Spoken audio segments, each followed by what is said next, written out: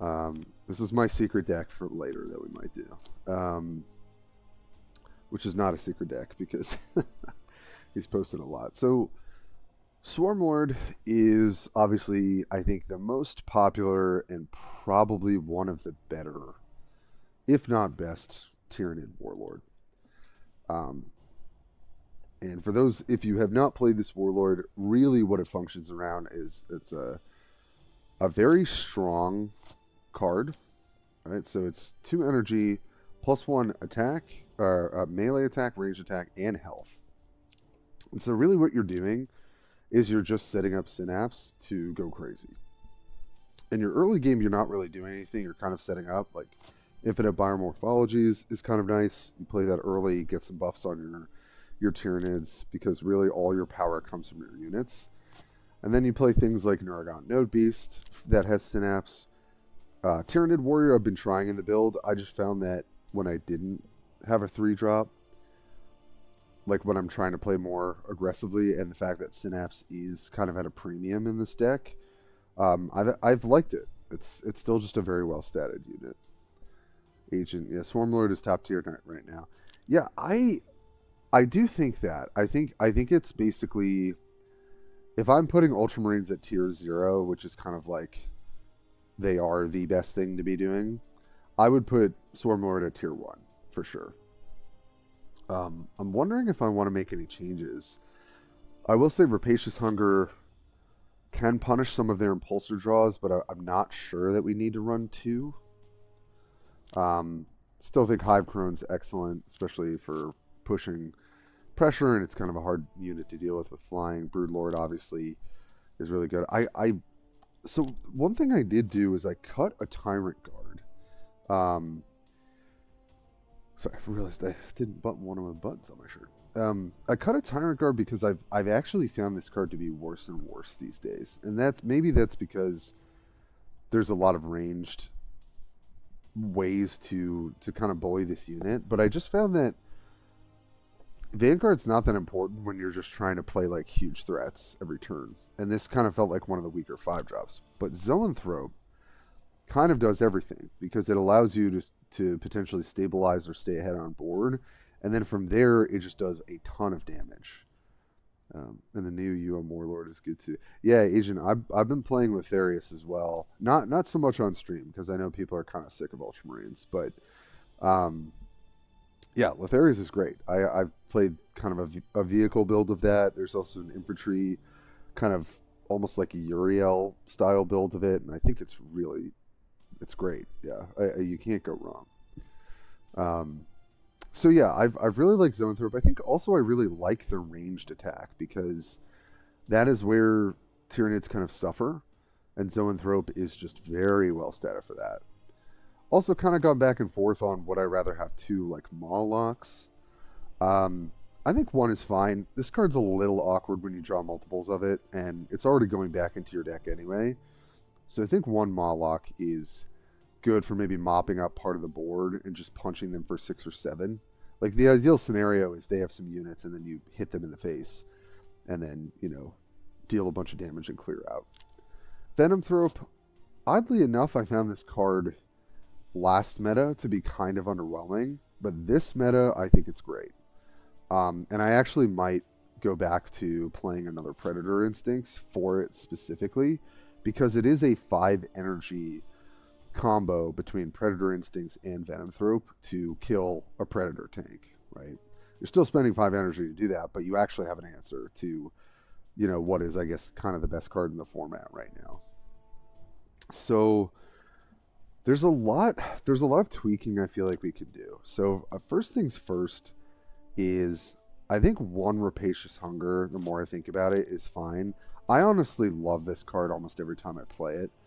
But I do think that this is not the meta for it. So I think we're definitely going to, first change is play another Venomthrope. I think this card has definitely gotten better. I've also seen people playing Spore Assist in this build, which at times can be pretty high roll. Like you can kind of go off a little bit. So I don't know. That's something that might be worth considering. Because this is almost like your impulsor, right? Like it, obviously it's a lot worse because you're only getting a dumb spore mine, but when you do multiple synapses and then you give the stealth, it's also got good range stats. Like this thing can be pretty annoying. Um, Toxic Entanglement, I know makes sense in some builds, but I've just never really liked this card personally. I'd rather use things like Mawlock and things like Zoanthrope to deal damage. So, waiting for Gene Stealer cults. Hope they are. I hope so too, Agent. Yeah, I'm really excited for Gene Stealers. I will say, because I'm an Imperium fan, I would rather see the Astra Militarum first. But Gene Stealers, I'm just so curious how they're going to do them as a separate faction. That should be like from a design standpoint. I'm really looking forward to seeing where they go with that. So, what else? What else? So Predator Instincts can be very lackluster, but it specifically combos super well with Venom Throat and sometimes other cards too. So I think it's gonna matter a little less. Like I think playing one warrior is fine. But I think I actually will put another Predator Instincts in there. Because I will say that this does allow us to just trade our really big body cards. Even just like Carnifex with Flank is going to kill something and live to tell the tale. So I feel like that is still pretty good. These are all great. Yeah, I think this is the build I would fire up first. I think the flex spot is Tyranid Warrior. This could become a Rapacious Hunger. But I always want to play Gene Stealer on 3, and having another 3-drop I think is actually really nice. I don't usually want to play Gargoyle on 3 unless I like really need to. The other question is, should I have like an Adrenaline Surge in this build? I've been pretty happy with this package, like double and circle play, 1 or 2 Predator Instincts, and 1 or 2 Enhanced Organisms, personally. So I think this is Swarmlord Classic. I think this is probably what I would run. But I also want to play some Tervigon today. So I'm actually going to grab a deck from that Shrigma and I were talking about this morning that he sent over. Let me grab that. It's very nice of him. Okay. Oh, I don't have the deck code. It's just the makeup. Okay. So yeah, let's grab deck. And I think we're going to do some Tervigon. It's been a while. It's been a long while. But I actually think this meta could work for it. And he's been reporting some good results. So 2 Neuraloid. Yeah, I mean, Encircle the Prey is just so important. 1 Predator Instincts. Interesting. Double Ripper Swarm. 2 Enhanced Organism. Biomorphologies. Yeah, I think running that in most of the builds. No Beast. So far, this is looking very similar. Okay, now we get to the differences. Double Biovore. Gargoyle is just such a great card since it got Flank. It's like an absolute role player. Gene Stealer. Oh, Hardened Biology. Now I need to put that in the other deck. That was the one card I was missing. Double Hardened Biology for this. Move this down a little bit.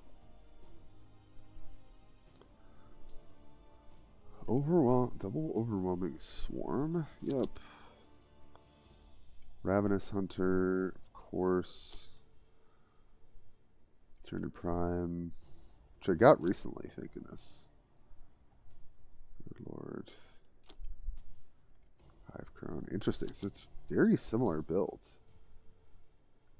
Oh, but he had made some notes. Should make space for other legendary 6-drop. -1 Hive Crone, -1 Hunger, 2 Venom Thropes. Yes, I agree with that. Venom Thrope is just I think, one of the better answers. And then, what am I missing? High Fleet Leviathan. Or, sorry, Neurotyrant. And 1 Rapacious Hunger. Because Neurotyrant can... sorry for my coughing. Can kind of go off... with obviously some of the other cards. Okay, so this is... updated... Turvy... Okay. To be honest, I don't really know how to play Tervigon, but we're probably going to do it. But yeah, before we do that, I think let's take out Tyranid Warrior and let's put in 1 Hardened Biology. The question is, do we play 2? And what would we cut if we did play 2? So I think let's keep this. And then if we're going to play a Chaos deck today, I'm probably just going to run Buggy's aggro build and maybe from there figure it out. I do think that you might have to take out a Murderous Desires and maybe play an Execution.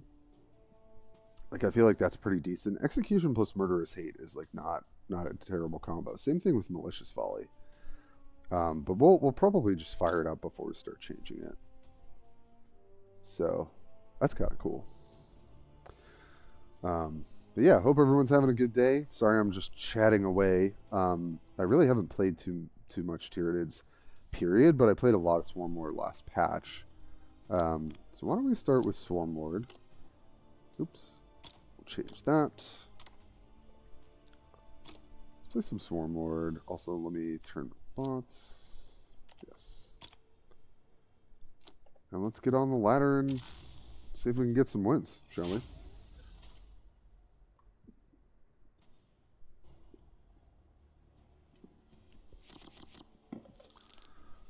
Alright, always love having my 3-drop. Also got Neuraloid, which is nice. You pretty much always just want units in your opener.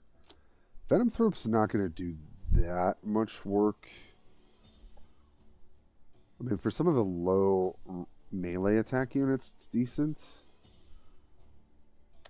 I think I'd actually ship this back, but everything else I like. Okay. Yep. And we're also going second, so we got our digestion pool, which is just like perfect. And we're probably, I think I might try and hold out for the 4 energy Broodlord. Okay. Got a good opener though. They're going to guarantee their 2 prayer. So we can play Neuraloid and pump it. And then they have to kind of commit into it to kill it. I don't often like making this play, but I think this might disrupt them a little bit from focusing on just sitting there and healing. So we'll see. But they're going to try and go for 3 faith because that's obviously the most important breakpoint for Erica's ability. Okay. All right. Well, I'm really glad we did that because it's going to mean that we can try and push through a bit more. We also have an interesting line here. So we can go Neuraloid again, like Neuraloid, pump both, and then stealth both. The thing is, they'll have the flame thing anyway, so that's not great for us. The other line we can take is we can try and run out Zoanthrope now, instead of Broodlord. And then next turn, we can kind of see what we want to do. But we're going to fall behind if the flame hits here. It's tough. It's tough. But I think I'm going to hold out for Broodlord because it is just like the spikiest thing we can do with the deck. Could run out another Neuraloid, but I don't think that really does anything. Definitely some different lines.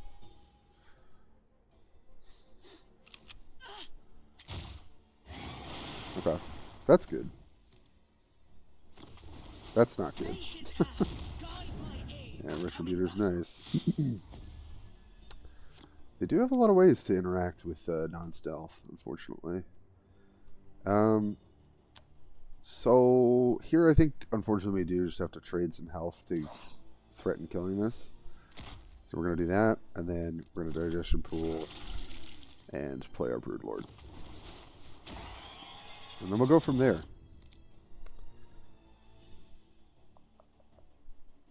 So next turn, we're probably going to play Neuraloid and like re-stealth. Creature, heal, so they can ping me for 5. That's real good. And then hit me for another 3. Yeah. Don't love that. Not ideal, not ideal. Okay. So we can easily clear things, which is great. The question is, do I want to punch here? But I think the answer is no. I think we do want to clear. And they get a faith, but at this point it's kind of is what it is. So I think the play is thus to get the most kind of stealth value. So we have to attack first because that was a recent change. Because attacking units will lose stealth. And then we circle the prey here, which allows us to set up into a good next turn, hopefully.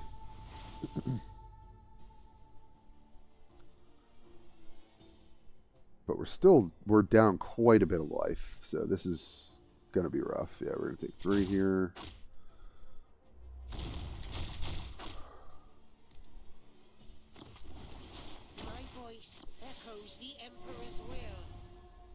I think my positioning is a little off here too.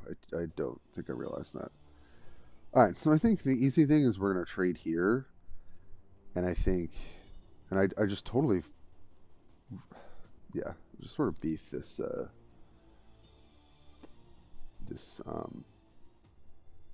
positioning. Very dumb. Alright. Oh, is that how that works? Okay, well in that case then I'm just going to chip in here. That's super awkward. I didn't realize I can't merge if I have too many. All right, let's get the play mistakes out of the way, you know? Let's just get it all out of the way. Oh, whoopsie. Okay. And we're going to punch. And I think we're not going to trade health here.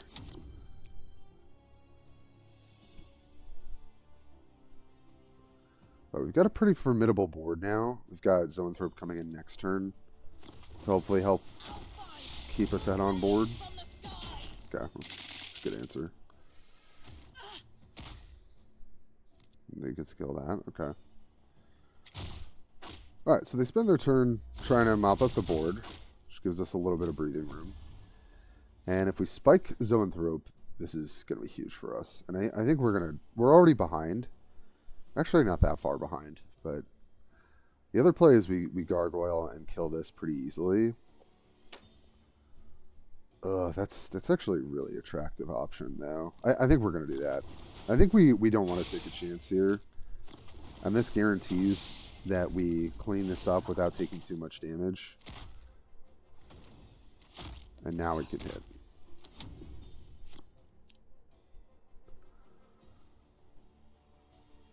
It's really, really attractive to take the 50-50 on Zoanthrope, but if we didn't hit it there, it would have been super awkward.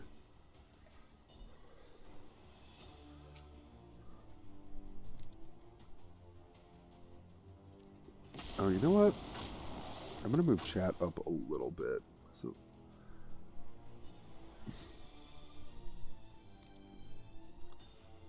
it's above. Yeah, there we go.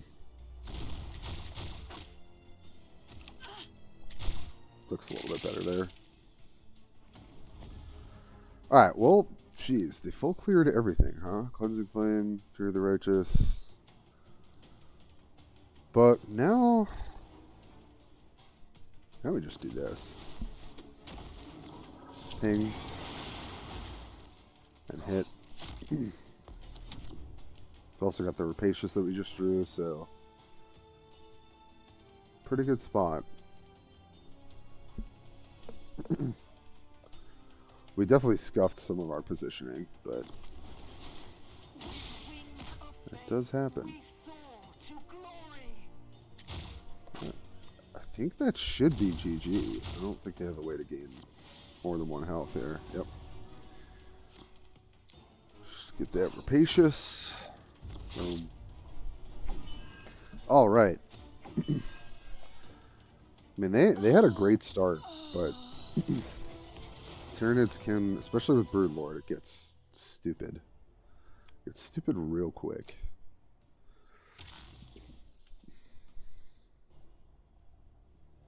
So what are people playing? We're hanging out for some drops? That's always good. We're definitely streaming for at least 3 hours today, so everyone will get their 6 packs. But yeah, let me also feel free to ask questions. I know if there's any new folks in the chat. I'm here to be helpful.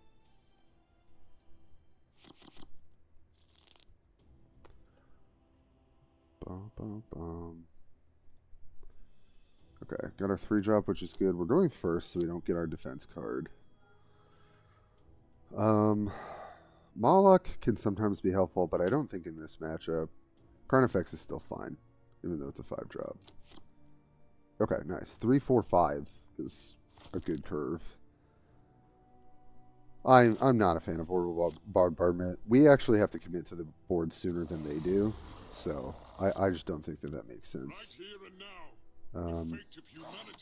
We do need to be the aggressors, so I am going to hit unless there's a really big reason not to. We've got the Venom Throat too, which is nice. And we'll probably hold this over playing and play this out first to hope that we get the flank card.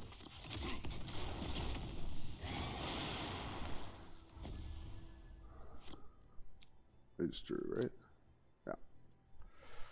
Yeah. Okay, great. Just going to play with the Gene Stealer. Happy to do that.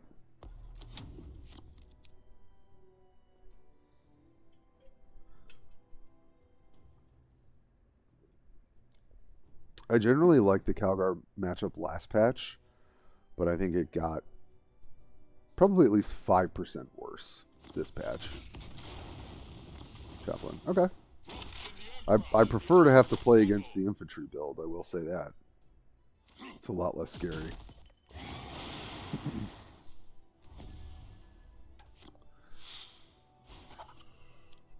So we are going to deviate here. And we have a few options, but I think I like the option of playing just one Node Beast and then synapsing to trade there. And then this at least has 4 health and some attack stats. And then we can play these Gene Stealers later. The other option is playing the Gene Stealer, combining them, attacking, and then attacking here. But then they get like a really easy trade there. And then I'm trading like basically 2 cards for 1, which feels kind of bad. I think it's close, but I kind of like this line better, personally.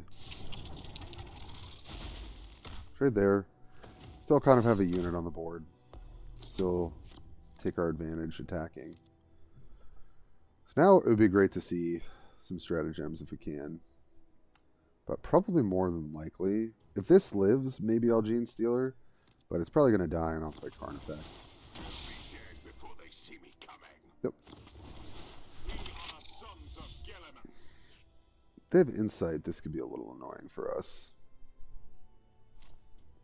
But if they don't, it's fine. Yep. So we're still trading a card for that.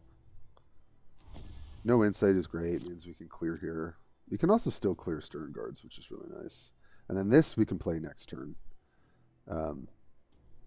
Yeah, so we're just going to Carnifex with armor. Pretty much always. There are some situations in which you don't do that, but it's almost always our preferred play with Carnifex.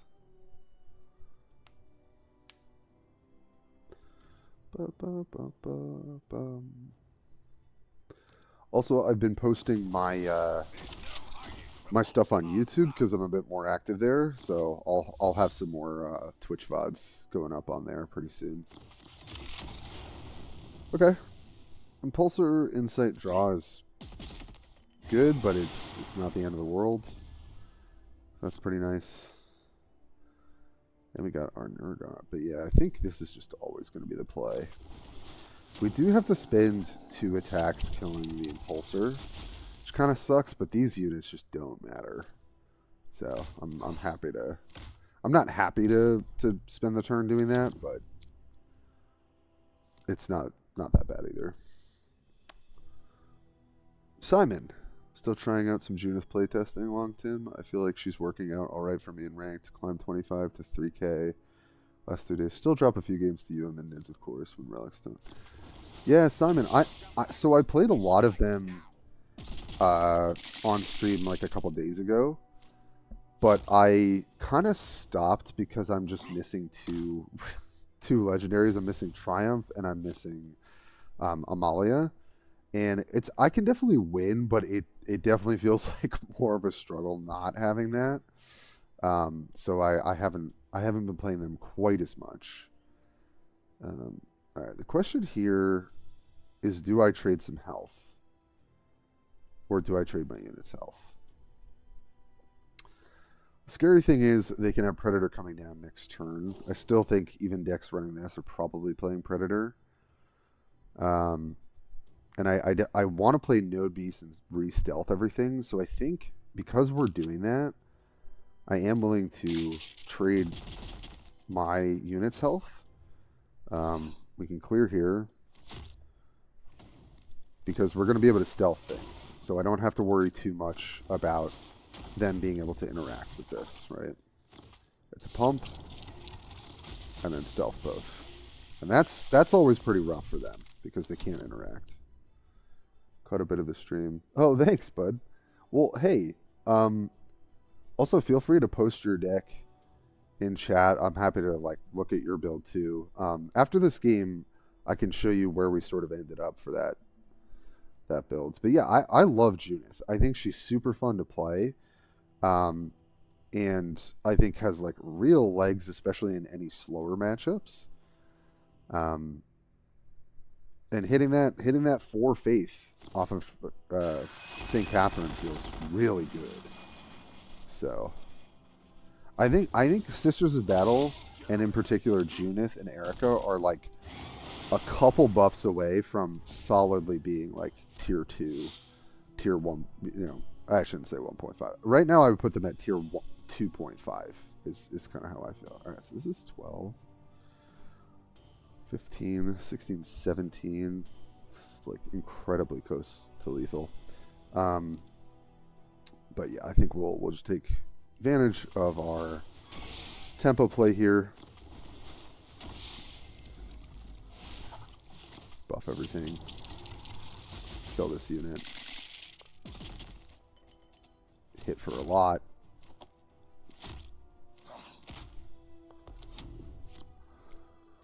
Should be pretty hard for them to mop this board up.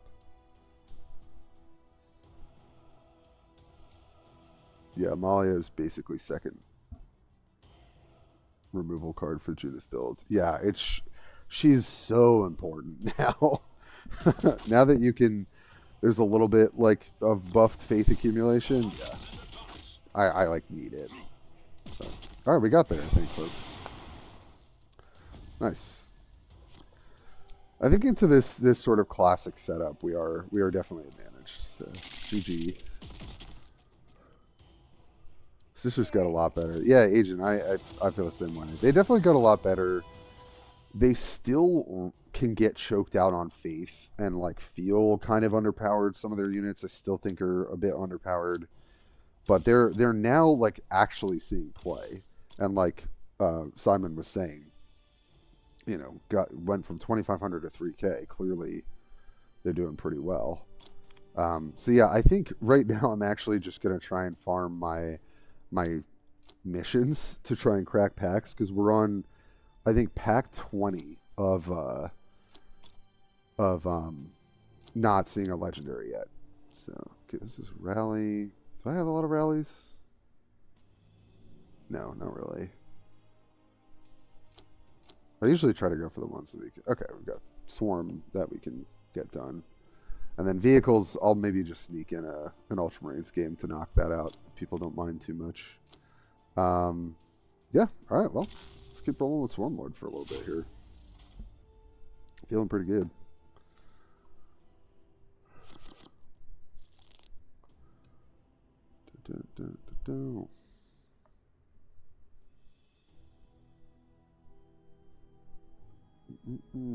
Okay.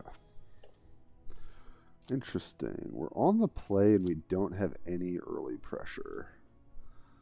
Definitely going to ship back the Rapacious Hunger. The question is, which one of these units am I keeping? I think I prefer to keep Zoanthrope. This is what I mean when I'm like, oh, I really want a 3-drop. But it is what it is. I'm actually just going to fire off the Biomorphologies. We only affect 2 units, but I'm not going to waste... Okay, well, Stealth for both of those cards is very relevant. Armor is obviously very good too, but with how things are, do that. And although we're kind of slow here, I am going to chip in because, you know, Lotharius' kind of benefit is being able to use his health to attack and then heal. So if we get a little bit of chip damage, I think, honestly, it works in our favor. And if this is the Lotharius build that I've been seeing more and more of, then we definitely want to pressure their life total. So we'll do that, and then we're probably just going to go 4 or 5. Yep. Okay. Oh, this is probably going to be a tougher matchup. See what we can get done, though. And honestly, having this here that can't be interacted with is pretty annoying, because it means they can't really develop next turn when they might want to. So, also let me know if the music or like the balance of the sound is not right. I think I've had a pretty decent balance on the streams. Okay, Company Bike is fine. Do not care about that card at all. Oh my god, I forgot he always screams. Well, we're not stealthing. So you know what? I think we will just play this. We'll attack. This will probably get cleared, but it is what it is. I want to use my attack to keep punishing their health. Sound is good. Okay, great. Thanks, y'all. I appreciate it.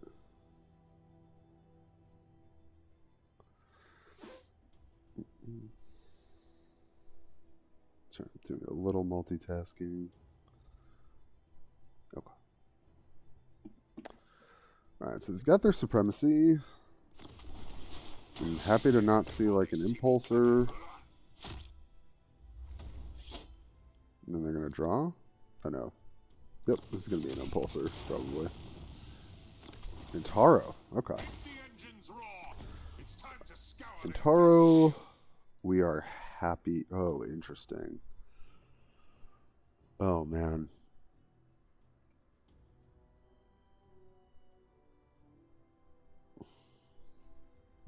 This is very interesting. Because I kind of want to stealth this, but I think it's just a little too juicy to do what I'm about to do. So I think I'd prefer to do this.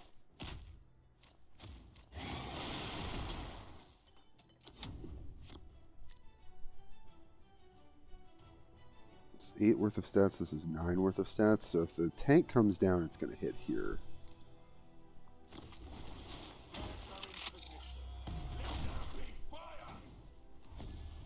Okay, clearly I don't understand how this card works. Someone told me it was like the combined attack stats, but it seems like that had the highest range, so they went for that. So this is 8, 9.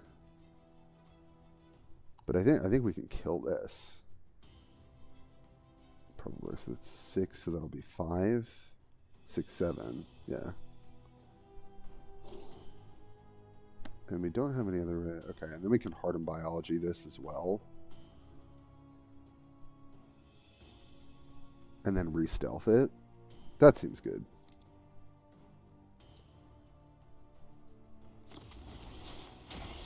Oh no, we can't do all of that actually.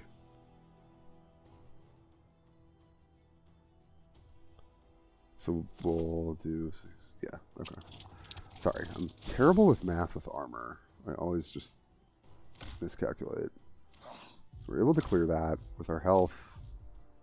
And then I am going to stealth this. Although it will die if they have another predator. So it could also just make it more healthy.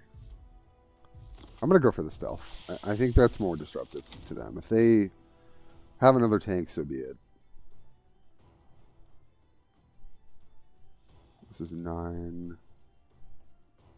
Armor defensive.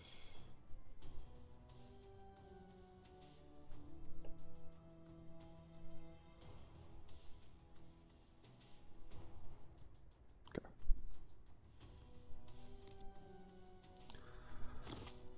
Oh, okay.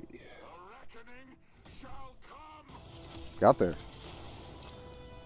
Predators are scary, but thankfully the Codex didn't do enough and they didn't have any tactical insights, which is usually pretty rare. Alright, I do want to knock this quest out, so why don't we give Tervigon a try? I have not played it in forever. I'm going to be bad at it, but let's give it the old college try. I am curious why we're running Ripper Swarm. This is something that Shrigma Mail had been sharing with me this morning. But I guess, yeah, let's just give it a shot.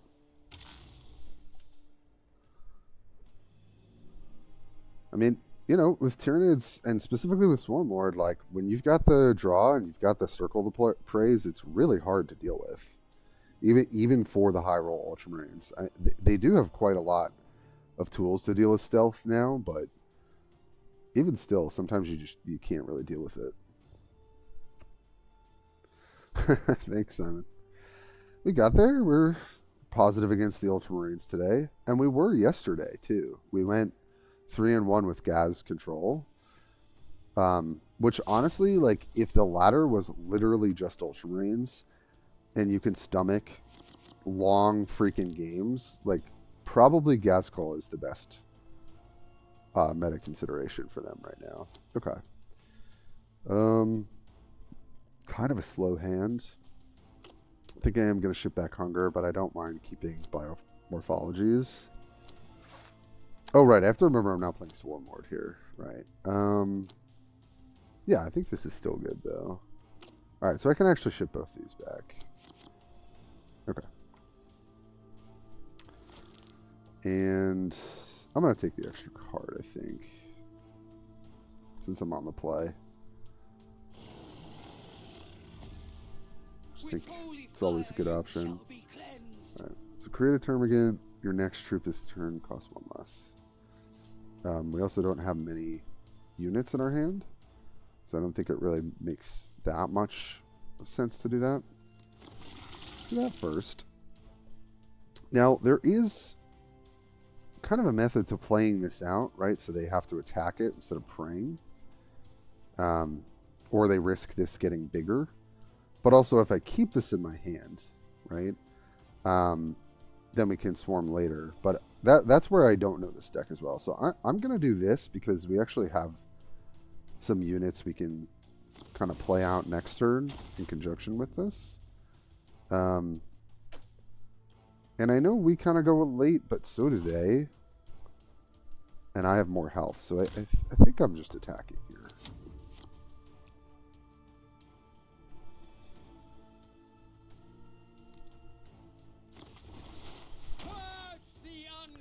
But yeah, if anyone's more familiar with Tervigon, let me know. Oh, okay. I have not seen Battle Sister Gunner in a minute.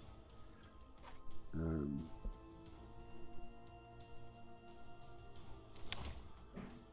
I'm definitely hitting here. Now I have a choice between... Actually, I have a lot of choices.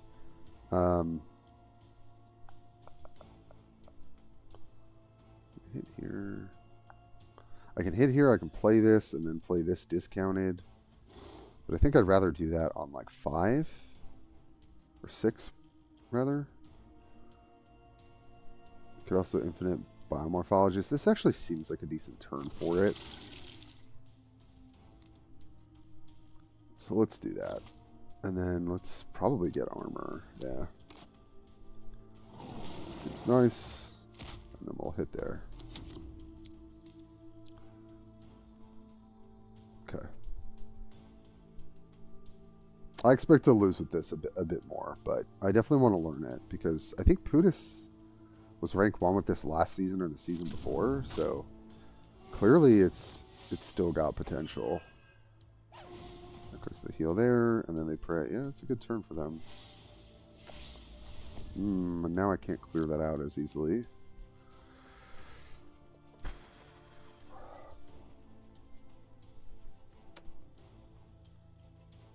Honestly, I kind of want to play Gargoyle as a tempo play here. So I think I will.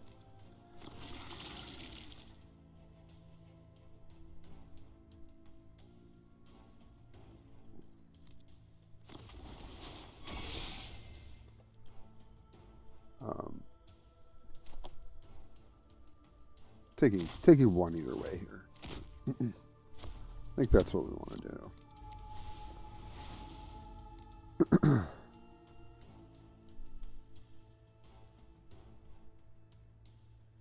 And I have to remember this one has armor. It's possible I shouldn't be playing for tempo at all. Okay, that's fine.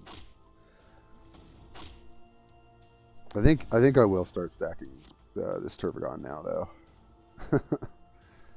So let's snag. Yeah, let's snag another one, and then let's stack our armor one a little bit here. Should be kind of annoying for them to deal with. Not sure if I'm supposed to be hitting, but I guess we'll find out. Yeah, I hope everyone's staying cool. I'm in New York. It's been like 90 and 80% humidity for like I don't know how many days at this point, but it's been rough, shall we say. All right, well now we just get to make this huge, right? Or we can make two. Potentially give something flank as well. But I think probably we just make a big one and hit here. The only downside though to that is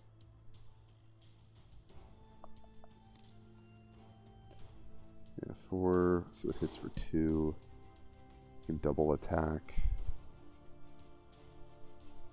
I guess if they have the removal, they have it.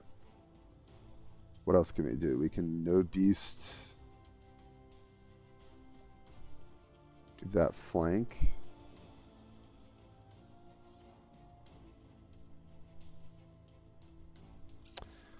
Four, and then so attack there. Nah. I think let's just do this. The other option is actually just hit here and then play a Node Beast. I actually think I like that more. And then we can start getting some shenanigans going next turn.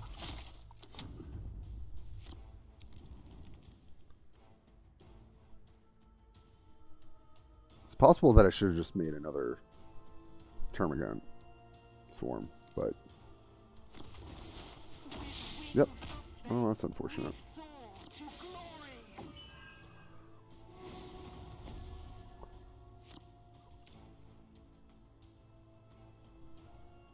Yeah, but you know what? We actually have a pretty nice turn here. So we can go this, and this, and this, and then we can give flank, hit, and hit, and hit.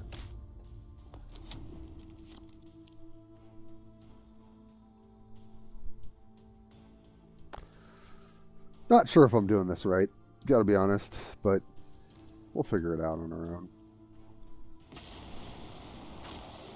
Okay.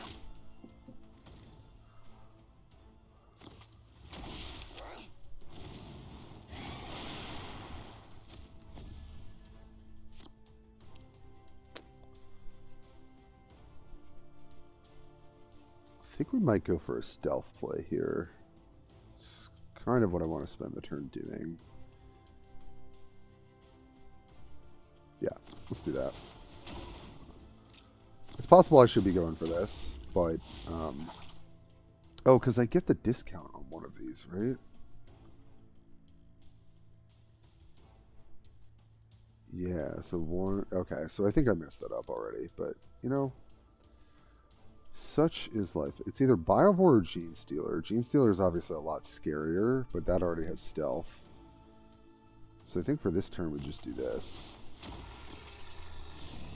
Stealth. Stealth. And no reason to hit here. We also don't have to hit. That's another option. But I feel like their late game's... I don't know. Maybe our late game's equal. I'm not sure. But I think I'm going to attack here.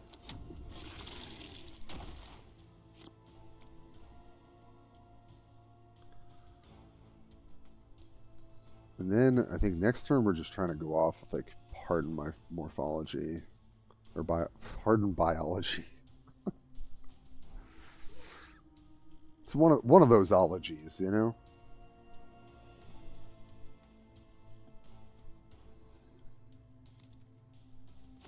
Okay. That's fine. Yep. We're gonna double prey and then kill my spore mine. Yep. That is okay. We'll take it. Ooh. That's a nasty one.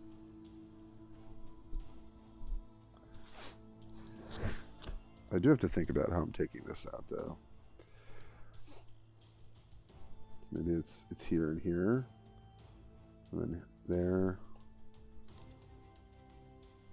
Yeah, this has got to be the play. So these things are beefy as hell. Yeah.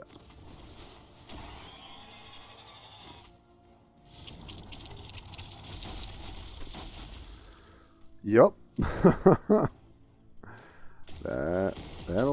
That'll do it. A little bit of health there. And then either way they're getting the faith, unfortunately. So I guess we'll just take out a sister.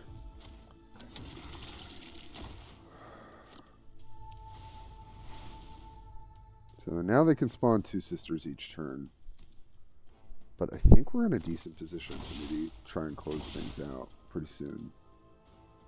Okay, Beacon of Faith, yeah. Double Beacon of Faith. It's not on 6, though, thank God, because that would be a lot worse for us.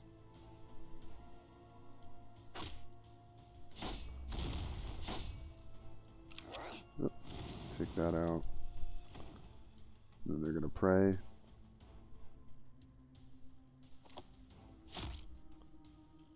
Yeah, okay. Alright, yeah, I mean, this is 9, 10, 11, 12. I don't think I'm going to spend my time killing these. This is 2, 3, 4, 5, 6, 7, 8. Yeah, I don't think that's going to be enough. And spending our time doing that. So let's do this. Let's do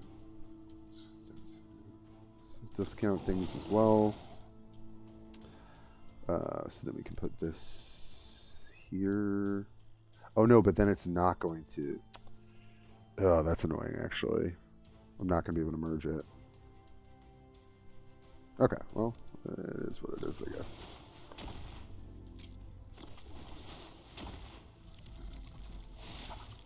And then this is 5. But I think we just want to make a big unit.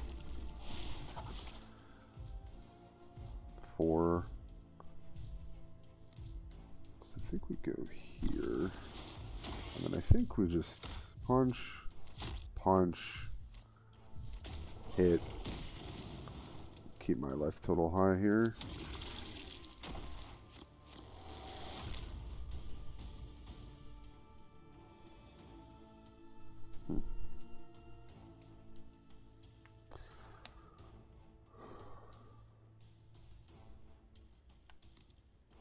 Blade of Faith. So that deals... Yep, that doesn't deal a lot with armor too.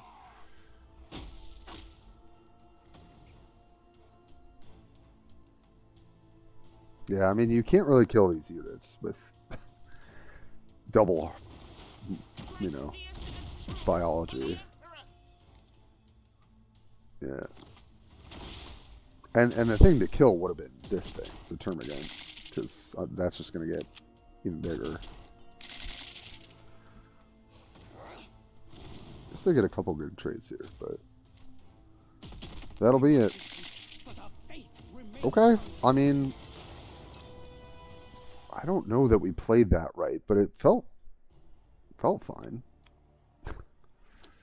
Okay, nice. Let's knock that mission out. All right, nice.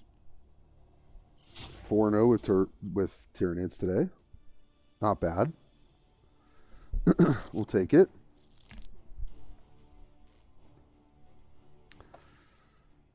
Oh, okay. It's like I hope they reconnect. So Ripper Swarm. What? Am I supposed to... I don't... Oh. So I can play one of them for free off of the Tervigon. So like turn... I don't know how good that is though. I'm going to replace that and then I guess I'll keep these two. Okay.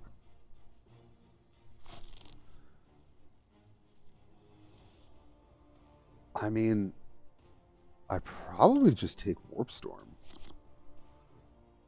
Right? So then I get to do some illegal stuff, which is like I get to do this for free. And then I get to play one of these. That seems kind of illegal, no? So then the question is, what am I doing? Probably just Biohorror. Because although Gene Stealer is kind of nice that way, then I'm kind of priced into making this bigger. It's like I could have the organism later, but yeah, let's just do this. And I don't think we're attacking. Most Abbadon builds are going to be more aggressive. I think we value our health a little bit higher in a matchup like this, whereas with Sisters, you kind of need to be pressuring them, especially Junith. But Abbadon, I don't think we do.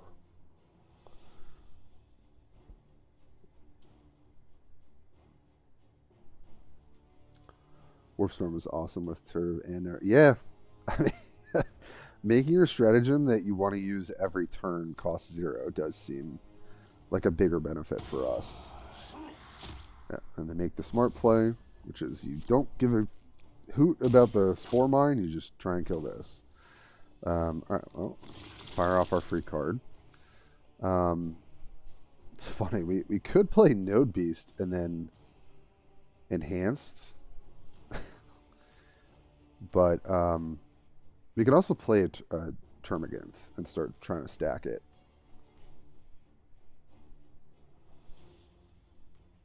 Or we could play Node Beast. We could play double Node Beast as well. Huh. Interesting. And then next turn...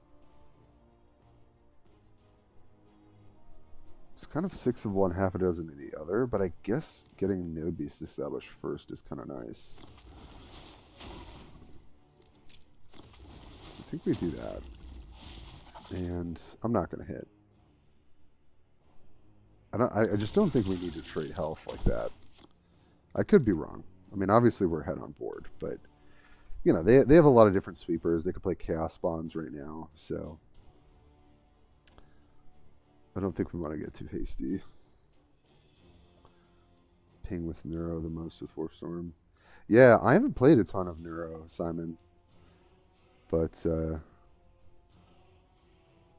if there's ever a way for Neuro with that, like, that card that gets reduced cost whenever you Synapse, if that build is ever competitive, I'm going to play the hell out of it. Because I would love to play that kind of card.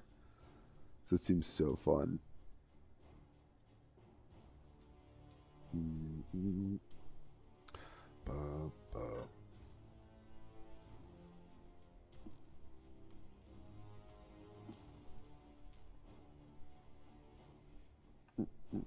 Okay, they're really thinking about their turn.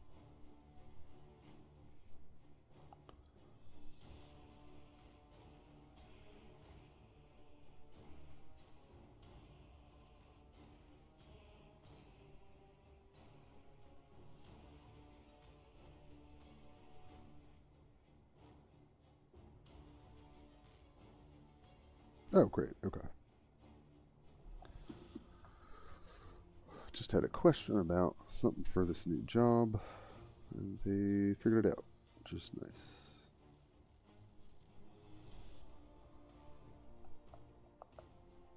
Cool. Alright. Seems like they might have disconnected. That is unfortunate.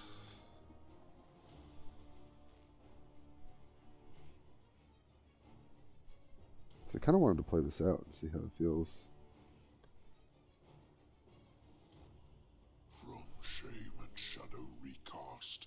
Oh no, is it the bug where, like, I can't see their turn?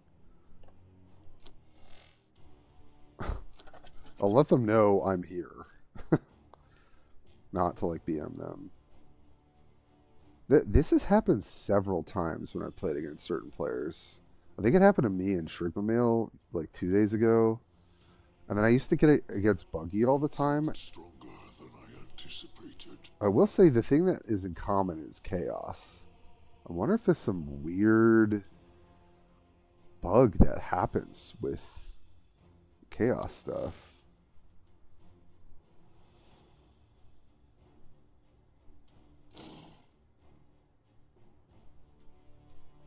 Yeah. See, now I'll get this, but they probably have already... They might be getting the same message for me. Ah, that's so annoying, because I also wanted to play this out and see if... Dang. Well, I feel like the early turns we did the right thing. But it's really annoying. Yeah, Norn Emissary. That card's sick. Yeah, that build seems super fun. Alright, well, I'm so curious if we both got credit for that win, because that's usually what happens. I don't know if it'll say it in the battle log. No. Still says Chaptrian. I'm gonna message them just so they know.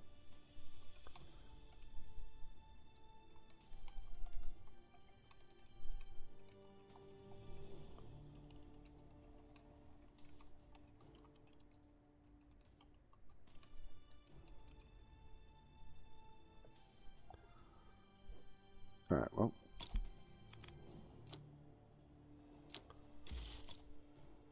Here I am, still hoping I can get some sisters stuff. Alright, well, let's try again. But, yeah, that seems nice for us into Chaos being able to take Warp Storm.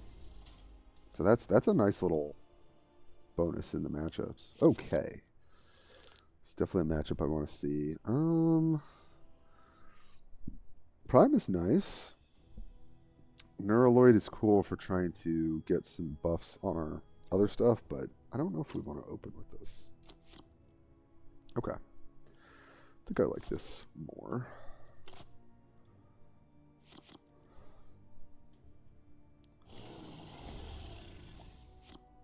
Warriors of Ultramarine, courage and honor. We'll fire off that first, and then we can maybe bio next turn.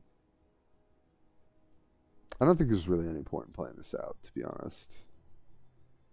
Especially because I want to get it buffed. So I think we will just chill.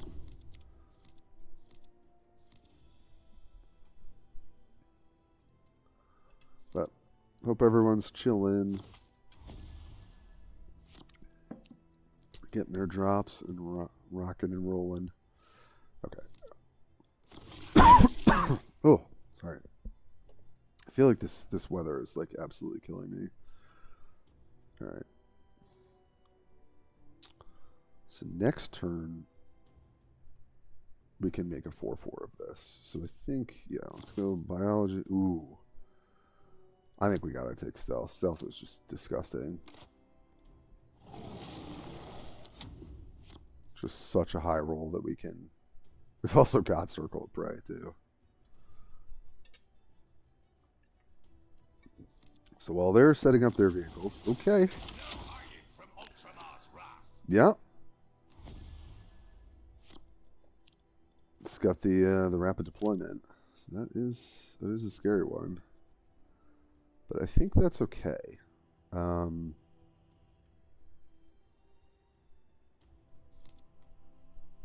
Yeah, so we do this. That reduces cost. Yeah, I think we get everything we want here.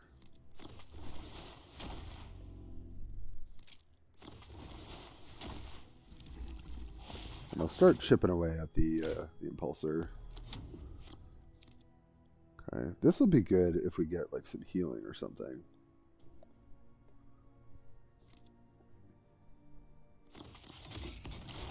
Both of the moment. All right. Well, now I really want our rapacious hunger. Yeah.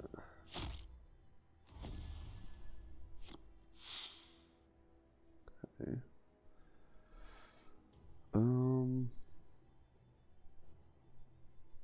So how do we do this? I mean, I think we just commit to making this bigger. If they have retribution, it sucks, but like, oh yeah, and then we can re-stealth. Yeah, that's a play for sure. And then I think one of these has stealth, right? This one does. I don't think this one does. Yeah. Okay. Hit for 8. And I'll hit here. And then stealth.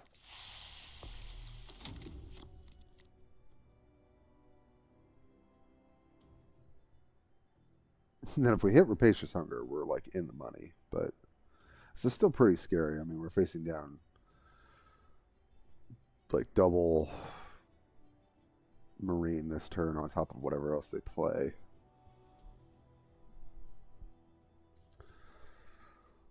So we'll see if we can make it out with a win here. This, we'll just make sure I play the one with stealth. Also got Tyranid Prime. Okay. Humanity Shields. Yeah. That's annoying.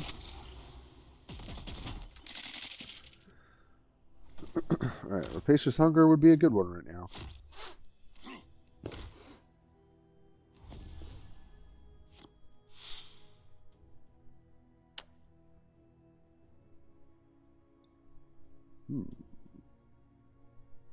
That's not going to work.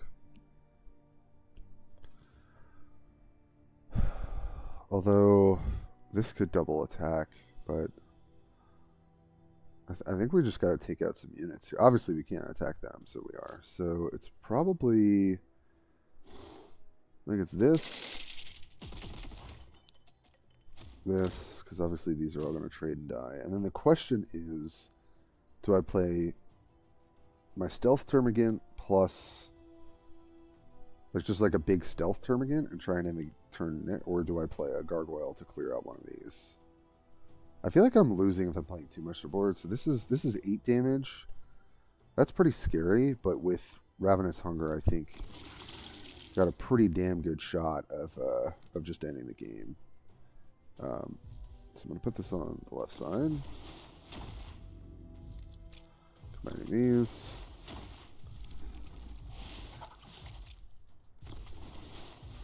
And hopefully we don't die, and then maybe we go off next turn. Obviously they can now just trade. Which is probably what they'll do, yeah. We're at 32, so obviously we need... Okay, this is Predator. Yeah, if they've got Tactical Insight, they would just lose. Yep, okay. Yeah, still can't really beat the fact that this can kill our stealth units. Even if this had 8 health, it's dying, so... Alright. Man, we've got the Venom Throat, but we don't have the... don't have flank. So this can hit for 5. It'll deal 6. We just don't have an answer to this. So this is 11. So I guess we just make a huge turbo and hope it tanks all the shots. I don't even know, man. I think that's our only play. Oh, it's not gonna have stealth though. Yeah, so yeah. I guess this is our only play. Yeah, I think we're just losing here, unfortunately. Dang, we actually had such a good. That heroism was actually very, very good for them. Playing this doesn't do anything. Yeah. Yeah. I think that's pretty much GG. It's unfortunate.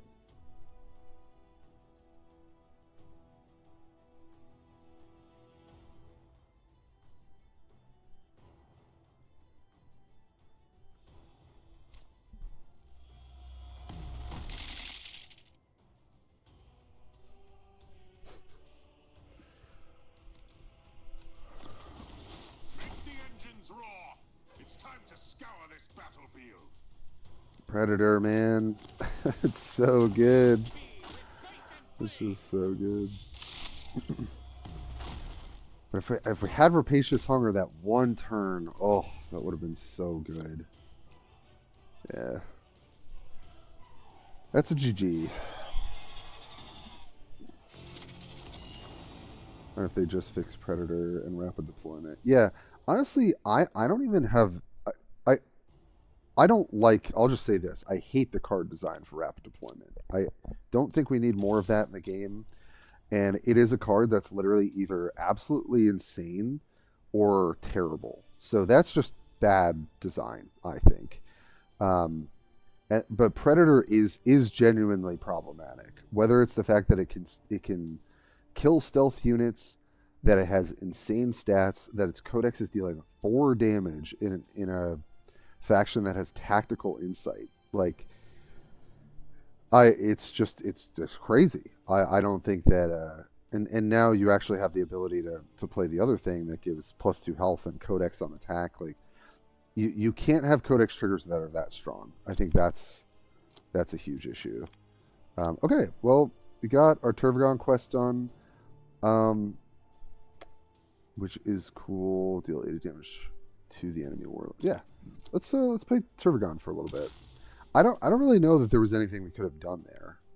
I think the only thing that would have helped us there would be hardened biology to try and tank some of the hits. But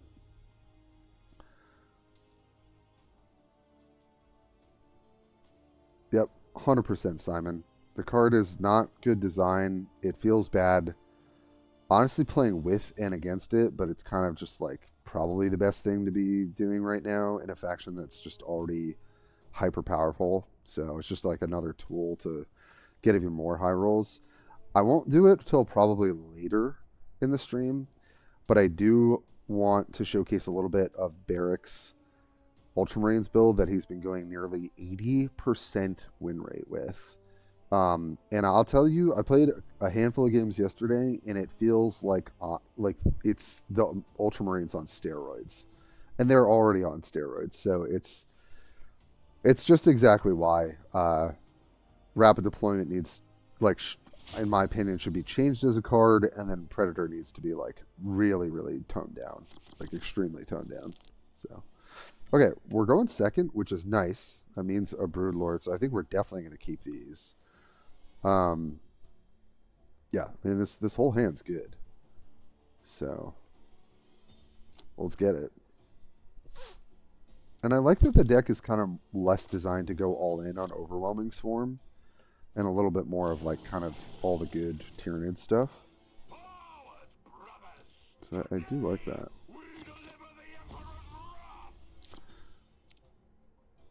Okay. Start out with this, and can play out the Termagant. That is an option this turn.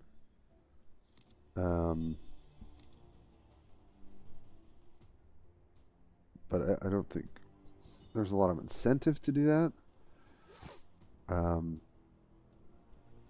right. When I do that, I can actually get this out next turn. Because then it costs 5 less, right? Yeah. Okay, so yeah, we're chilling. We're chilling. I have to wrap my head around that Tervigon change. I hadn't played it really since that change. Okay. Oh no, but it only goes down to 5. That's not how that works, Tim. Okay. So yeah, we do this, and then we play Gene Stealer. Yeah. We are going to get a little choked out cards here, but next turn we'll be using our digestion pool, so that's good. I think we're probably just going to do digestion, Broodlord, and just trade this for whatever. Oh, because we're going to get an extra card, so okay. We're actually not going to get to use our ability this turn because of this, which is awkward. Oh, no, we do. We just don't get the extra. Yeah, that's kind of awkward. That's a little awkward. Yeah, I think I still just punch in for 3. I don't really want to risk not being able to do something here. Do that. And this armored support. Okay, so yeah, it's definitely a little bit of a slower vehicle deck. So I think I'll hit here.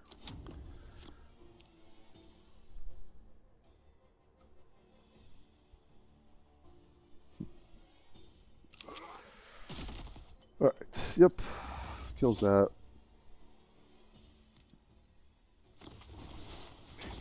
Pulsar. Yeah, with armor. Ooh, it's just a little too juicy to not go for this with Venom Thrope, I think. Obviously, it's, well, but if they have Predator, it's a big punish.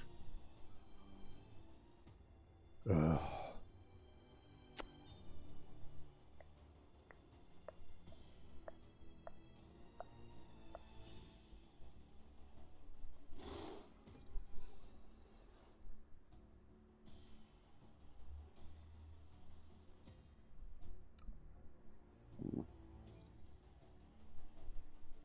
I can't kill this turn if I don't play Venom Thrope.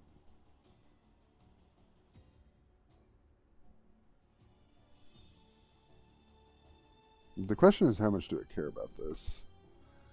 I think I am gonna go for it. If I get punished, I think it kind of is what it is. Like,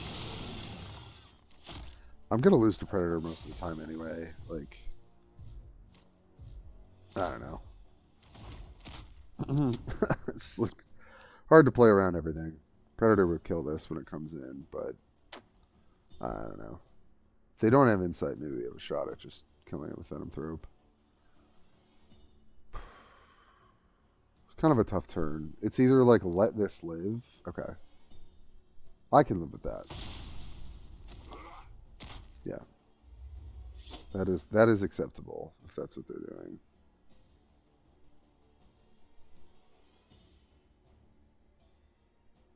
They have a 1-drop, or to think about inciting here, maybe. No. All right. Ooh, biomorphologies. Or we just make a big Tervigon. Let's see. I think it's really close actually, but I think we're not behind, so we can take the time to do this. Okay, great. I'll take the +2 health that we can get on everything now, so that's very nice. And we get to... Oh, I should have done this first. Dummy. Yeah, that was dumb. Whoops, I messed that up. As I get the reduced cost. That was dumb. Alright, we're learning. We're learning. That's my fault, though. Just missed a +2 health for no reason. Ugh. Right, kill there. Predator. Yep. Insight. Yep. God. It's just so annoying. And it's got the double armor from Letharius. Get plus. Oh, right. It's got the +1 armor and then the armor support. God. This is basically unkillable now. Yeah, maybe I. Man. All right. Not only did we miss a health, but I think we literally can't afford not to hold Venom Throat for this card to have a shot at winning. Overwhelming Swarm. So we can play like a really big unit, but that probably doesn't matter.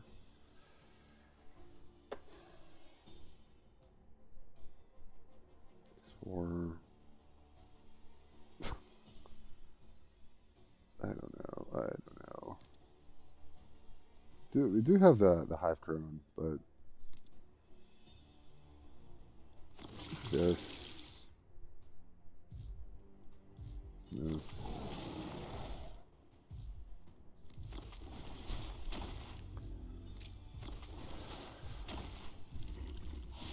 The biggest guy we can.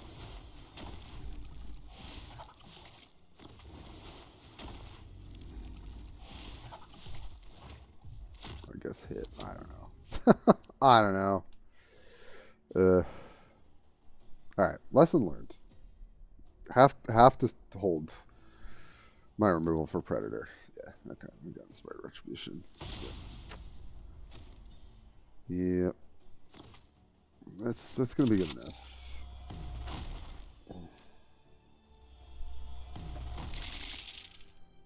And like that, our massive health lead is gone. But we definitely misplayed this game. We're not technically dead.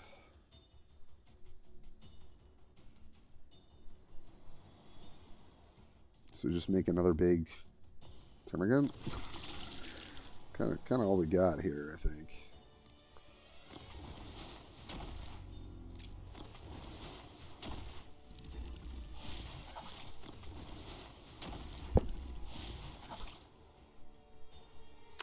Combine this. Yeah, I guess.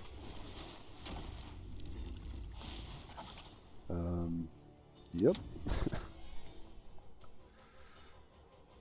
Word bearers, hey, welcome.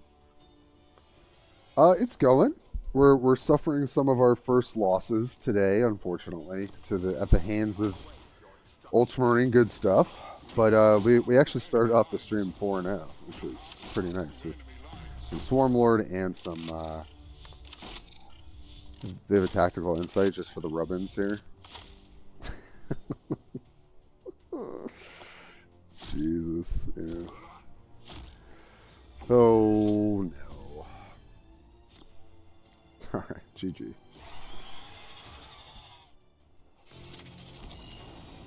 Unlucky. Unlucky. But how are everyone else's games going? Hopefully not having to deal with... Well, I think we're all probably having to deal with the Ultramarine menace at this point, but it is what it is.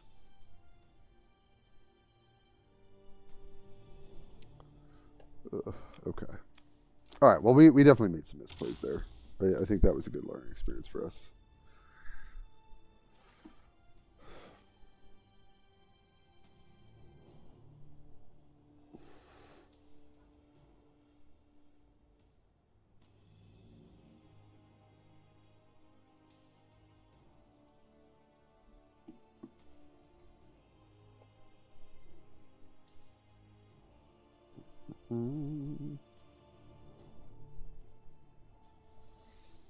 Okay. Oh, suffered our first couple of losses here. I think that... I don't know. I mean, they had armor support as well, going super tall. But yeah, I needed to answer the first Predator. So, I mean, thankfully we didn't actually see a second. Okay. Rapacious Hunger...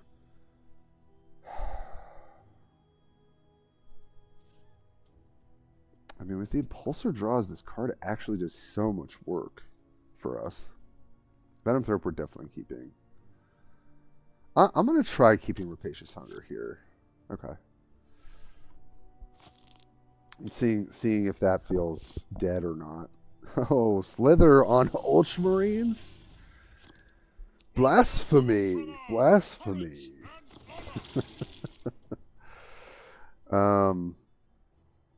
Yeah, no reason to play this out. Certainly because you get the Circle of Praise. Can't really play anything else, unfortunately. So yeah, we'll just chill here.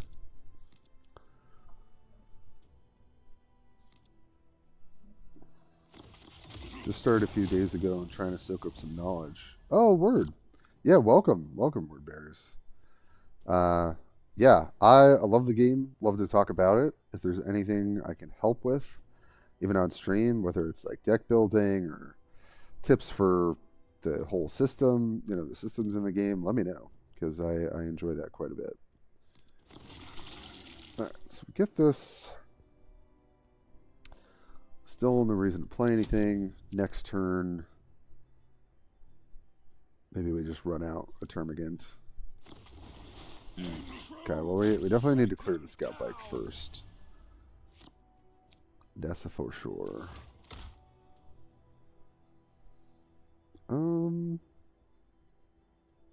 Yeah, no. We're just gonna sit.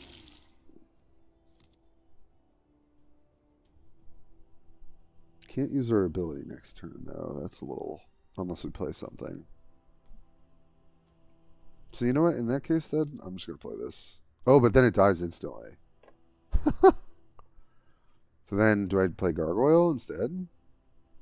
I don't really want to miss out on using my ability next turn, because then I get to go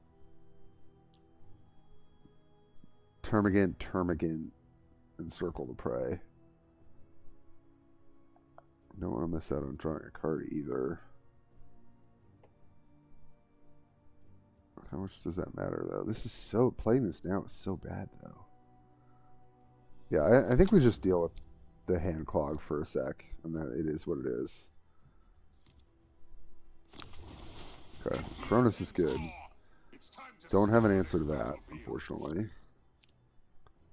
So yeah, we go here. And we can answer it maybe next turn. And then I think we have to play Venom Throw pretty soon. But yeah, so let's do this.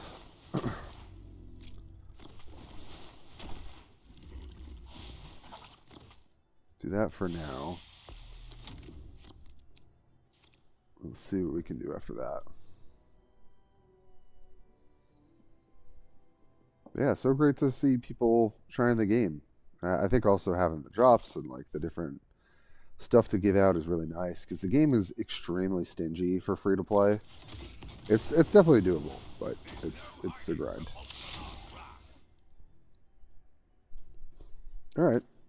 Yep, they get to hit us pretty hard here.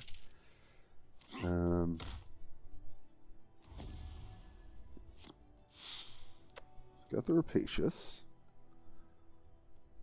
Oh, man, Rapacious is pretty good here. But we can kind of keep just the Termagant train rolling and then Rapacious later. Attack here. I feel like that's what we're supposed to do.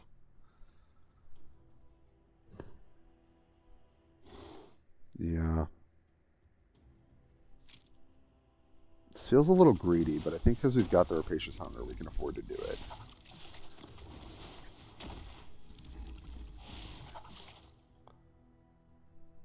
To hit for 8.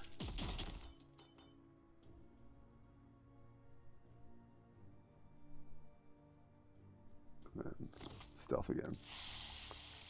I'll hit this. All right, we'll see. We'll see. This could extremely backfire. I also have Ravenous Hunter, which might honestly be lethal next turn.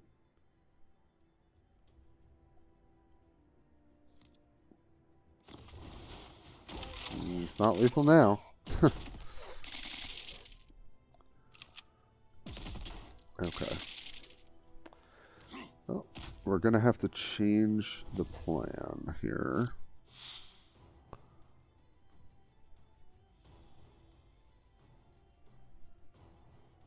Yeah, gonna have to change the plan, so take you out, hit you, and hunger. I would really like for this unit to get healed at least once, if not twice. Yes. Okay. And we've got 4, so we can get another guy as well. Okay. If they answer this, this sucks. But if they don't, I think we're maybe doing it. Let's see.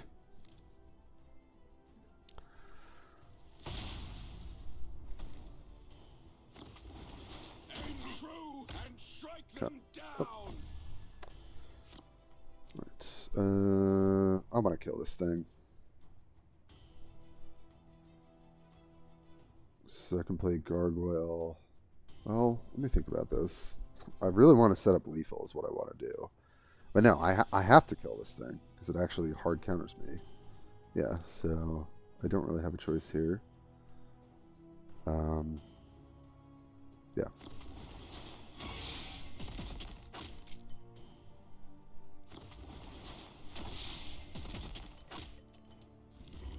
Marches.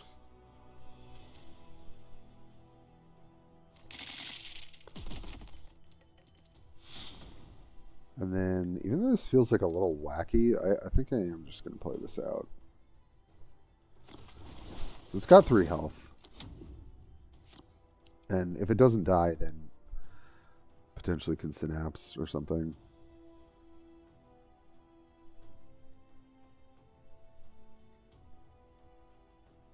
Man, we almost got there. We just needed that one turn for them to not have the answer. Yeah, they get to clear this out, unfortunately. It's probably just going to be Gargoyle here, attack. I don't see any better option, so, yeah. That Scout Bike is actually really annoying. Did not realize that.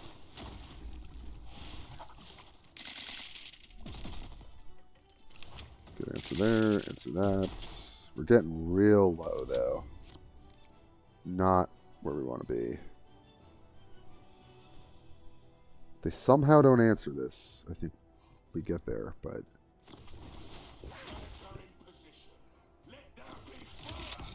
No insight, one time. Yeah, of course. God. Please. Yep. Ugh. Oh, man. And if I just had flank with Venom Thrope, we actually are still in it. I'm not sure. You might... Maybe you can hit off biomorphologies? I don't know if I ever have. Okay, what's my other option? I play Broodlord. I play maybe some other unit, and I enhanced organism to gain 6 health. I go up to 14, and then they have to tank. And this tanks some of the shots. 14. This is 11, 12, 13 potentially. I guess that's still good enough, isn't it? I play this, I go down to 9, 5, 2. I can give this health or something. Yeah, that's probably the best thing I can do. Because I'm not sure you actually can hit flank off this, I'll be real. So then, I guess we could just play Tervigon and give this health.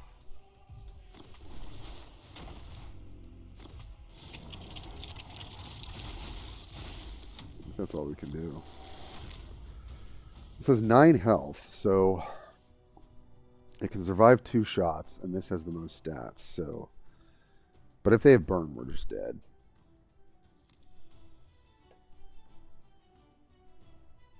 If somehow this lives, then maybe we can get there. I don't know. I don't think so though.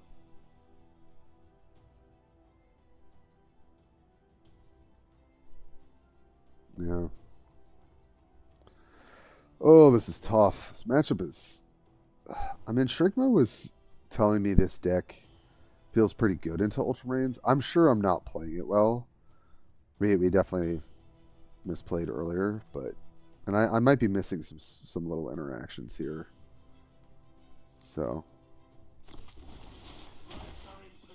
Okay. Yeah, now we think there's no way we can win. Especially if they have insight.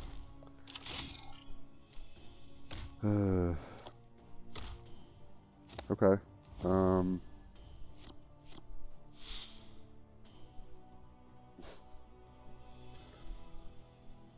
Oh, man. If this had more health, we could go for it.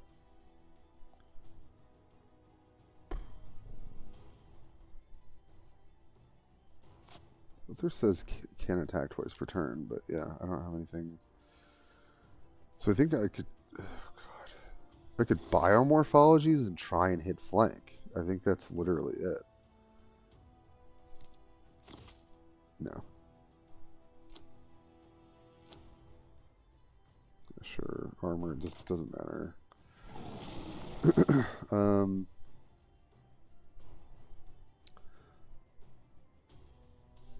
Yeah, and I don't think there's... Yeah, I don't think this works, right? Like, I do this. There's can't attack still, yeah. Oh, man. Oh. Alright, well that actually felt pretty close. That felt pretty good, close. Oh, yes, if anyone has not done it this month, use code Lotharius to get 2 free packs. It's exactly spelled like that here.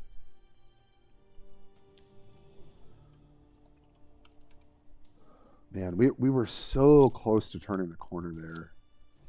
So keep trying to get better at this.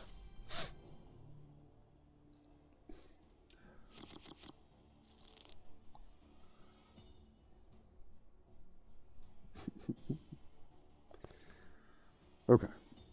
Oh, man. Well, we're getting our practice in against Ultramarines. All right. Gargoyle, Ravenous Hunter, Prime, Circle of Prey. I mean, I feel like we do need to keep this. This is such a win condition for us. Yeah, I think this is all good. Especially having the Encircle. And we're going second, so we've got a bit of an advantage with that. I do love this portrait for the... I think that's the Scout Biker. In before the third. Yeah, sausages. That was looking rough. Oh, hey, Slither. Yeah, GG's, bud. I'm trying out Tervigon today. Shrigma Mail was saying it actually is pretty decent into some of the Marine decks. I'm probably misplaying, but man, if you didn't have, I think it was the Retribution that one turn. I think we had it because we had the Ravenous Hunter for our guy, but that was a good game. It was a good game. Always a pleasure to play against Slither. Okay. Can just drop the Tyranid Prime here. Is that what we're supposed to do? Nope. I've been having a lot of weird disconnects today. It's not... Okay. Yeah, I think I just run this out because then next turn I can play one and then stealth both of them if they don't have an answer. Yeah. Just do this. And I think I want to chip a little bit at their health against Lotharius specifically. Calgar doesn't matter, but yeah, I thought I might have been dead at the end. It was close. It was close. I was trying to make it so, I mean, the fact that my my Broodlord was able to tank the Predator hits was like huge. And I would have had lethal if I could have healed him to be able to attack twice. So it really was a close game. And maybe if I get better at this deck, maybe I'll be able to like get a bit of an edge in that matchup.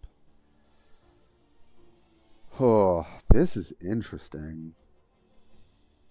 I also want to be able to use Enhanced Organism, but I think the way we do this is we're going to make a guy and then attack and stealth, and hopefully they don't have a way to interact with stealth here.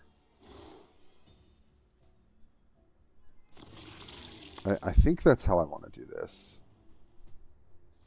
because we really get so much value. I also don't have to attack here to lower the health. So I think that gives us the best shot of this seeing it our next turn. So I think that's what we're going to do.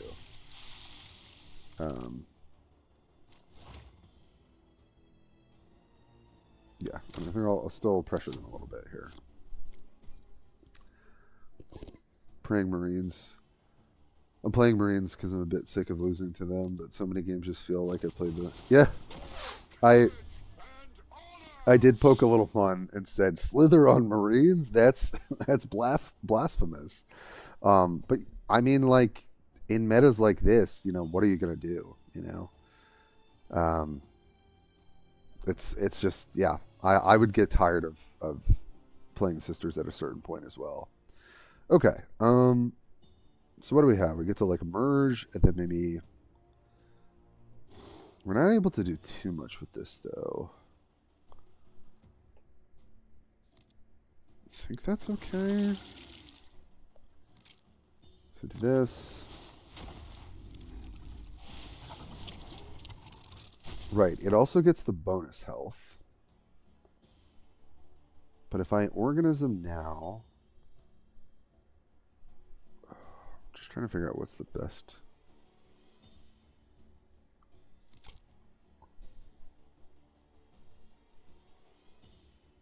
So then I could also just trade this and make a big guy.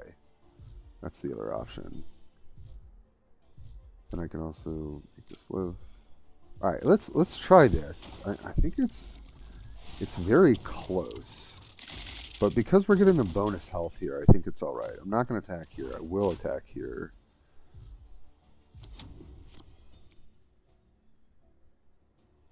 Okay, yeah, I think I like that line better.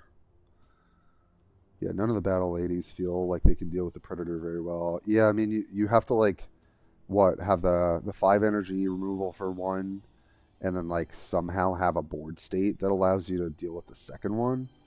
And you know, everyone's gonna hold tactical insight for those turns anyway. So they're getting 8 damage worth of value even if you kill it. So stats are too good. Yeah. I think if the Codex gets nerfed, that's my first priority, and then the stats. Or honestly, Codex gets completely reworked into something else. It's way too much damage on a Codex that can be re-triggered. I just don't think that makes any sense.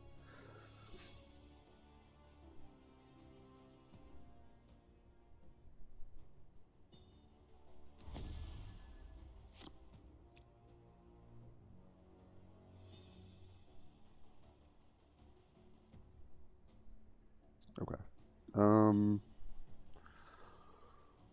Alrighty. Well, we're definitely enhanced organisming here. That's for sure. So we can progenitor for we get to play one and then heal.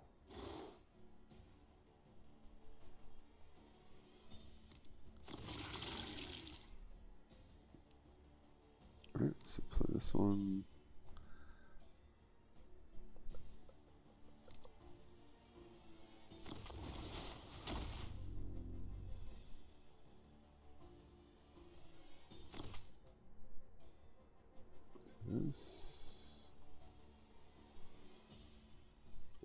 Or do we just make another unit that's a threat? I feel like I kind of prefer to do this.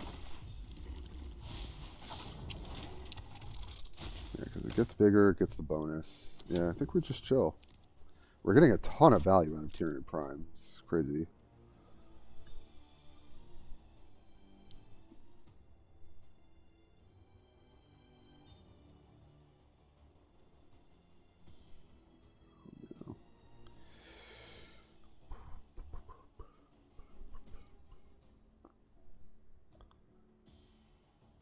think it's a big... It being a rally effect and it losing the armor would probably do it. Yeah. I could see that. Yeah, so it's just a one-time effect. It's still a lot of stats and a very relevant come into play trigger.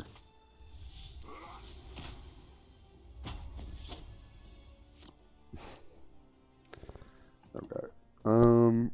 Humanity Shield, and they couldn't kill Prime. So that's... And we even get to save an organism for when we maybe slam Tyrant. So, yeah, we're kind of living the dream here. So let's get another combine down. I guess we could also make... We've kind of gotten our value. We can also just make another one. Right? We could put it like here.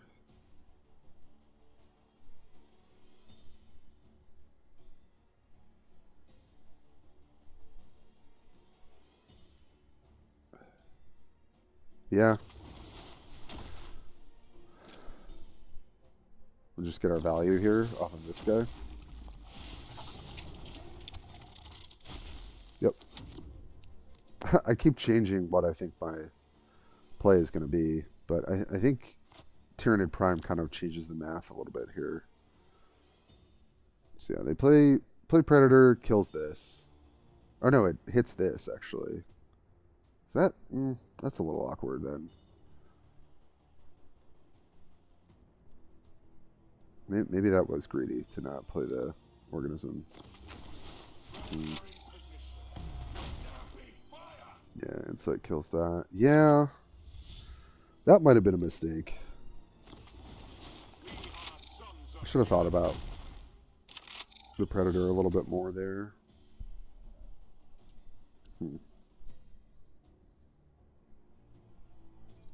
Yep. Yep, there it is. It's always there. Yep, you hold the Insight for your Predator. But the more I play this kind of matchup, the more I do see how you can, with certain lines, you actually can compete. It's tough, but it's doable.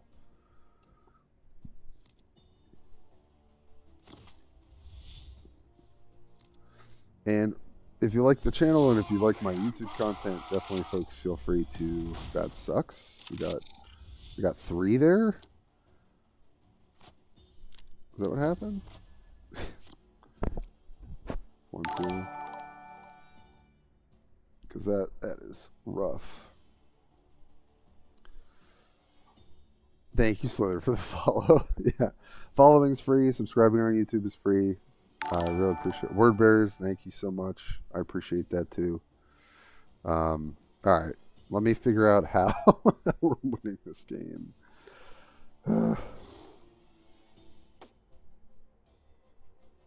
I guess we can get this big enough. Man, I keep getting Venom Throat, but I don't draw the Predatory Instincts, which sucks.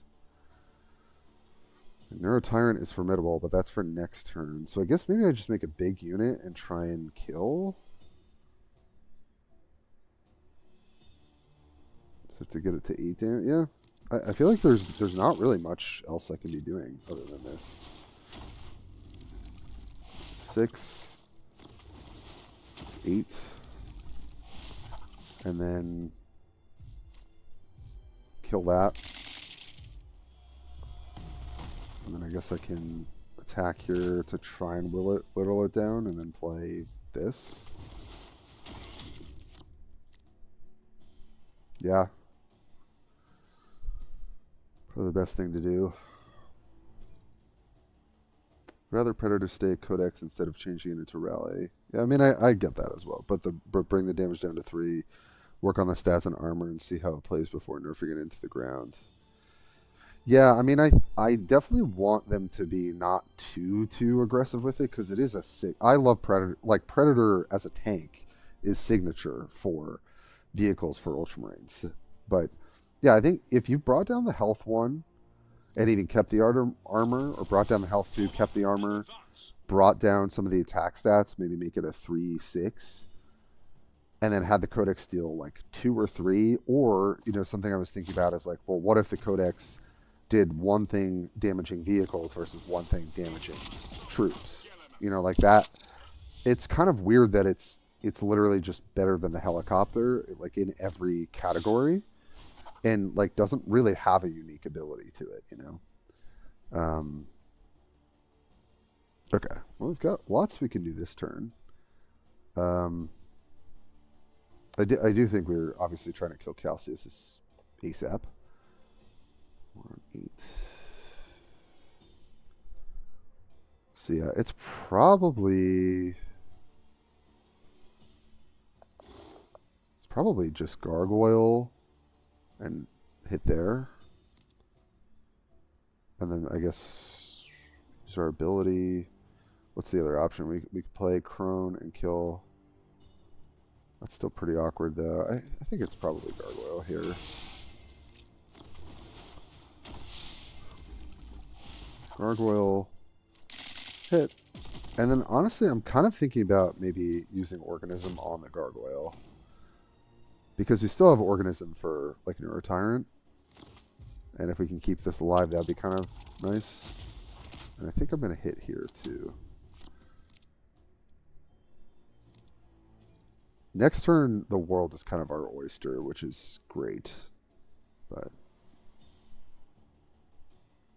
let's see.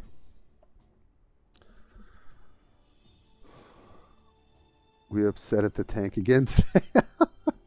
Tyler, we're always going to be upset at the tank. So yeah, definitely. But we're playing a deck that honestly has some decent play into it. And I've really never played Tervigon. Okay, that's the fact that they didn't even codex is like crazy.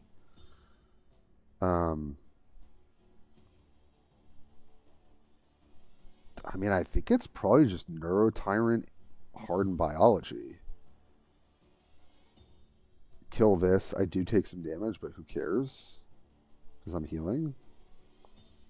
Oh, but it's only a temporary copy, right? Yeah, I forgot that. But that's still fine. That's still fine.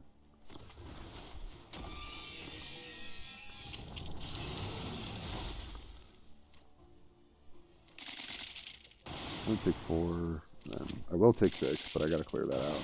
And then this thing can't die, so that's great. Unless they have Inspired Retribution. And then maybe next turn we can get our Organism value. We'll see. Hard to kill for double overwhelming swarm next.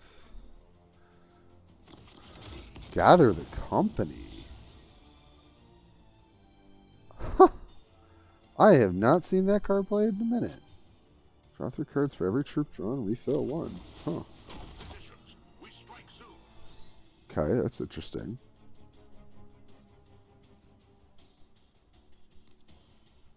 Yeah, Swarm. Okay, this is good. This is good. We're going to gain a lot of health. We love health.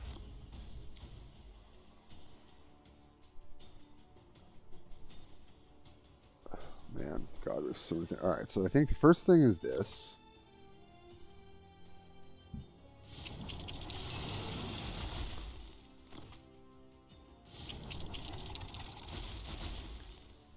So we get the full value. We're definitely killing here. And then we can also kill there. And then I like stealthing because then they just can't interact. So then let's... I think the way I want to do it is this.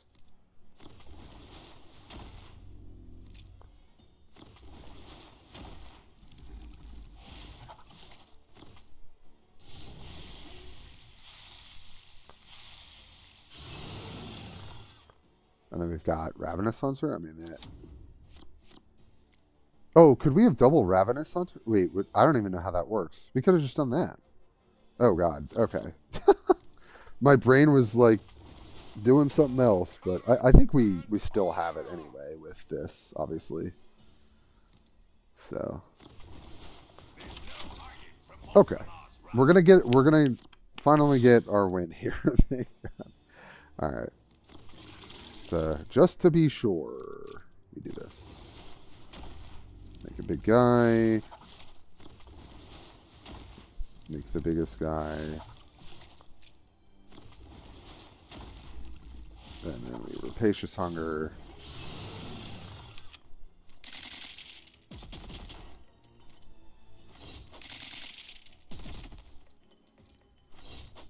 Okay. All right, we're learning. We're learning.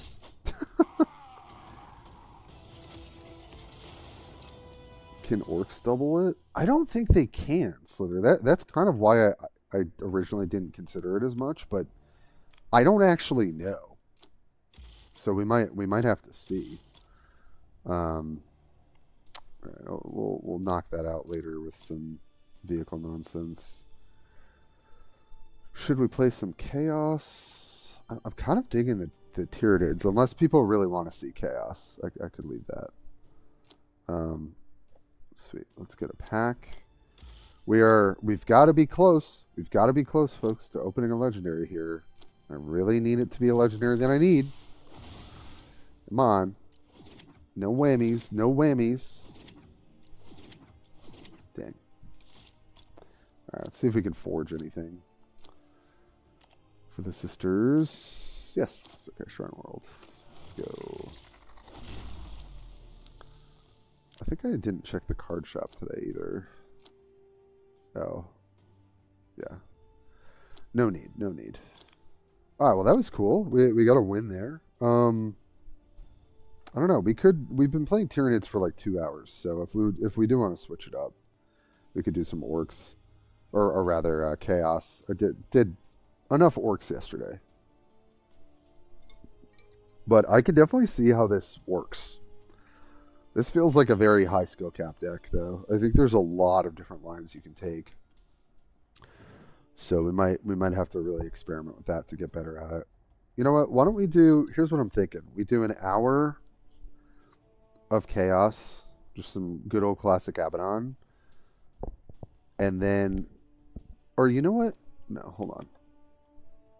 It might go poorly, but I did want to revisit Terror aggro. Because of the way the Marine matchups play. And how much damage you might be able to do before they can really do anything about it. So I kind of want to experiment with this maybe, and then we'll switch to Chaos, and then we'll end the stream being, okay, don't tell anyone, but we're going to play some Ultramarines before we end today, and I'm sorry. But it's going to be, we're going to do it. But before we do that, let's go back into this deck, because the more I'm thinking about it, okay, if Predator goes off, we lose, whatever. It's, you know, that's where the meta's at. But what Terror can do is put out a lot of damage early. And I think maybe through playing truly like the old school, like stealth build that people used to play with Swarmlord, and might give us enough of an edge to like have a good matchup. So let's change some things. I don't think Predatory Instincts is that important in this build, but let me tell you what is important is Encircle the Prey. Ripper Swarm adds a lot of damage to your ability, for those who don't know.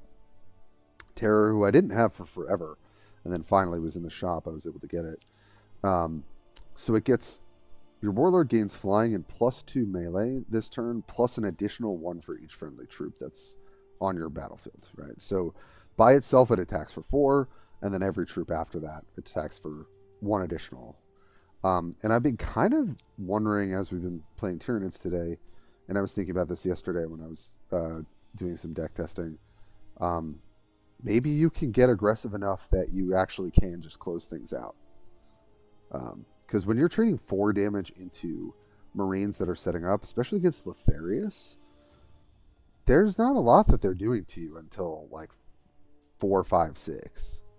So you can potentially punch them in the face for like 8 to 12 damage before they're starting to get online. So I've been kind of thinking about that. Did someone say ew, I know. But I want to give credit to, you know, one of the greatest, which is Barrick. And Barrick has been posting and talking about this Tigurius build. And I kind of want to highlight it today because A, I love Tigurius. I loved him before Ultramarines were good. And honestly, I've seen mostly Calgar and Lotharius, and so I've been kind of curious as to like, why would Tigurius be better? And I honestly think that he high rolls much higher than the other warlords and more consistently. So we're gonna play a little bit of that, but we're not gonna get there yet. We'll do, despite my Ultramarines border here, we're gonna be jamming some Tyranids for a bit. Okay, so anyway, that's my little explainer. I think Adrenaline Surge still is pretty good as a copy. Neuraloid is still able to do exactly what you need it to be a cheap creature. Infestation Node, yeah, I've been trying that in this deck because you do kind of run out of cards sometimes, so I think that makes sense. Mucoloid Spore, you definitely want to be kind of curving out with this deck, so I think that makes sense. Gene Stealer is still kind of an perfect Tyranid Warrior. Right, and then we have got Lictor, the Death Leapers. What's sad is Death Leaper just dies to Predator. You know? So. But I guess if they don't have it, then it doesn't die. And then, yeah, Moloch actually survives a little bit. Broodlord, Hivecrone.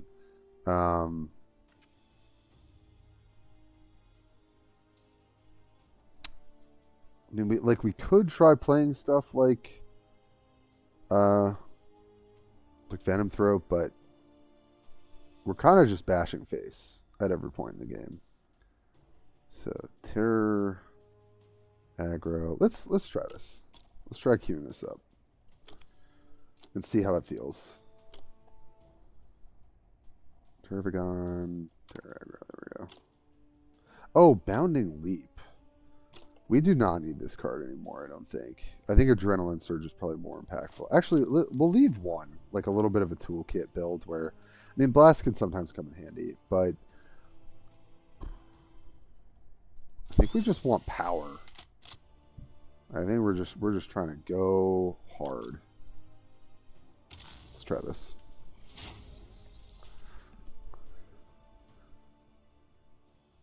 I think number 2 plays Tigurius. Oh, who's number 2 right now? Slither. I mean, I can look, but if you know it off the top of your head. Okay, so we've got Node Beast, which you would play turn 1, or Lictor.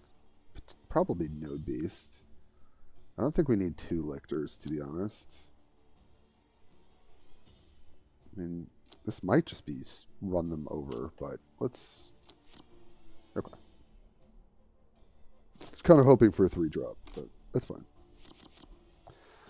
Tarquil, what's up? Another top player. You are defiling sacred ground. Was Tarquil number 1 last season? I forget. The seasons kind of blend together here.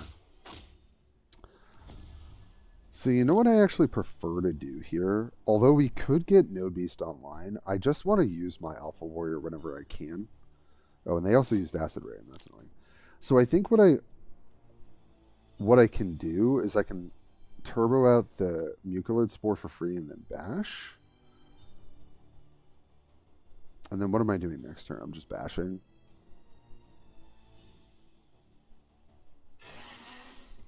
Or is it better just to hit, not even play this? But then I could turbo out Lictor this turn. Lictor takes 3 and then dies. So how do I put out the most pressure possible? That's the question.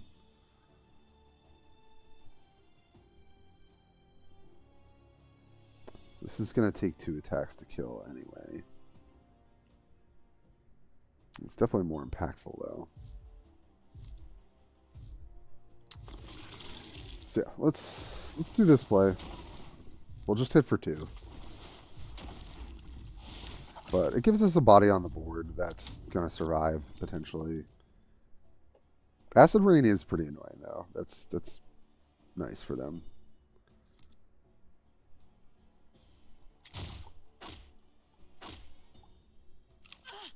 Okay, so it survives here, which is good. Okay, Adrenaline Surge. Could Adrenaline Surge or I can Alpha Warrior. I think I just take advantage of the Alpha Warrior here.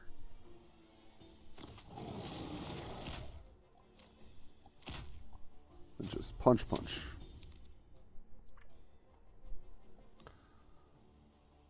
Toriel, I think. He beats me every time. Yeah. Yeah, next turn we'll go for the Lictor. Because it's like it's tempting to go Spore into Punch, but they will have a hard time dealing with this. And we got Slither, the Resident Sisters hardcore player. So I will take that advice.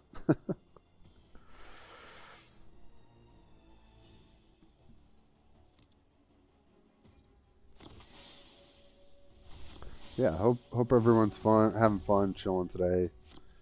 Thanks for joining me on the stream. Okay, so they St. Catherine. So I can attack and then heal and Alpha Warrior. Because if I play Death Leaper and then we get fired, that's going to suck.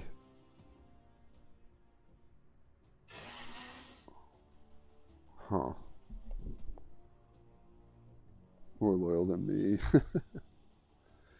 So, Slither, would you play out the Death Leaper? Like, I feel like I get pretty blown out by the Flamer card, and so I can punch and then heal, get another copy.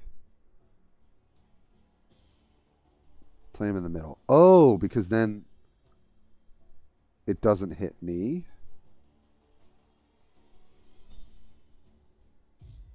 Yeah. But this will die. They'll both die to the flame, which kind of sucks. All right, I'm gonna do my line. I don't know if this is correct.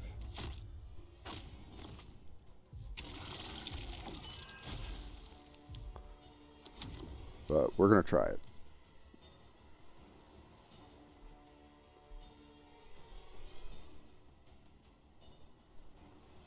Because now I have another Stealther, and next turn I can play this and punch for 5. Unless they have like a Vanguard unit or something. So.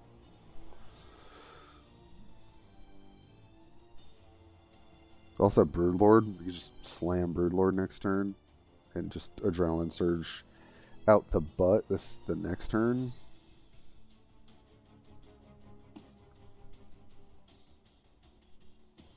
Seems like a good option as well.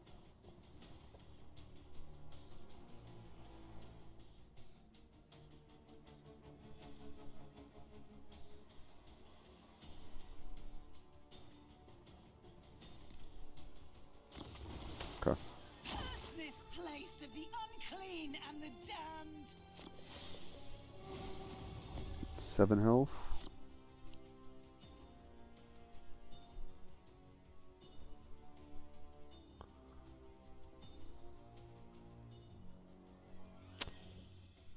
Five, 4, 6. Okay, so alternatively, oh no, this is going to be. It hits for 4, then it takes a tick of damage. 5, and then it hits, takes it. So we clear this. So yeah, then we should just play Broodlord then, I think. Yeah, because they have Acid Rain on too. I forgot. So we just set this up. If they've got the removal spell for it, they've got it. But if they don't, I think it's okay. If not, potentially GG.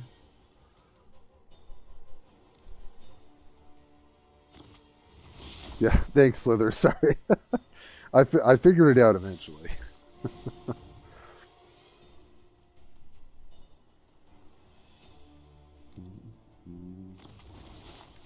Okay. Echoes the Emperor's will. So.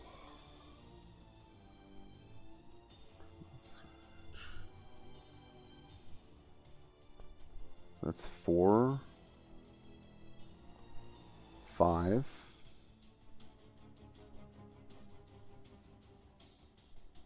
Because I think I do want to punch this to clear it and attack and then stealth everything. Or maybe, no, maybe I just spend the turn clearing out the units. That's also another option, right? So I think either way we can do, and we don't need to use 5. So this is 5, 6. So it'll deal 5 and then 1. So that won't clear it. But then if we Adrenaline Surge, it will. Okay, so then that's... I think that's what we do then. Do this. Sorry, I have to think faster. And I don't think we're playing Neuraloid. This is 10. This is also 7. Ah!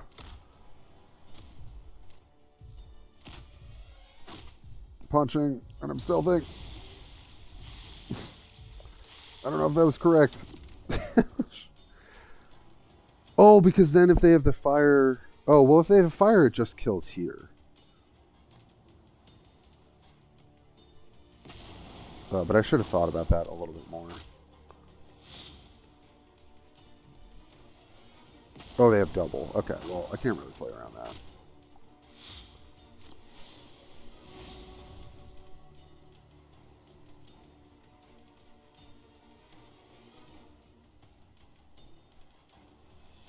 All right. That was tough. I could have done that better, definitely, but...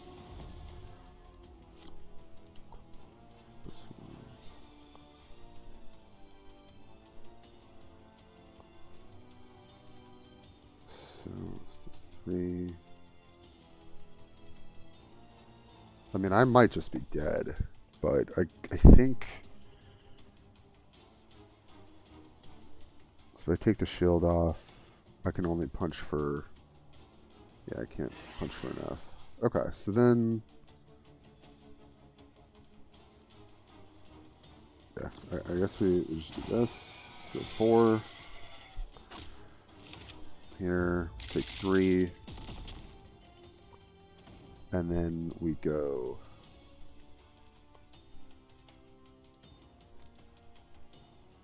Well, if they have Flagellant, this is worse if I play this.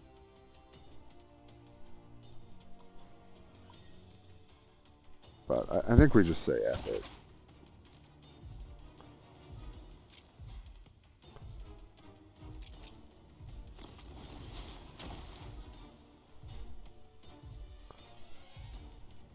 Oh, we can play this on 0, but it is a damage too. All right, let's just we'll just play everything out. Dang. Got to get back into the headspace of how to optimize playing this deck. Plus talent, plus cheap units. He just 3+ his units on board. Yeah, well, we'll see what they have. Oh, it does have the Flagellant. Damn. Really hoping it didn't.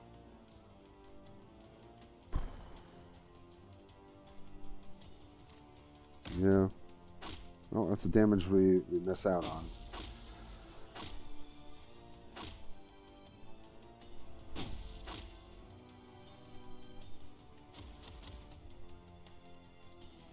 And they can deal 3. Oh, we're dead.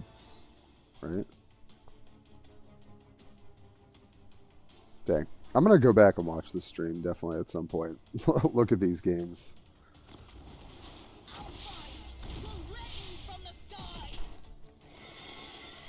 Yeah, I think that Neuraloid is going to make the difference here. That's so unfortunate.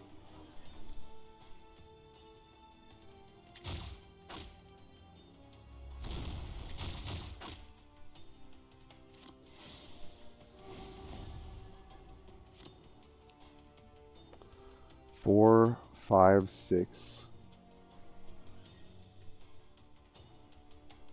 Oh, we've got it. Ooh.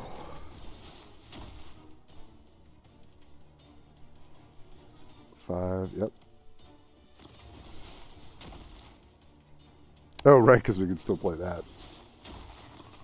Holy, okay. Okay. Jeez. This is what my brain is like after a couple hours of streaming and playing a deck for the first time. I don't know how long. My goodness. All right, Putis Toriel. Yeah, Barrick. Yes, Barrick is the one who's playing that Tigurius deck, and I definitely see why. Then we got all the JK Darks. I haven't run into that much, but Victor I know very well. Strickland Mail, Crelius Limbo. This guy I've lost to. He's also running Marines. Marsakis. Definitely a few people I haven't run into yet. Frank, I know very well. Russian Soul, who used to play quite a lot. I've got Slither there.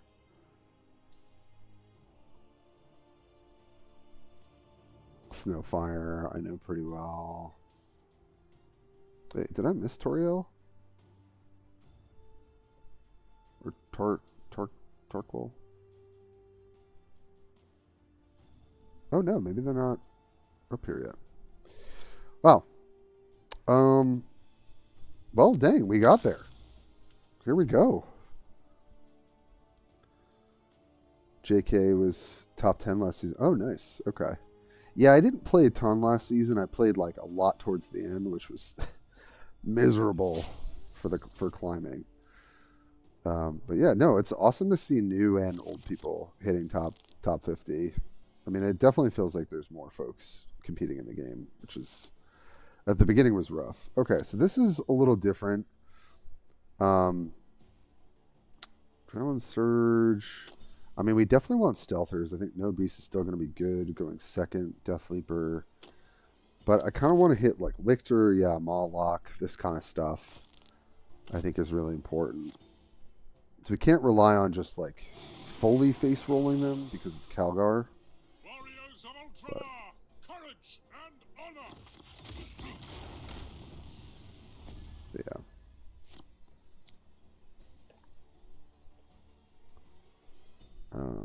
Yeah, so obviously we can punch, but what I can do this turn is Node Beast, and the next turn I can stealth it, like attack, stealth it, punch. I might not even stealth it though. I could also Death Leaper next turn, which seems really good. So you know what? Let's try that line. We're definitely going to be learning with this deck. Let's try Death Leaper first, and then maybe we'll like encircle the prey again. We'll see. We'll see how it turns out.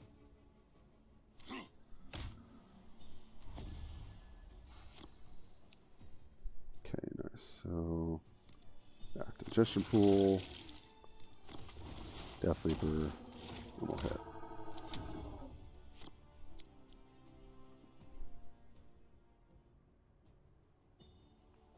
That's true, Slither. As long as they don't play Predator on 4, which thankfully is not possible in this game. However, it is possible in other games. All right, we're probably going to face tank this guy to get the advantage because this is 5 already. And then what are we doing after that? Is it re-stealth?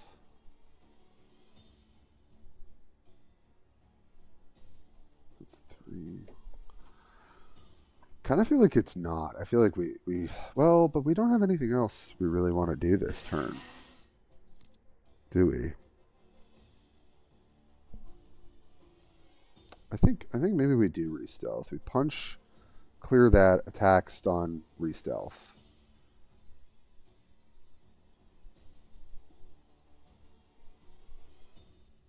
I guess the other option is trade, play this.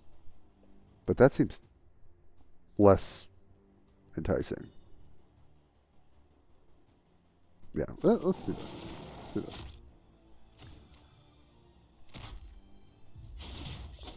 Stun. And this might die to some AoE or something, but I think this gives us the most like advantage. This gets to connect with face again. That's okay. Stormraven, sure. A lot of people are not playing Stormraven anymore, so I also think I'd probably go for it anyway. But okay, well here it's just a clear Mawlock, because playing No Beast doesn't really do anything for us in terms of using our full energy. So with that, and we're still gonna hit. Even though we're behind on health, we still want to close things out before Predator gets going, which we went second, so it should not happen this turn. Okay, Sergeant, yeah, they can play it out, but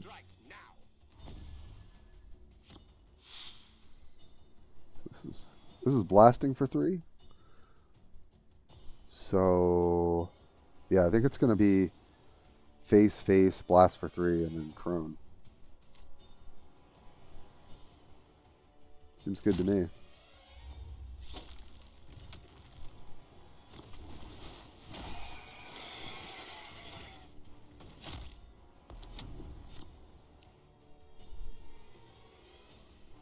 But if they have Predator Tactical Insight, maybe we lose.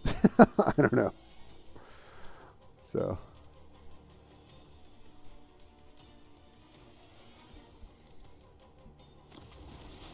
Could Synapse Blast. That with the Bounding Leap. Oh, because then that would have been Blast 5?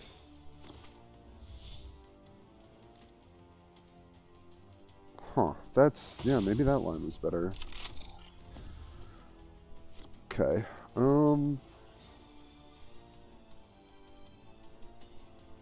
Interesting. So we can play this, and then Surge and Predator Instincts to clear this, I think.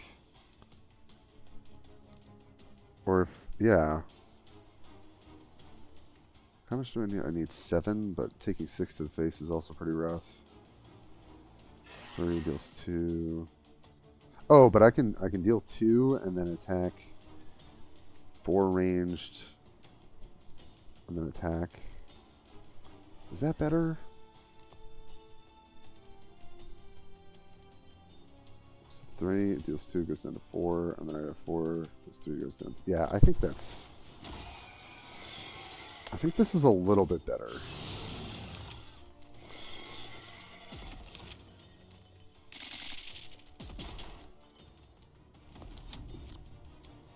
And we've got a lot of damage sitting in our hand, so... here's hoping we can attack face. Yeah, yeah, it's creepy as hell. This stuff. Okay. That is annoying. Yep. So they get to clear that for free.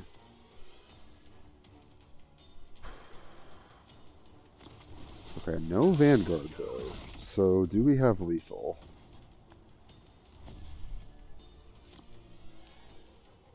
So we need 4. So this is plus. So this makes 6. So it's, yeah, this gets up to 6, and then it's plus another 5. Is 11? Yeah.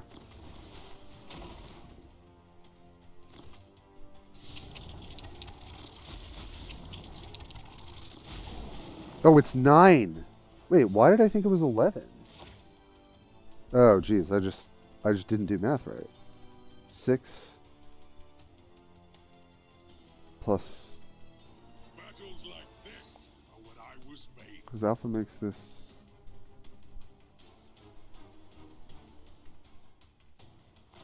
Wait, why is it only plus 3? Warlord, it's flying and plus 2, plus an additional 1 for each friendly troop. This should attack for 5 on its own. Plus 6 is 11. No? Alright, well, I'm just dead now, right? I think but I guess I have to attack here to try and live. What did I miss here? Because this attacks for 4 on its own, so 5. Oh no, it's 5 plus the 4. Jeez. Okay. All right, so there was no way, and I just needed to do a bounding leap play. That's okay. I punted this game. Yep. That's my bad. I just miscounted. I threw a +1 in there. That's my fault. So I use bounding leap and basically clear everything and punch the warlord as hard as I can. That's what that turn was. Okay. Unfortunate. Tyler, I played violin as a kid and I never knew it. Yeah, oh man. Yeah, especially when it's like sliding and like doing some weird stuff. It definitely goes hard. Alright, I like the Neuraloid, but I think I'll just ship back everything else. Alright, that was a good learning experience. Now, I don't know why I thought that was 10. It's definitely 9. I think I just wanted it to be 10. Alright. Well, we're definitely just going to hit here.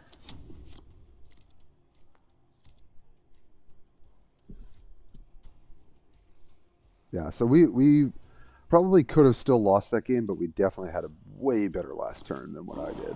That's for sure.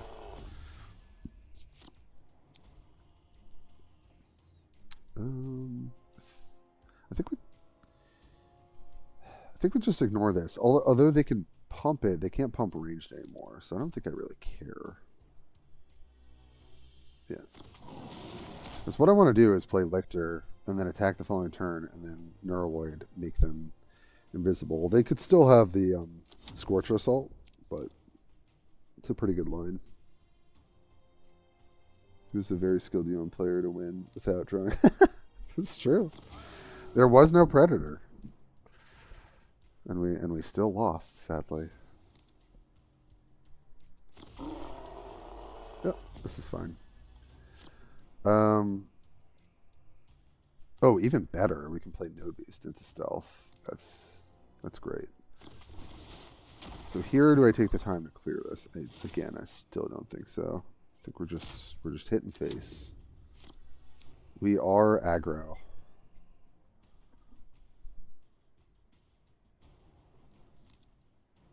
Ah, got the no-muck in. Unfortunate.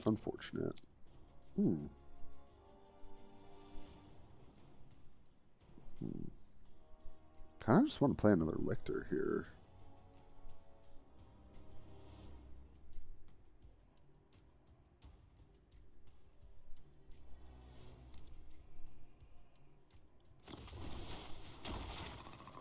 Yeah. Why shouldn't I play another Lictor?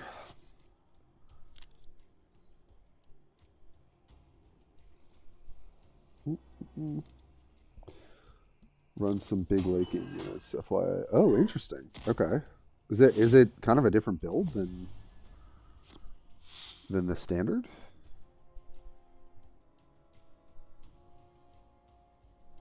Okay. Got quite a few options here. I think I like... Oh, it is going to get concussed. That is a bit of a bummer. So you know what? I think because of that, then let's just do... Yeah, I think let's just do this. And then we'll just pick this off, because why not? And then we stealth. And sure, they can have Scorcher Assault, but like, hopefully it doesn't just spike.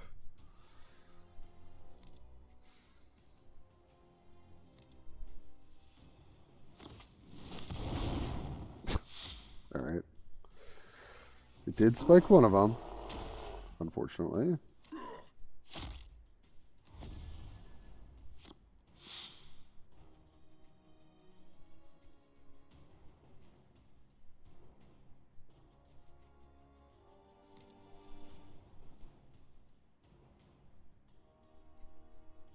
I think we're just going full face here anyway. It's a little tempting to play Neuraloid, but I should just keep it for obviously Ravenous Hunter. We could punch in for an extra damage, but we just don't need to. So just do this. Even up the life total.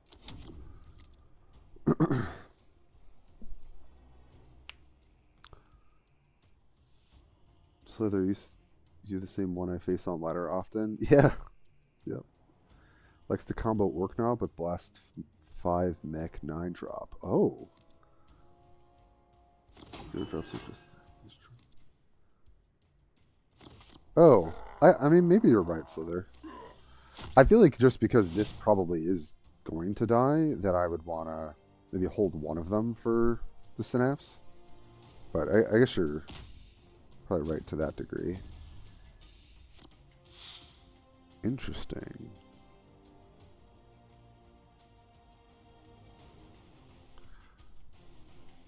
I mean, I think I'm just crashing for max damage here, right? And then just slamming a Crone.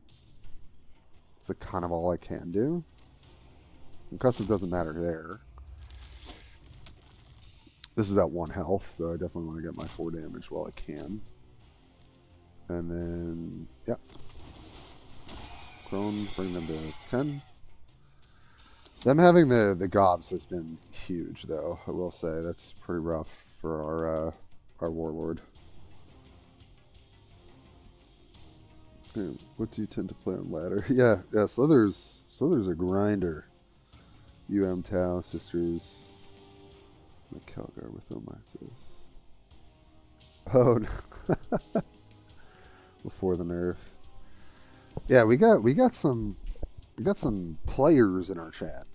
It's pretty sweet. Okay, yeah. Yeah, they get to do the do here. Oh, but man, we can get some value city off the Bounding Leap. But also, do we just win? We do, right? This is 5 and then attack twice.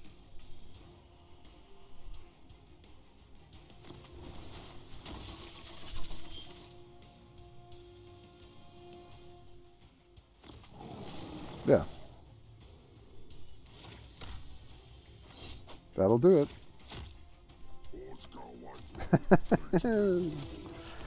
Very nice.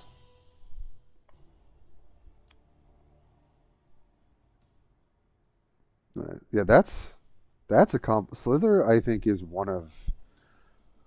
I feel like every single game I play against Slither is like just an absolute battle. I feel like... So that's a big compliment. All right, let's open up another pack. I'm feeling, man, we're really grinding with some Tyranids today. Flexing our Tyranid muscles. Come on. 21 without a legendary, please. Please give us something. All right, well, let's throw this in the forge. Not bad. Ooh, nice. We got a level. And we got a pack. Okay. Everybody pray. I need the prayers. This has got to be it, right? This the old Omisis that felt a really nice consistent deck, but you weren't just dropped. Yeah. I've done a lot of talking about the balance changes on stream this week and went on several rants yesterday. But yeah, I just don't really get the Tau changes again. I guess they still had a great win rate, even though no one was playing with them. I guess that's what they went off of. I don't know. It's very strange. Very, very strange. Come on.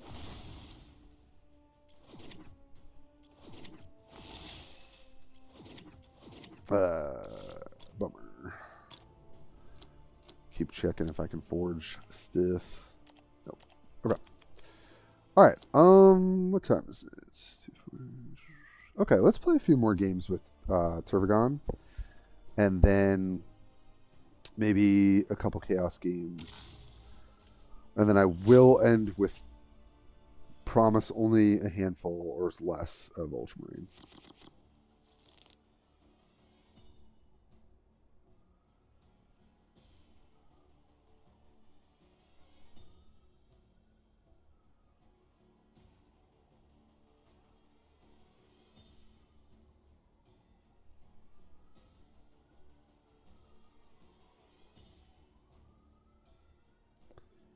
Oh, I better think. Who am I playing? Ultramarines?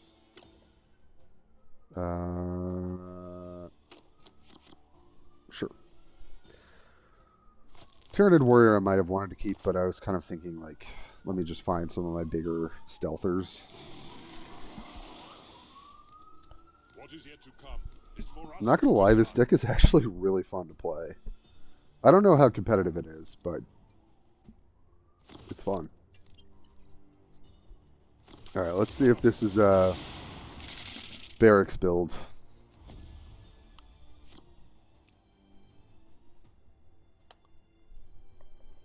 Definitely playing this next turn. Yeah, so I think it's punch this turn, play this, turbo out the Broodlord.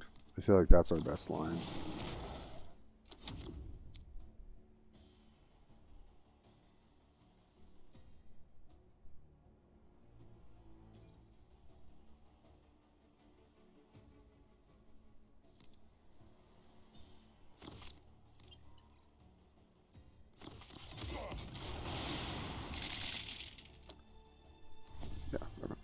Yeah, so this is, they're doing this early setup, and, this is kind of the stuff that maybe we can punish. So we haven't hit them for 8, but we've hit them for 6. We've got a body on the board. We're going to have a big boy next turn.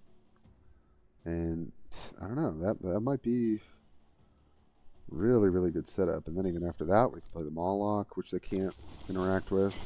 Okay, this is no longer barracks build. Just a standard Marine.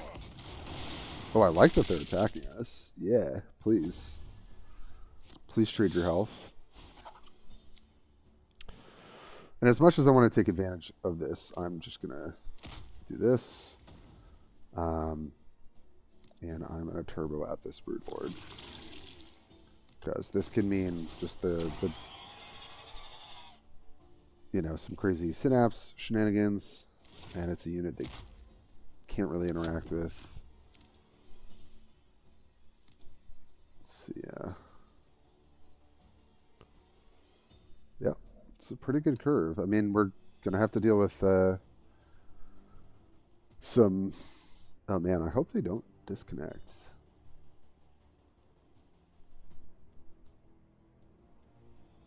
It's been really spotty today. I don't know what's going on. Just play however many games you can before you feel strong need to shower. That's the truth. Global chat is so cringe, people. How do you draft? Global chat's okay, well that's unfortunate. Global chat can be a bit weird. Tervigon seems really good in draft, but B tier on ladder. Yeah, I mean, some folks have told me that they like Tervigon into this meta. I definitely made some misplays earlier, so I can see though how it can combo off before Ultramarines can do it. But it's still you feel like you're under a ton of pressure. Draft is free daily, and most people have an abundance of Blackstone, so my advice is to just play. They worry too much, so you have a run that goes 0-3. Yeah. I mean, draft is what it is, right? Sometimes you get horrible pools. But also, like, if you're not taking the best cards, you're not giving yourself a shot. And then just sometimes you play against a Chaos player that has 4 possessed champions, and you just lose. There's much more RNG in draft. Yeah. This number has just gone up for me because I'm really rarely drafting. It's good though, I think, for new players, and I hope people take advantage of that. Draw, serious? I mean, draw's better than a loss if you're losing. Well, we didn't really get to play that game, so let's at least try 1 or 2 more.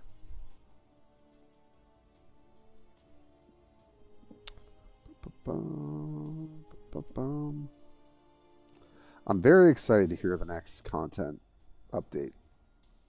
I want to see alliances as soon as possible. I keep checking the news page every day in hopes that it's coming.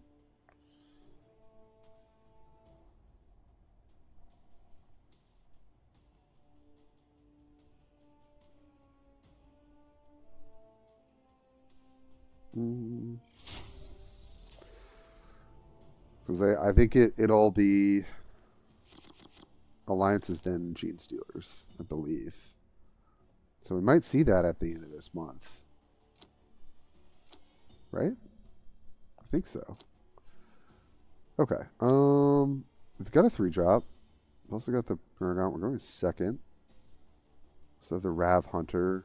Crone I don't think is that important. Kind of want to see if we can just grab a Stealther. Maybe it's wrong to hold Ravenous, but I've kind of liked doing that though. All right, let's see. You are defiling sacred ground and will now face his judgment. The dang acid rain. What a terrible planet. It's always acid raining. We've got acid rain in New York City. Probably not as bad, but you know. Okay, so yeah, let's just turbo out our unit here.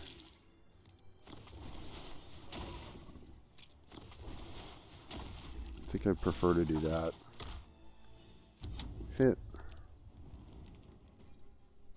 Even with the acid rain, I still feel like that's probably correct. But not gonna lie, I might play a bit of Tyranids this season.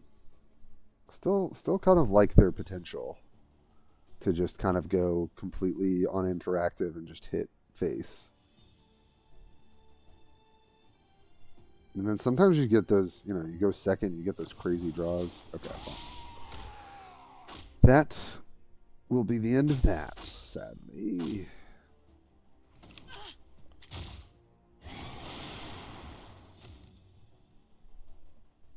Maybe that's a reason not to do that. It's probably a lesson worth learning. And yeah, we'll just go Gene Stealer. Hit. Yeah, because maybe I would have rather just have the Death Leaper out. Yeah. I think with the fact that most people are running Flagellant now, which I don't know that many people were before, but it feels like that's what's happening in most people's builds now. So I have to admit, 75% of the legendaries I own came from 1200 draft. You know, I haven't gotten a lot through them actually, which is funny to say. The card packages are, but some factions feel worse for if you want. Oh yeah, some factions are. I think it's the RNG is terrible. Crone is very annoying. A lot of damage comes in threes, so being 7 HP is a pain. Okay, that's fair. I could see that. I think we're just gonna play the Lictor here. We could just Gene Stealer and smack for 6, but I think I'd rather just almost always have that saved. So I put this here, or I put it over here. No, I would put this. Yeah. Gotta think about the. Oh, this dies anyway because of the flamer thing. Don't have to worry about the flames because of that.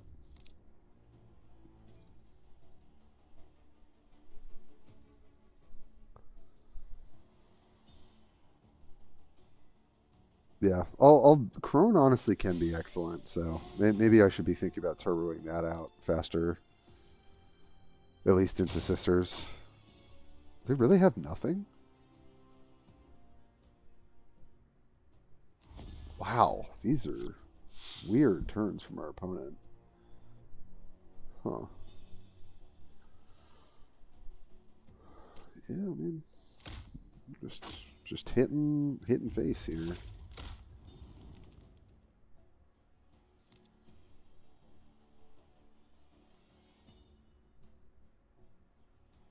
Oh, is there a way we can game this even more with Neuraloid? No. Just put the Stealther in the middle. Oh, but this dies to it anyway. Huh. Oh, so we can do this? No, that kills them all. No, there's no way to game this, I guess. Now that I think about it. Huh. So then maybe in that case it is better to play Gene Stealer. But anyway, it's all gonna die. I mean, then I could Tyranid Warrior. Yeah. Yeah, so they do that, and then they have to attack. Or no, they can ping and then heal themselves. Yeah. Was there a better way to do that, Slither? You must have all the 6-drops in hand. Yeah. 4s and 6s. Did I mess that up, Slither? I feel like I must have.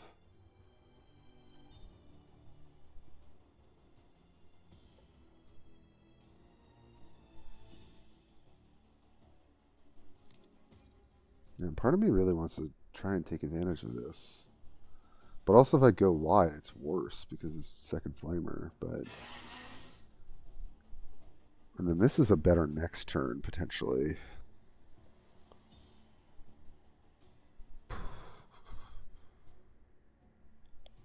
What else can we do? Like we could play a Gene Stealer and hit. It's kind of a similar issue.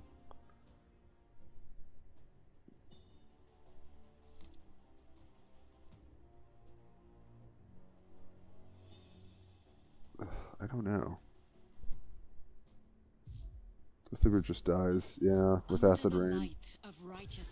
Alright, I guess we'll still just throw this out. And hope that maybe the Synapse stuff can carry us later. We need to end the game like ASAP. So yeah, let's just say. Oh, but we can just double attack for 14. That's pretty good, right? I mean, because we can play Tyranid Warrior and then Synapse, and that's 14, 15, 16, 17, 18.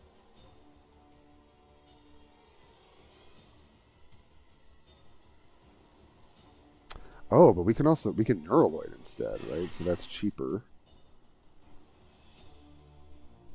And then that gets, so that's, oh yeah, then we definitely should win, because then I Alpha Warrior this, right? It's up to 6. Yeah, that's more than enough. A Neuraloid. Neuraloid being Neuraloid. Huge. Yep. Neuraloid's just a free Synapse source, so that's perfect. We also had the plus damage as well. Nice. Also, these games are so quick. It's kind of nice for climbing. Okay, this should be interesting. I haven't seen much chaos, gotta say. We're going second, so we can turbo out the Brute Lord. Lictor's still good. Penalty definitely doesn't matter as much.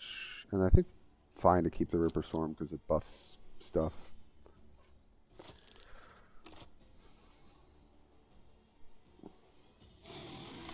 I think we can out aggro them, but their mid game can be pretty strong. But we're getting there with some Tyranids today. Not bad.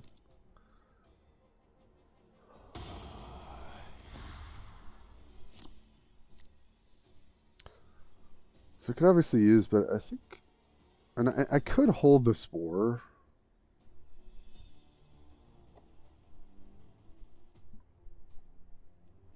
It's not like they have a lot of flankers to deal with it, though.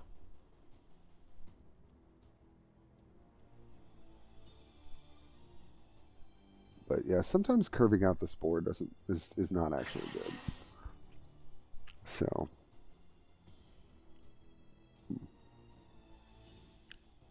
What's our next turn?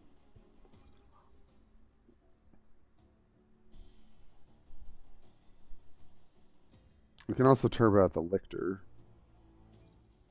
But I feel like it's more impactful for Broodlord or Crone. So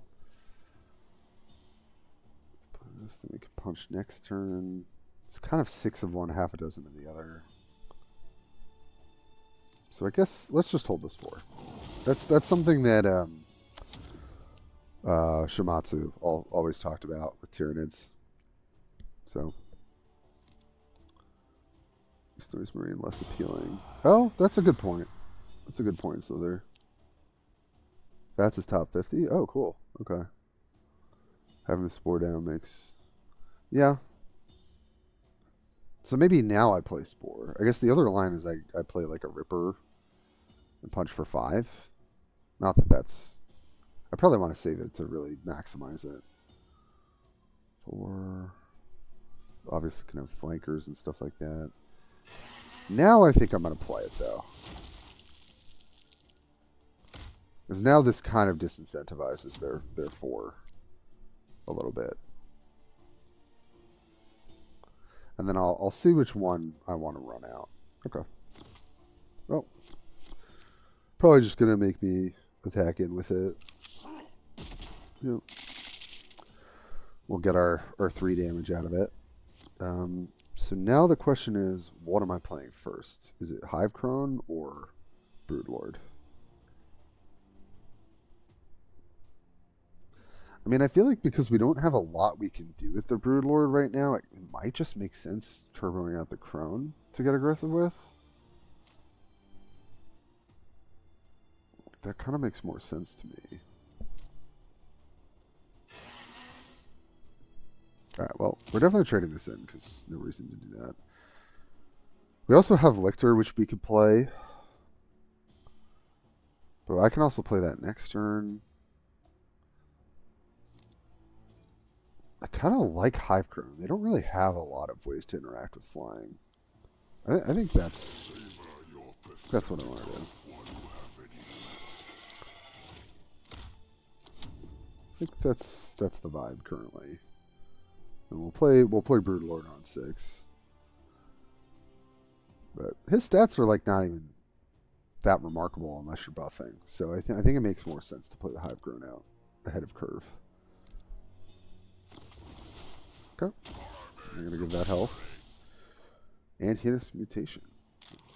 That is pretty annoying. Not gonna lie. Hunter. So the option to Gene Stealer. I kind of just want to ignore this. And just like get busy. Like play Gene Stealer and Alpha Warrior. Or I could play Lictor. The only thing is they have Helldrake Strike coming in next turn. So it actually might make more sense for us to... So we punch for 5. It deals 4. We'd also have to punch it with our Warlord to clear it. It's a lot committed just to clear 1 unit, where we could just hit face really hard. It's possible that Lictor could live, but I think I prefer to do this. Oh, I could play this out against Helldrake Strike and give us a better chance of this hitting. Yeah. Okay, I think that's better. This gives more targets for Helldrake Strike. And then the Alpha Warrior, obviously, because Bounding Leap is not... Yeah. It's a lot of damage. I think that's how we want to do that. So they have to attack these first, then Helldrake Strike. Right? And then that... Yeah, I feel like I like that line. Oh, well... Chaos Spawnum is not the best for this board, but we still do have Bounding Leap.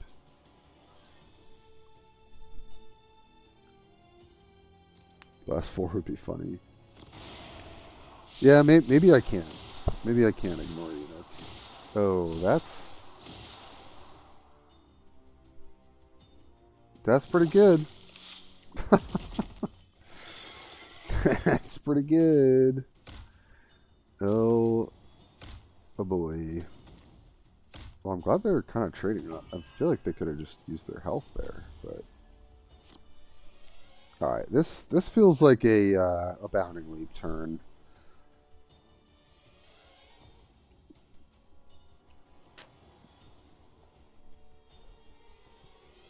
Oh, but what else can we do? 4, 5.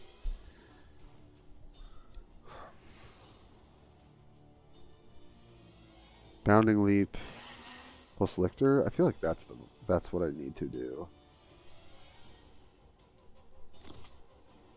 to not get absolutely rolled. So let's do that, and then put Lictor.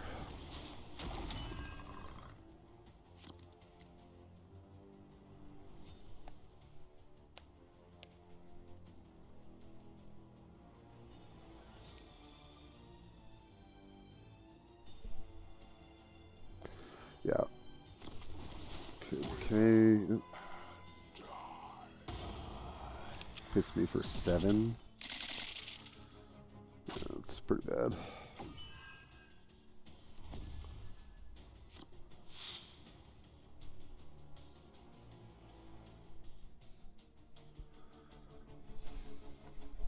Just need to get to our Ravenous Hunter turn, but I don't think we can engineer that.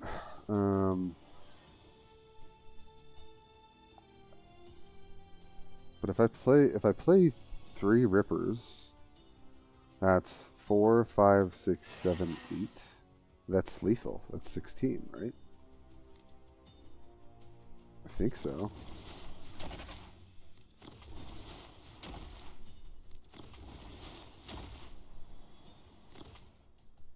Oh God, Tim, you have to pay 6. You have to pump, dude.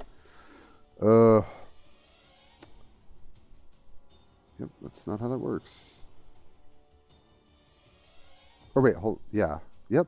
Jeez. All right. So then I just trade here and I hit here. God, I keep messing the math up.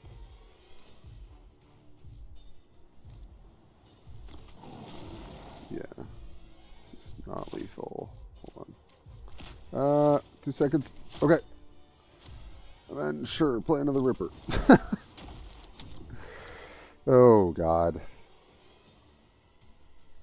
Yeah, no, I need 6. It's my talent plus Ravenous Hunter is 6. Gotta get that in my head. Yeah, now I probably lose.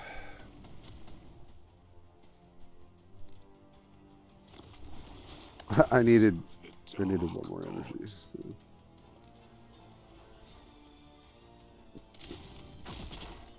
Yeah. Okay. It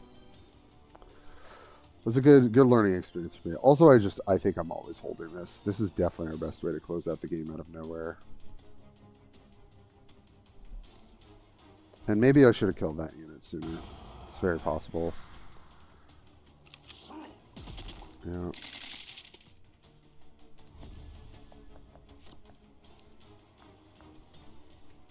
Oh, I can't attack that for 4. I also can't clear it. Unless I... Ravenous Hunter... Oh. Yeah, that's just GG. That sucks, man. Yeah, I just misplayed this game. GG. Alright, let's try and get 1 more win, and then I'll move off of this. Okay. Alright, that was just me not mathing. Me not mathing and maybe making a misplay in the early game as well. Going first. Okay. Oh. Not gonna lie, with my hand, I think it actually makes more sense to Infinity Surge here.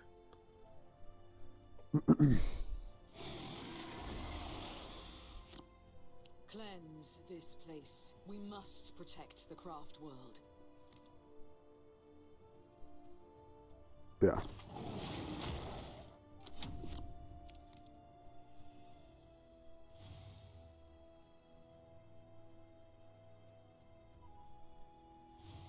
All right, well this deck's fun, man. I'm really having fun with this.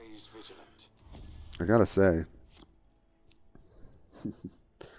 Well, I don't really want to run anything out into that, so I think I'm honestly just gonna go double Ripper and punch.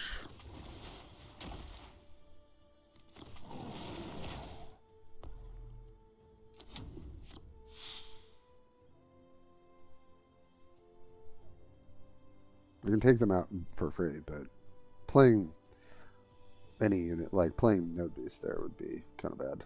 So.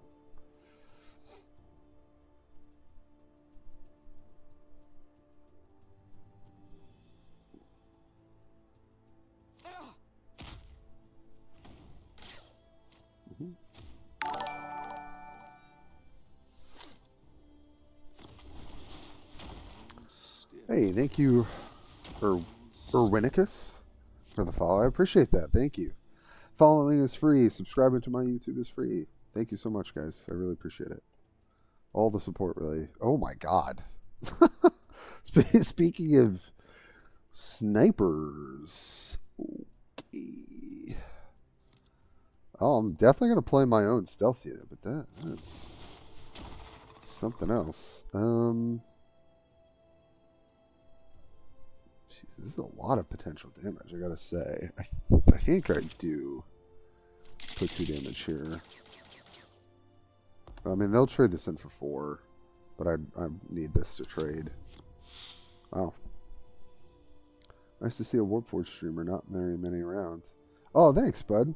Yeah, you know, there are definitely some streamers, like King Aquaman is definitely a big one. BJ, when he's around, definitely was streaming for quite a bit. Sometimes the Ecclesiarch as well. I'm in a little bit of a life transition, so I do have some more downtime, and drops have been on, so luckily I've been able to be here like most days this week. So, but yeah, I do much more YouTube content, but honestly it's been really fun to do Twitch. I spent some time on my overlay today, trying to get my stuff figured out with my kind of janky setup. But yeah, I'm trying to be here when I can, and it's been a good challenge just trying new decks like every day.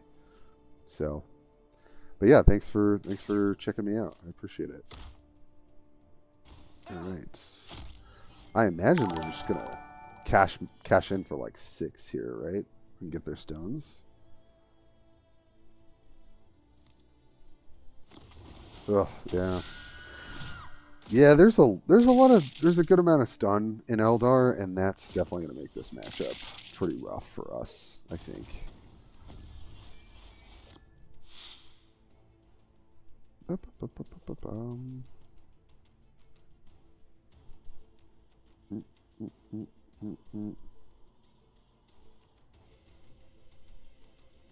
I got an alert for something, but now I can't see it. I don't know why that is.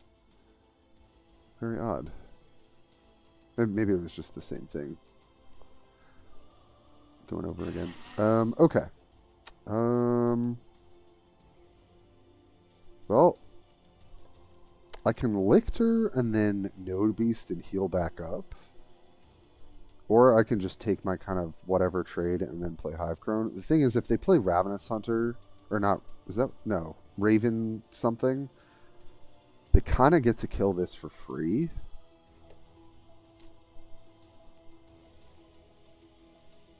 And I can get the value off of Node Beast here. Let's. I think it's close, but I think I like this line better. No. Oh.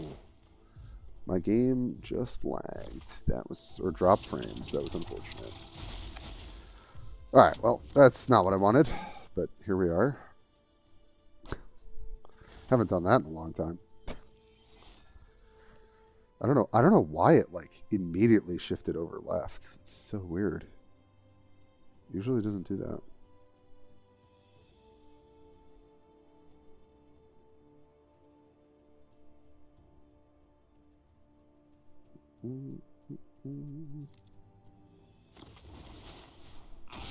Alright, well, oh, that's a big bummer. They just get a free clear here. Yep. Good play by the opponent. They can't clear the Nergons, which is honestly pretty big game. See if I can do some math here. Alright, so 4, 8, 4 is 12. Plus 2 for itself is 14, 15, 16. 17, 18, 19. But that requires 5, 3, 4, 5, 6, 7. Okay, hold on. Let me count this again. This is 2, 2, 2. So that's 4, 8, 12, 13, 14, 15, 16, 17, 18, 19. And I just need 3, 4, 5, 6, 7. Okay. This should work. Right? 3, 4, 5, 6, 7? Yeah. Okay.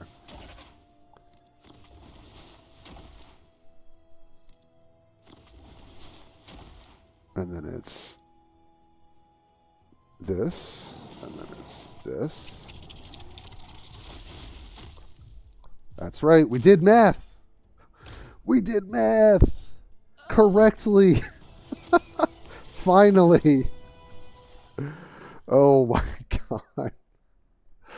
Oh, math is not my strong suit. Why I choose to play card games, you might ask?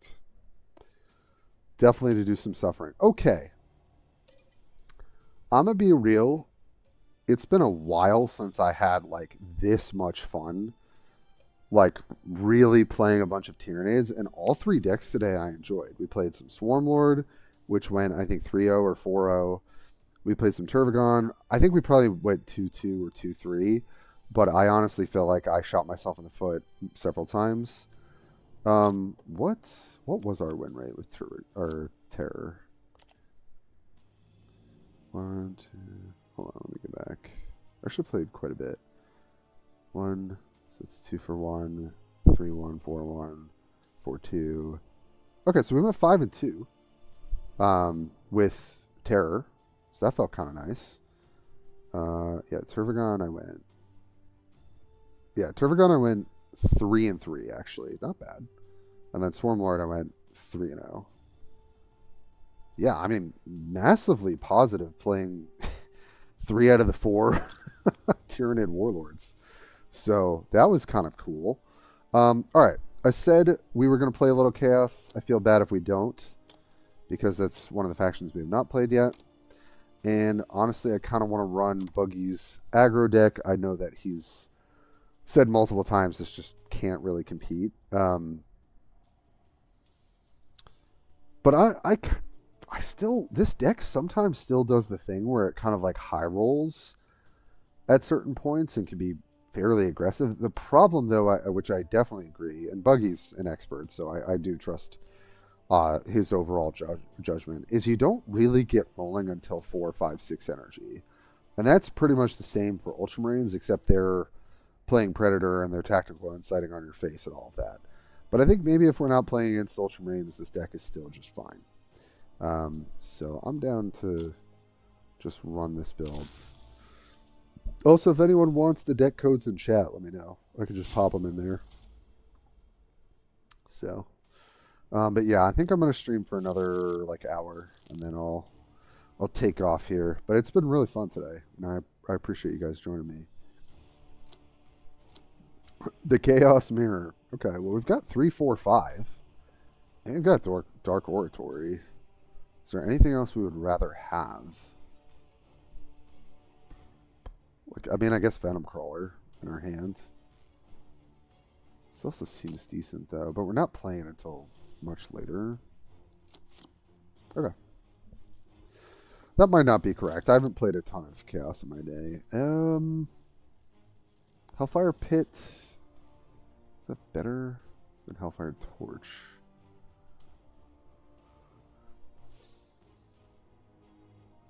I actually don't know. I could see Pit being better if they kind of high roll like a Noise Marine kind of play or something. Okay, nice. We're warp storming. I love it.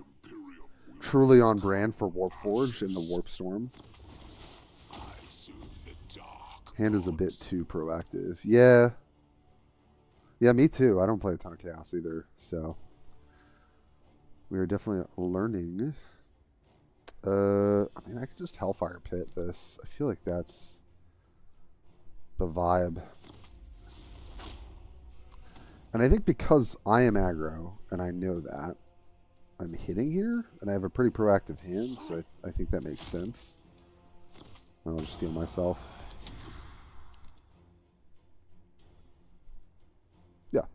That feels right to me.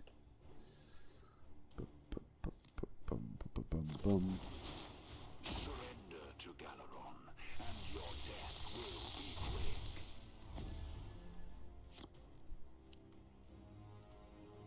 Galaron's champion. This thing. That's actually what I would have loved to see as my other 3-drop. But yeah, so we've got Possessed Marine to take care of that. So I think that's. I mean, you have to kill this thing, otherwise they get a free removal spell. So, and I'm gonna hit still. Yeah, do we have any Chaos players in the chat? Anyone who's like a diehard Abbadon fan? Also, I gotta say, I really feel like they need to show some love to some of the more like removal, like base stuff for Chaos, because Abbadon is the only one who's playable really within the faction, and I feel like that's a huge problem. Well, we drew Possessed Champion, but I am not trading that for that. So I think it's just going to be, the other option could be Legionary Heal It, or rather, oh, we can actually also Legacy of Vengeance and just kill this, and then play our 3-drop. I think I like that better. Yeah. We take the 5. We don't have to worry about other trades, and we get to play our 3-drop. The other line there, I think, is you end up taking 7, and then you play Warp Talon. But I kind of like that line. And then we'll play Bringer next turn, probably, or we can answer. Or if they play their own Warp Talon, we can play ours. I will see your blood flow. Great, that's fine. That's less fine. Well, Spawn does take care of this. For 2.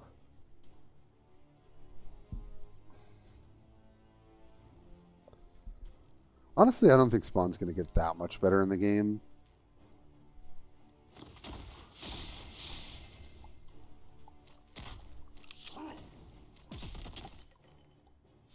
Do I gain health or do I put something on the Spawn?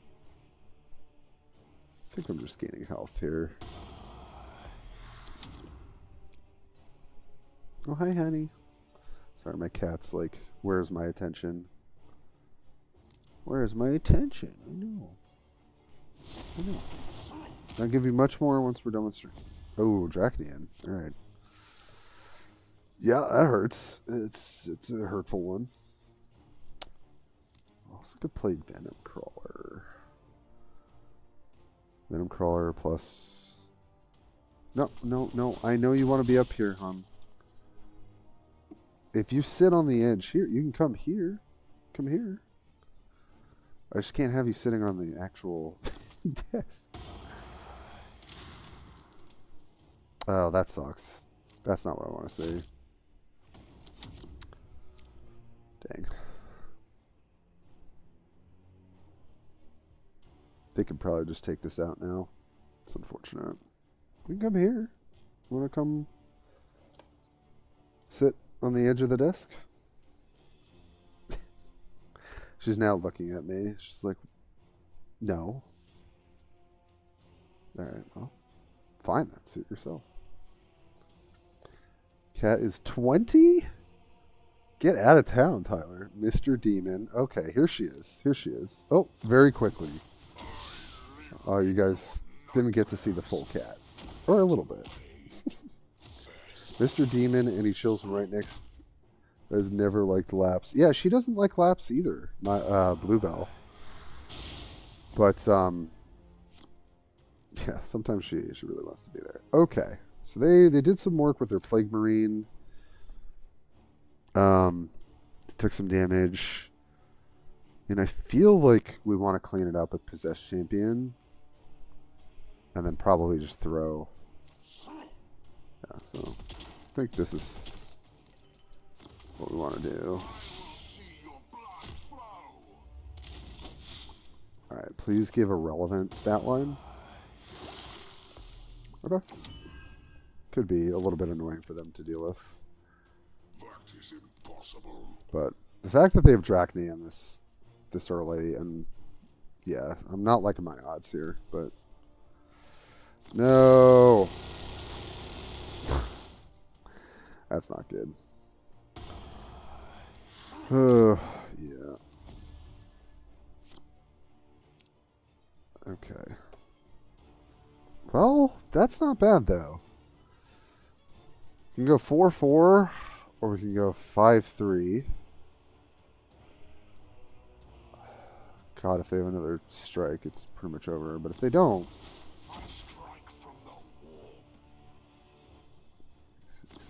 I'm just going to give this Vanguard. Just try and buy a little bit of time here. That's very cute, Tyler. Our cat is, I guess she's 11. 11 this year. No, man. Yeah, of course. When does Helldrake Strike ever miss? All right, we're not technically dead though. So what is best here? We could load this up with. We give it Vanguard, then we give it health. Then we try and give it something else. Is that better than playing Bringer? It is time to act.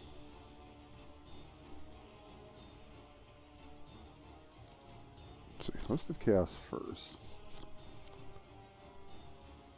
And then this is 3, 4, 6. Yeah, this allows us to put one more thing on it, but does that actually matter?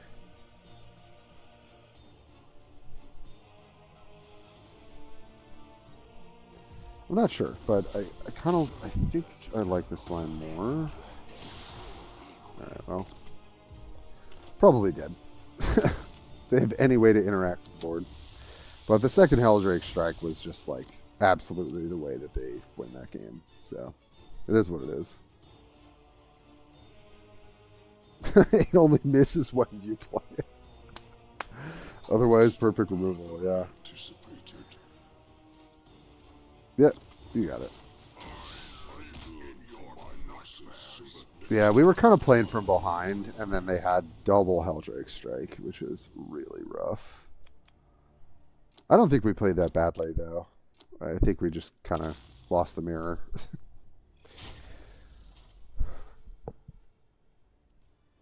Unlucky, unlucky. Okay, playing against the old blueberries here. Don't think we keep Murderous Desires. Not even sure if Dracnian or Legacy of Vengeance makes sense. I mean, Dracnian's nice into like clearing an Impulsor. I guess it's also decent into Predator. Yeah, we'll try keeping it. Oh, okay. And I think in this matchup I prefer to take Hellfire Torch for camouflage. Oh, Loki, what's up, dude?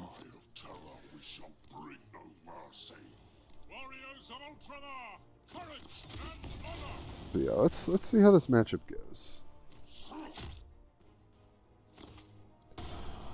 Definitely getting the early pressure. I think that's what we want to be doing.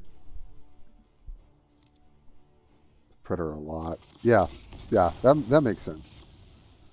I'm glad I had a coherent thought there. So I'm just running out Galaron's champion, right? Make them have to do something, and they just drew. I sometimes like, I'm not going to lie, early on, Hellfire and Torching this up +2 health. And 6 health is usually pretty hard to clear, but it's definitely not impossible, and I think I'd rather save the Hellfire Torch for a beefier body that we know we can protect from Inspired Retribution. So, yep, we'll just trade out Rider for, oh, that's kind of nice that they, yeah, I guess they couldn't Codex unless they had a 1-drop. Okay, well, they can't interact with Warp Talon. But also Chosen isn't bad here either. I kind of like playing Warp Talon when they start to develop because they can't think I just like Chosen here. Is there what's the biggest reason not? They're on 5 energy, they'll play Impulsor, that's fine. I don't really care about that. They can't really remove this unless they play another flanker. And even so, then I'm just slamming Ukris next turn. Big old Chris. Yeah, I think I still like this. I mean, I've played this matchup definitely from the Space Marine perspective much more. This always feels decent into them.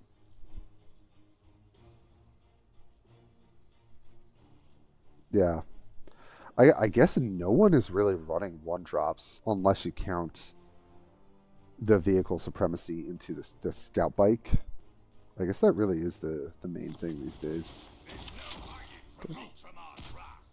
That is acceptable. Are we inciting? Against Chaos, I probably wouldn't. Yeah. It feels like they were thinking about it, so they probably do have it. So the question is, how do I want to play on my turn? They can't have Predator next turn, so that's good. And I think it's probably just trade to kill Impulsor and then just slam this guy. And if they have Inspired Retribution, they do, but I think I'm okay with that. Is there any better line? I don't think so.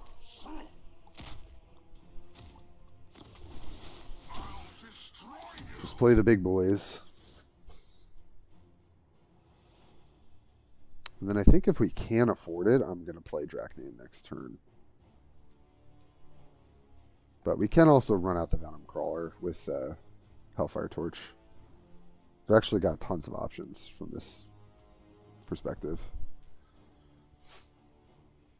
But yeah, thanks everybody for hanging out here. And feel free to drop a follow. Feel free to check out YouTube. Definitely more active there, but it's been awesome getting to stream. I may be able to do my last stream tomorrow, I think. That might be it for a couple of days. But it's been a blast. Not gonna lie, Tyranids was a boatload of fun today. And we went pretty positive, so that might be my new non-Ultramarine hotness. I love my Sisters of Battle, but I need my legendaries, I think. At least Amalia, I think. Oh, okay, we're inciting here. And playing Polixis. Okay, that's fine. Yes, they're going to double attack here to get rid of him. Yep. I'm just going to slam Dracnian and kill this thing.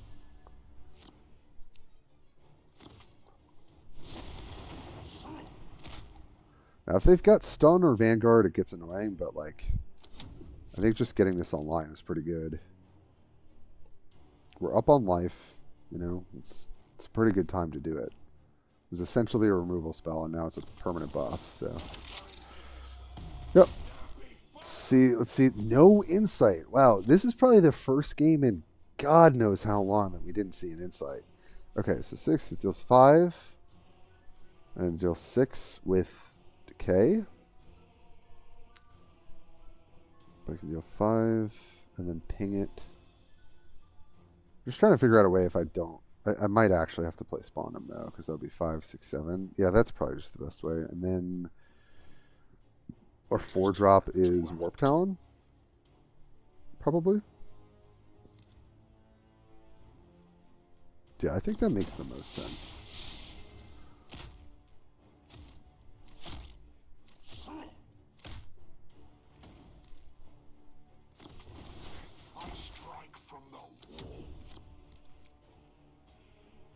Alright. Dealt with the first Predator. See if we can keep rolling here. Battlefield Supremacy. Okay, can't be Predator, so that's good.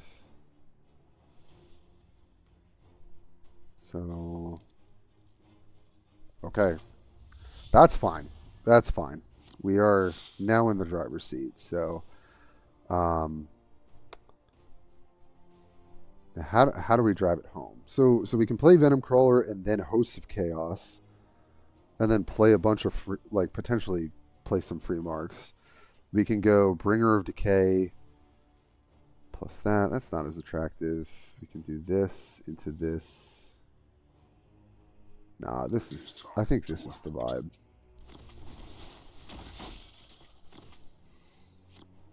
Yep.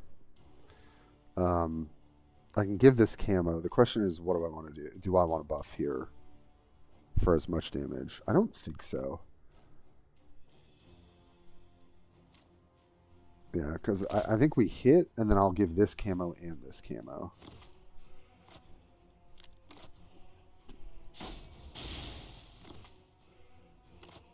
This might die to a flanker, but that's fine, because then we still have the Venom Crawler.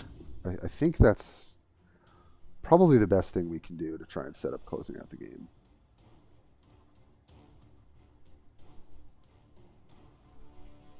They could have Repulsor Executioner. That would be pretty good. But we still got representing 12 here. Yeah.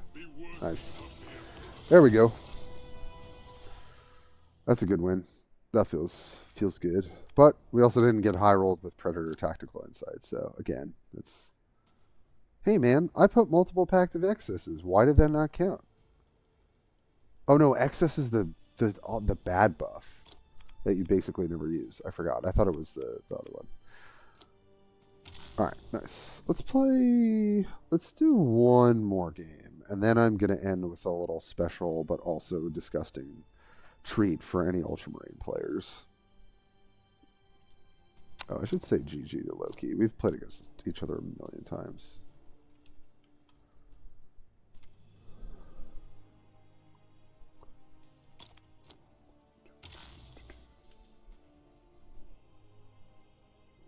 Alright, well. It's been a fun and relatively productive ladder day for playing some Tyranids.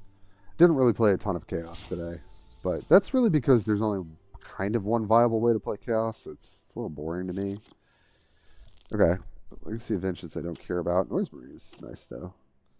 Hosts is fine, but I want to pressure. I think I want to be proactive. Especially into Tigurius, which we know is going to be painful. Maybe some people would take Orbital Bombardment. I just hate playing with this card. Maybe that's correct. I don't know. I just don't want to do it. It's for us to decide. Love Tigurius.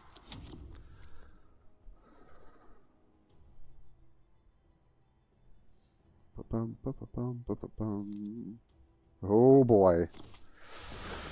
Alright, there's the rapid deployment. Hold on to your freaking pants, folks.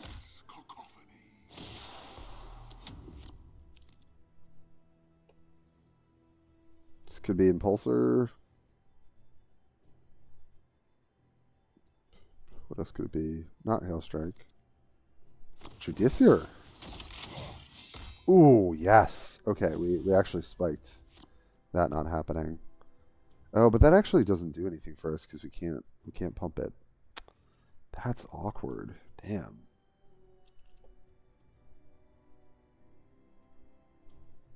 Yeah, I'm not going to use Spawnum to do that. I guess we could try and spike something, but that seems terrible. I think...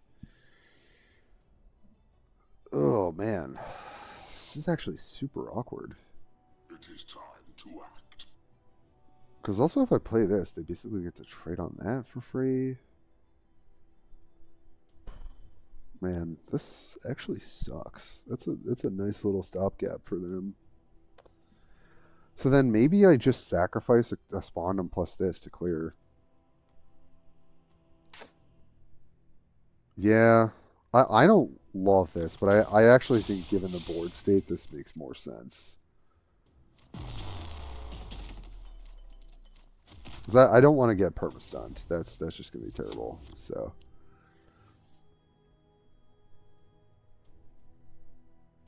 It's a nice play. Definitely one of the more annoying things we could have had to deal with.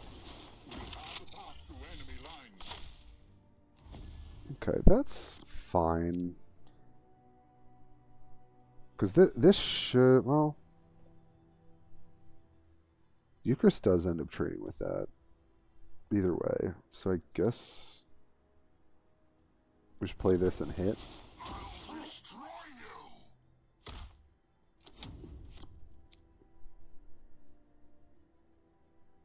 Yeah. High Factory. Oh, this is going to be a Predator. Yeah. Or, oh, Hailstrike. Okay. Yeah. That's good too. I didn't know there was a Warhammer card game, but I feel like there's Warhammer everything. Oh, yeah. Sonya Twain. This has been. It's been a year since, I think, the demo or the, like, alpha. And I had gotten an alpha key, so I've actually been playing this card game for a year. But it's I would say it's aside from this recent patch, it's actually in a much better state. So you didn't miss much coming in at the time that you are. And feel free to ask any questions. I'm happy to answer. So I'm go to the grocery store and see Warhammer ice cream. It's picking up. All right. We can't clear this. And as much as I love to trade health, that's probably not correct. So I think we're just going to take camo and then buff. I feel like that's kind of the only line. If that makes sense. Obviously, they can kind of trade here, but... Okay, I was going to say, if we spike that, then maybe those get to trade. But also, like, I can't see... Oh, boy. I also need to be pressuring. God. I think I will attack. Oh, man. But yeah, if you're interested in the card game, definitely feel free to follow or check out YouTube. Definitely got a handful of pretty active and also very solid. Oh, that's right. They can get the shield. Yep. Should have considered that. Okay, well we can malicious volleys to stun it and then try and set something up. I'll still be able to codex, but I think this makes sense. I still don't really want to trade on it though in terms of my health. Ugh. This is not a very good hand right now. Pretty awkward. I don't know a lot about Warhammer. Probably should know more because my friend played a lot of games for me. Oh. I say I have a problem with paying attention. That's all good. Okay, well, that's not all good for us. Yeah. Yep. I think this is the only option. You're kidding. You're kidding. It low rolled 3 damage here? Oh my god. That's actually so sad. Wow. Alright. That sucks. Jeez, my Helldrake strikes really do suck, Slither. You weren't joking. See, it only works for the other players. Yeah, now they get to shield that. God damn it. Yeah. Just kill me. I do love card games. Used to play Hearthstone. Oh, word, yeah. Love Letter. I think I know that one too. Wait, isn't Love Letter it's like a board game card game? Or am I wrong about that? We can kill this turn at least, but god, these... yeah, I'm already like... I hate drawing 2 of this card. Personally. I feel like that might be a change we need to make. It is time to Spawn them.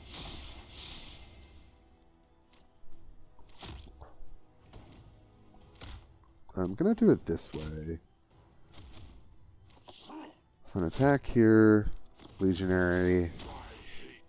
I guess I'll put the buff here. I could heal myself, though.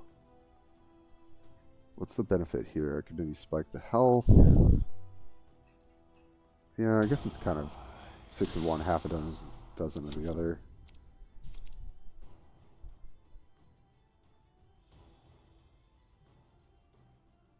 I think I played it once. Yeah, I think it is. Quit Hearthstone early this year to focus.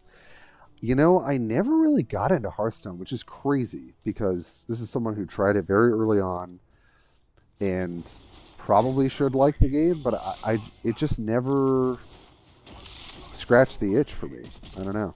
And now I feel like I'm kind of late to the game, so. IRL 2, but there's a game version. Oh. Interesting. 75% of my legendaries from drafting. The time was only available. Yeah, so yeah, I used to collect Warhammer figurines. Very, very long time ago. Alright, I think I'm just dead on board, right? This has just been a pretty agonizing draw. 3, 4, 5, 6, yeah, this is 6, 7, 8, 9, 10. Basically dead on board. Guess I just do this. Yeah. I really feel like I want to shave a Murderous Desires for execution. I honestly think in this meta it's not bad.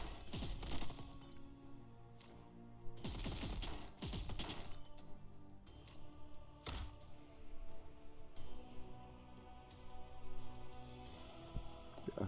I imagine I'm dead here. Smite for 1. Oh, they low rolled that at least. Not dead yet. I mean, there's basically 0 chance that Murderous Desires connects, but I guess maybe we could win off that. Like, turbo buff this, hit, try and hit again. It's like a 0 chance, right? But let's get it. Oh. Maybe the Trader's Hate too.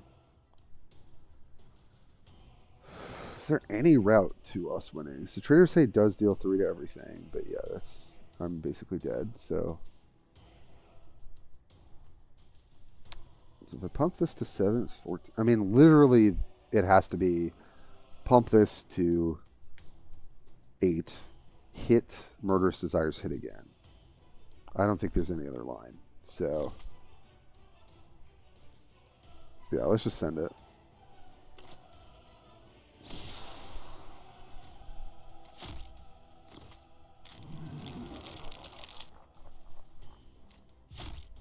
Ha! It worked!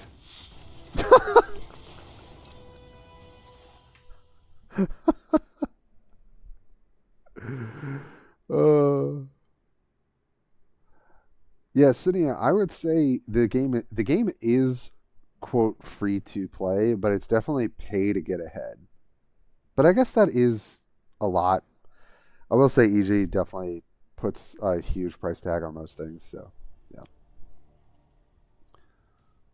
By doing daily missions and you're free. It's true. Tyler is right. Like, if you've got the time, drafting allows you to fill up your collection. And your quests that you have, you get a bunch to start with. And then campaign. I know this all looks like a lot. It is a lot at first, but it makes sense later. I have like old guides on my channel as well, but I'm also happy to explain them. And then you get free stuff for filling out these trees. But also, if you're willing to pay a little bit of money, you just get a bunch of stuff up front.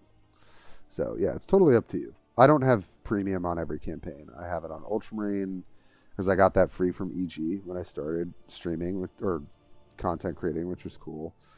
Orcs, there was a $10 deal, so I snagged that. Same with Chaos. And then Tau and Sisters, I just went in on a premium package that had packs. So,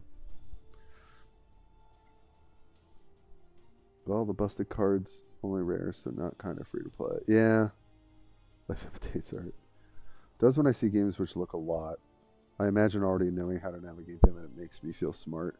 Yeah, I mean, there's a lot of ways now that many of us have been playing this for quite a while that you can optimize your campaign tree when you're on a budget.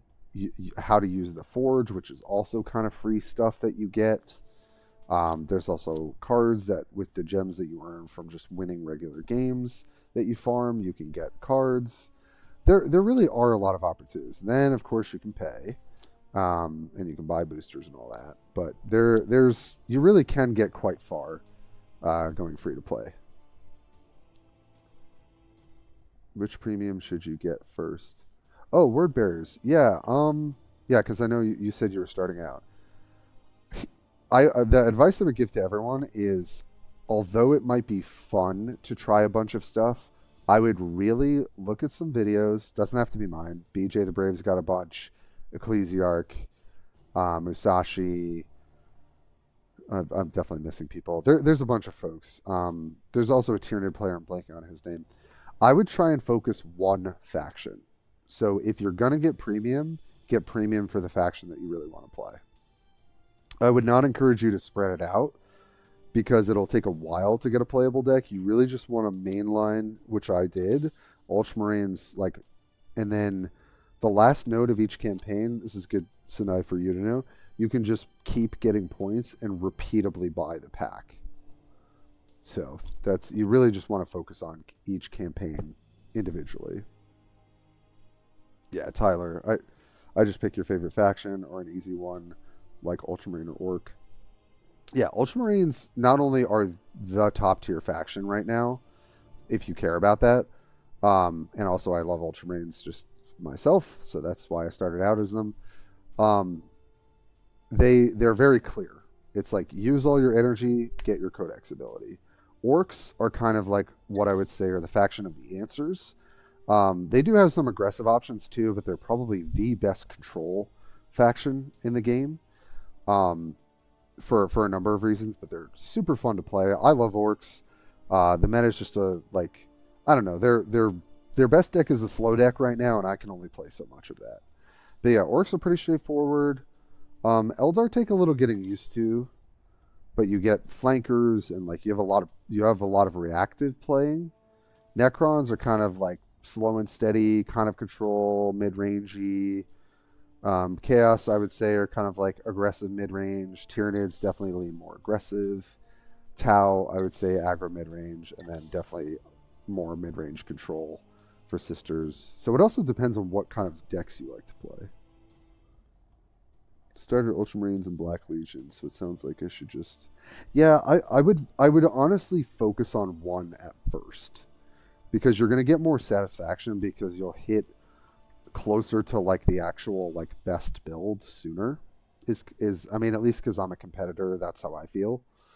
But yeah, I would try not to split your attention. I would just go faction by faction. Finish Ultramarines campaign, then finish Chaos, then do that. The problem is that the starter decks do really suck, so try not to get annoyed. Yeah, 100%. Starter decks are not a huge boost, to be honest. Black Legion really grew on me after playing it.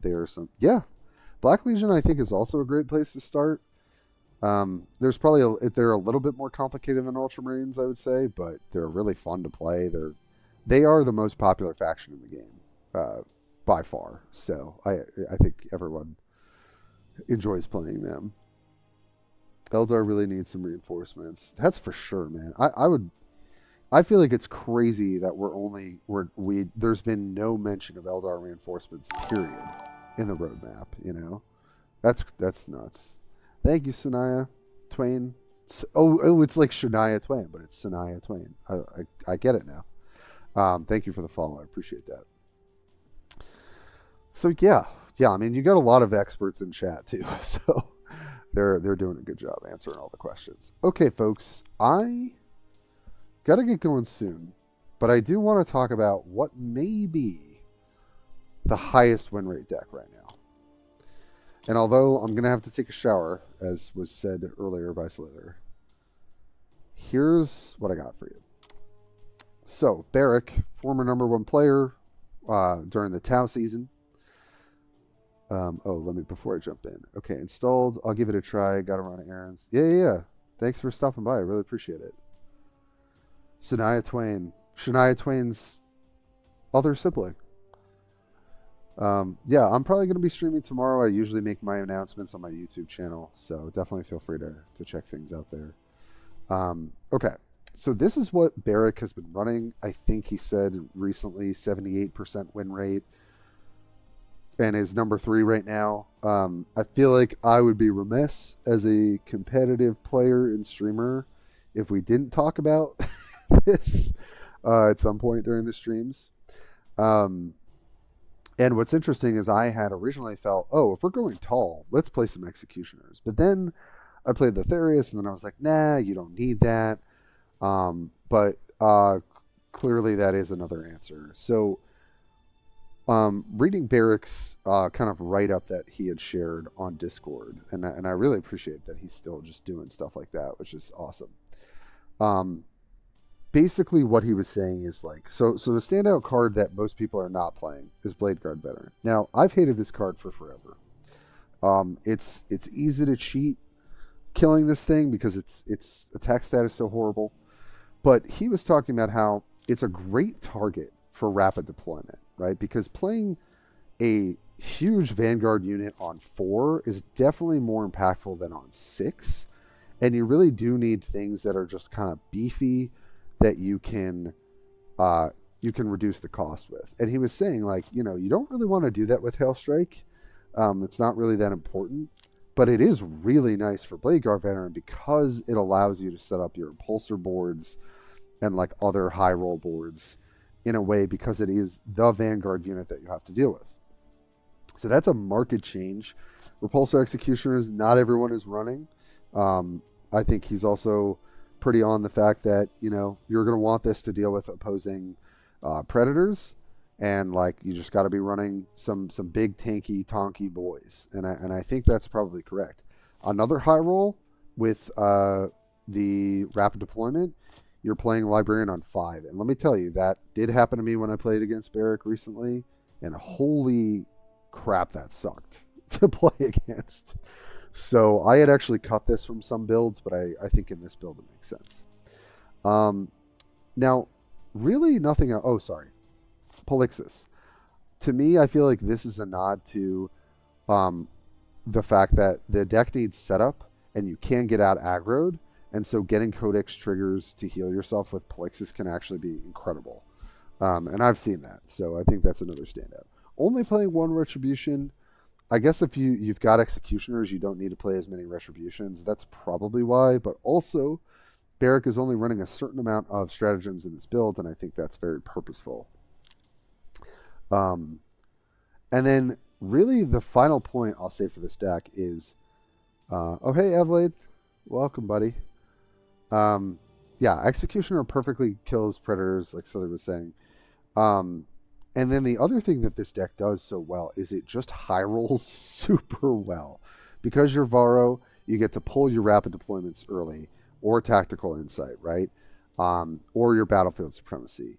To me, what this deck brings, besides in what Calgar and Lotharius don't, is his ability to draw stratagems that are just the best stratagems for this faction and, kind of in the game right now. For the mana cheats, right? So it felt like I was playing Ultramarines on steroids when I played a handful of games of this yesterday.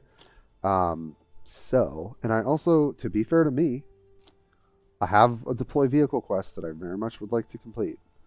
And then I'll do this off stream with like a tutorial deck or whatever. But yeah, let's fire it up. I did lose yesterday, but I think I went 5-1 or 6-1 with this deck. Felt pretty damn good, gotta say. So we will be a dirty Ultramarines player for the end of the stream. But I wanted to show people this deck because it's a community, and like if you were like Tim, what's the best deck in the format? It's very likely this. Ooh. And we've got a mirror match. All right, we're keeping tactical insight. Honestly, I think I'm just shipping back. We don't really need Outriders in this matchup anyway. So, okay. Well, this is kind of an annoying curve, to be honest. So that might be worth considering, just going bike into Tech Marine. Stand in the times to be. Yeah, I gotta be honest, I don't think this is bad. So that's what I'm gonna do. I haven't had this line yet, but it's pretty annoying, right? Because they're gonna attack, and then I get to heal it for full and put armor on it, and then we're kind of off to the races. So To me, it's weird seeing Tigurius called Varro, referred to as such. When playing 40k, me and my friends have always called him Tiggy. Yeah. I think a lot of people do. I've definitely called him Tiggy. Whenever someone says Varro, I'm like, who the hell is Varro? Yeah, who is that man? Alright. Just gonna sit here with our annoying little bike.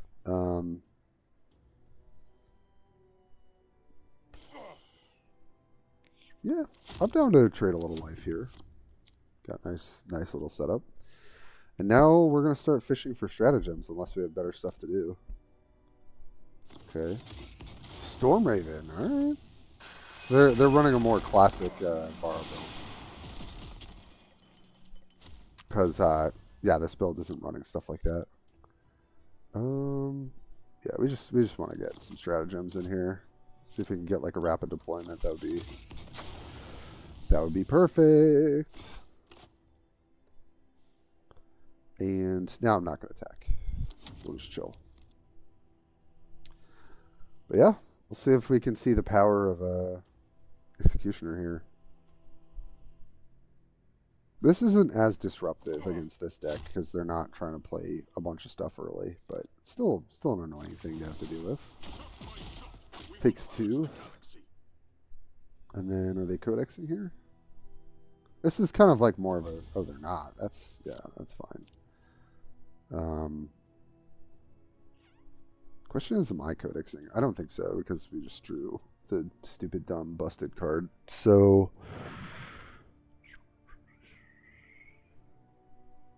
yeah, and I think this is just saves us health. So I think I'd rather just trade here. Play this.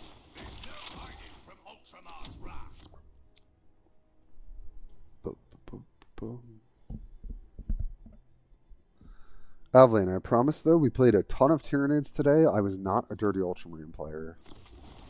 Make the engines roar. It's time to scour this battlefield. Screw the scout bike.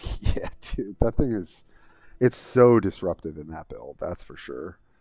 It's a little bit of an awkward turn. So we could give this a shield. Honestly, I feel like that's what we're doing because we have the rest of our game played out here. Give this a shield, attack for 3, and then clear it. But then we don't trigger Codex, which feels like terrible. It's definitely an awkward turn, but I feel like this makes the most sense.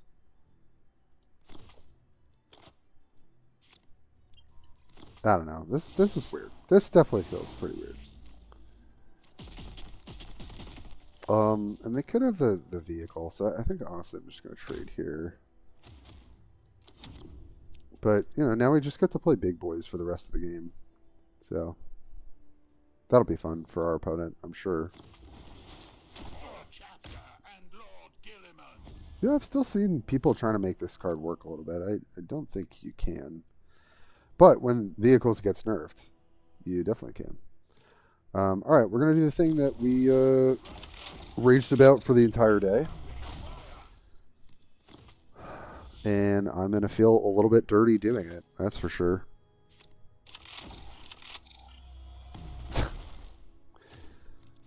This is really dumb. They could Storm Raven. So yeah, I'll just keep this. No reason to attack. Like what? This is just... If we're not getting out aggroed, then we just should win. It's insane. Even if you were a UN player, I forget. Aveline, I appreciate that. All right, well they're at least getting in on the action here. I don't feel as bad, but I am going to feel bad when I play a Repulsor Executioner on 8.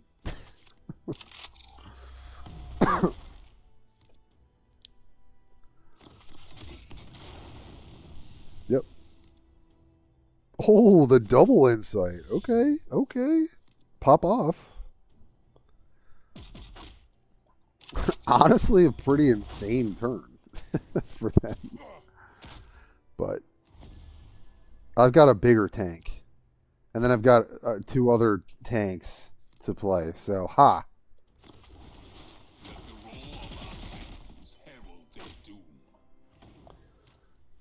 It's a lot of tank on tank infighting. It's ugly, folks. Close your eyes. I'll tell you when the game is over. I wish I had an armored 7-drop that could kill HP of a troop to target. Instead, I have a nerf mortar. God, my heart breaks for you. It truly does. Avlain.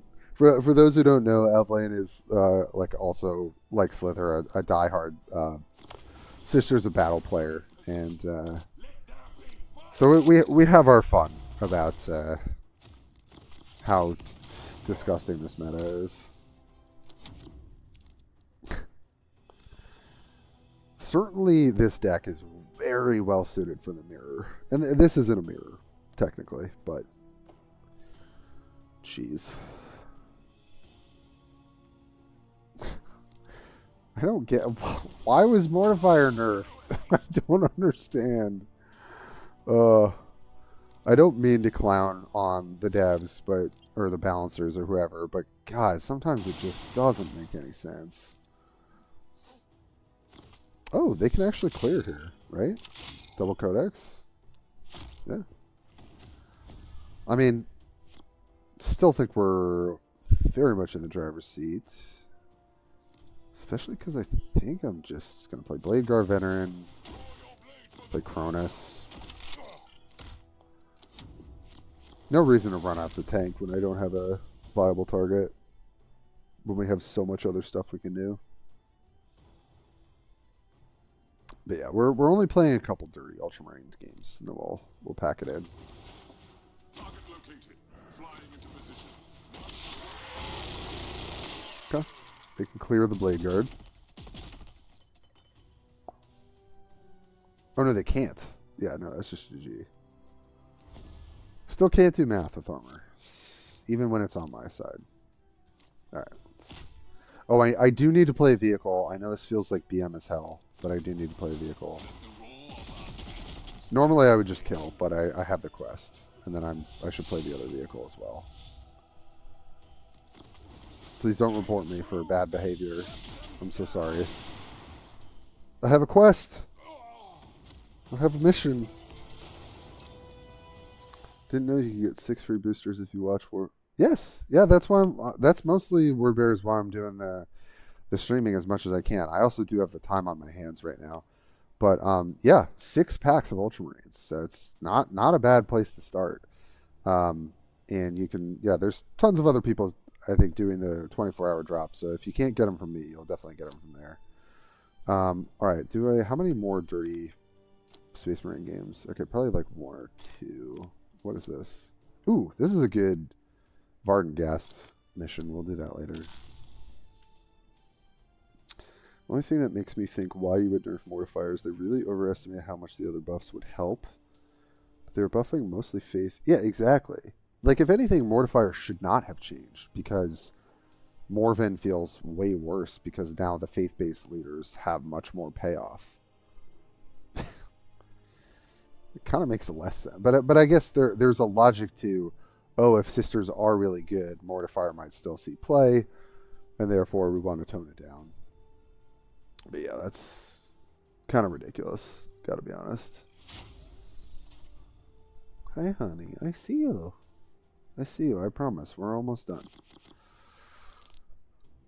Okay, we are playing against. I mean, with Zephyr Blade, they can out aggro us for sure. But I think with their flyers, I'd rather have that. I don't need Outrider. Blade Guard, I could keep, but we don't have the cost reduction, and I don't need to keep that either. So, great. And we're definitely going to take High Factory. I think every time it's just so much more impactful than 1 energy deal 2 damage. We bring death from above, as Cain's spear did before. As Cain's spear did before. I do want to, I'm not going to lie, I haven't played like a Zephyr Fire and Fade like vehicle stealth build, and I kind of want to do that at some point. Okay. Playing Scout Bike does nothing here, so we're just going to maybe fish for a Supremacy. That would be really nice. Okay. Rapid deployment. Yeah, I think we're chilling. To play anything next turn, maybe we'll run out the Inceptor. Not if it's stealth. Oh, there's Supremacy. Yeah. Yes, that's what I'm looking for. Okay. Is there anything I want to do this turn? I don't think so. I think we're basically just going off next turn. I think Scout Bike doesn't do anything. They get to punch it for free, although it saves me 4 health, potentially 5.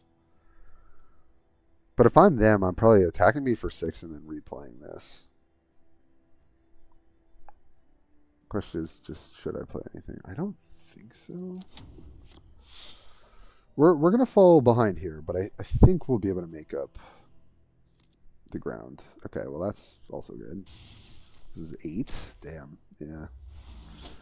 But now they have nothing on board, and they don't have any stones for Storm, so ooh. It's also Veteran. But yeah, I don't know. We're definitely gonna go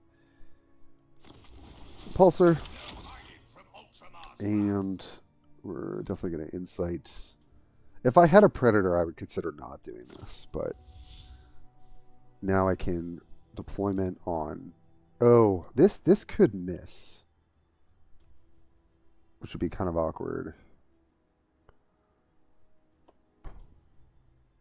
But there's nothing else really for me to play. Okay, nice. It did not miss. That's what I was hoping to hit. And we're chilling because... Yeah. Actually, next turn I might just go Blade Guard plus Scout Bike. Yeah. Yep.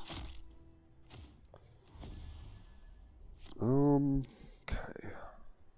Can't interact with their board. This soaks up a good amount of damage.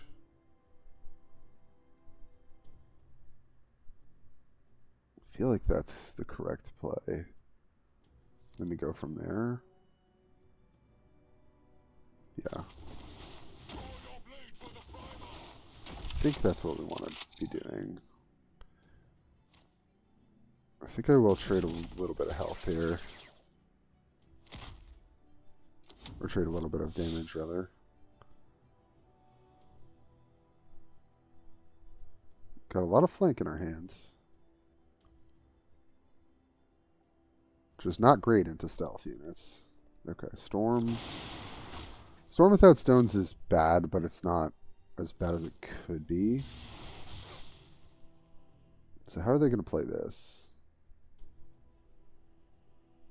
They can't clear with Warlords, so it kind of makes most sense to just delete this thing. Yep. And then kill Impulsor, probably. Yeah. Okay. That's fine. I can live with that. And I think we're going to take advantage of our flanker here. Is that Antaro? Well, Antaro can die, though. Man. This is an interesting one.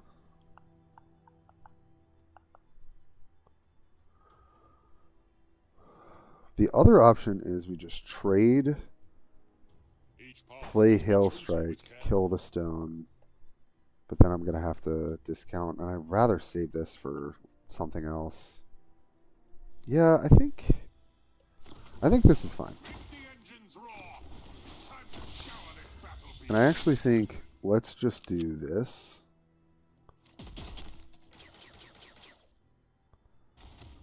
And then punch here. And then pass the turn.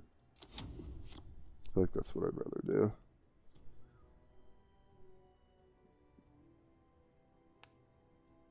Yeah, I mean, I know there was like some shenanigans you could do with Morven, but like,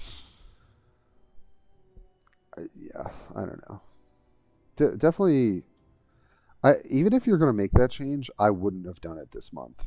I would have waited to see if Sisters actually is decent, you know. And they're definitely better, but they still need some help. Okay. Ooh, Okay, okay. Now we're playing the busted stuff. Which I still feel dirty for doing. I do. Yeah, let's just do that. Let's do this. Shoots there. It has flank, so I get to attack here. I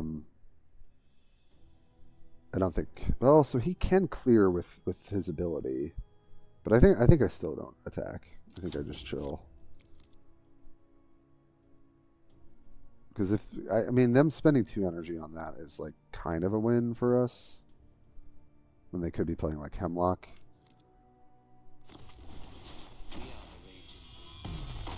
Yep.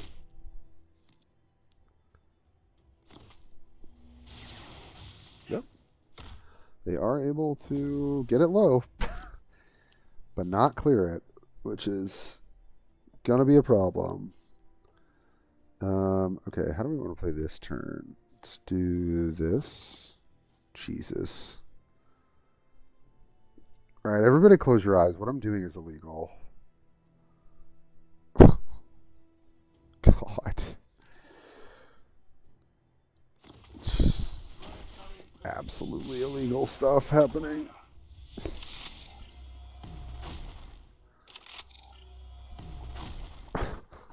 God.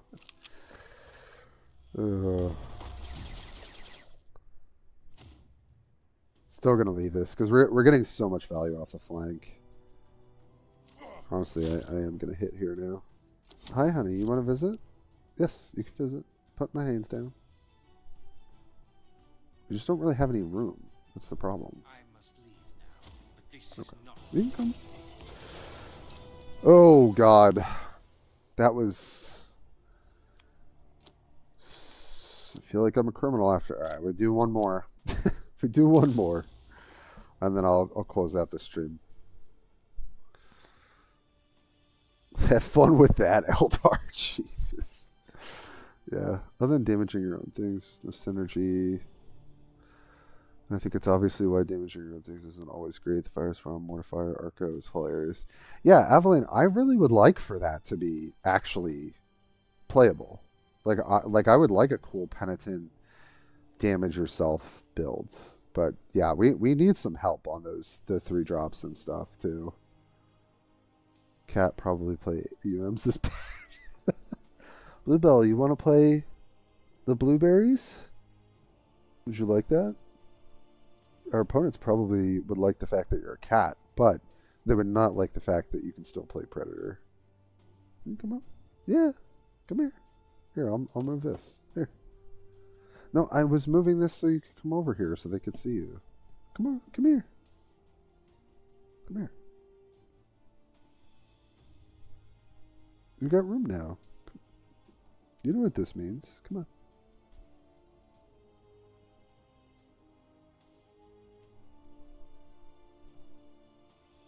Hello? Also, where's our queue? It's like the longest queue we've had. Sweetie, you can come here. Unless you don't want to. I guess you don't want to. Alright. Just got to play 2 more vehicles. This was her birthright, Bluebell on blueberries. I guess a little bit that's true. Having a Mistress of Repentance who has like a 1E talent that triggers a penitence would be that's a great opportunity for like the reinforcement or something like that. Yeah, she's really just staring at me after I made this way more hospitable for her. Whatever, bro. Okay, we could get beat down here. I'll keep the Polixis though, but I think I'm going to ship everything else back. All right. Well, this is not the hand that I was looking for. Warpstorm is interesting because we are going to want to play stratagems quite a lot. But I also feel like they benefit from that quite a bit. Play a troop, be able to strike always. Yeah, I don't think I want to do that. I could be wrong. But What is yet to come is for us to decide. Hell yeah. Okay, well at least that's a card I want to see early if we're gonna get it. Okay. And we're definitely not hitting. I mean, we don't have any vehicles in our hands, so this is a little weird, but and the retribution is going to be kind of dead a lot of the time. But we'll see.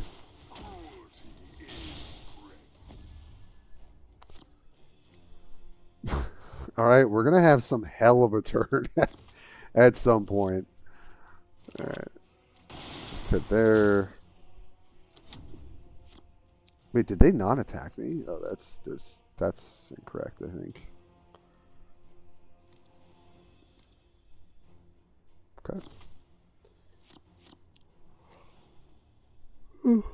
I think they drew 4 there, right? Yeah, so they will have 2 marks. Sure, that's fine. That's fine if they want to go in on that guy. There he is.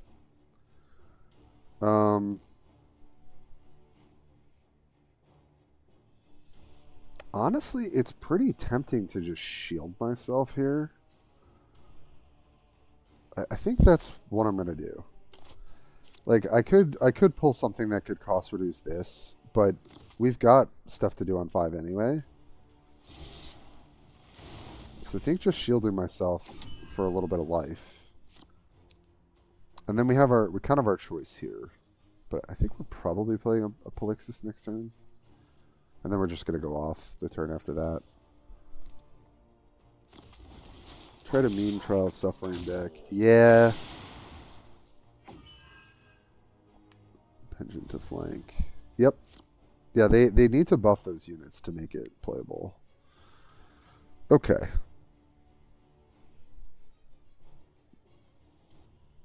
Do we get much out of playing Speeder here?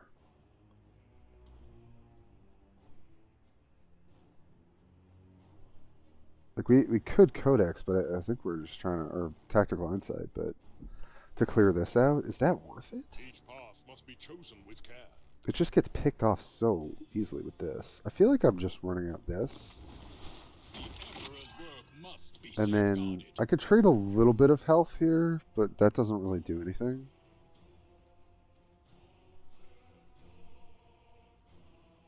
Yeah, I think we'll just do this. And then we'll do our shenanigans next turn and the turn after. Sucks to have to run something out to die, but I think I prefer to do it this way.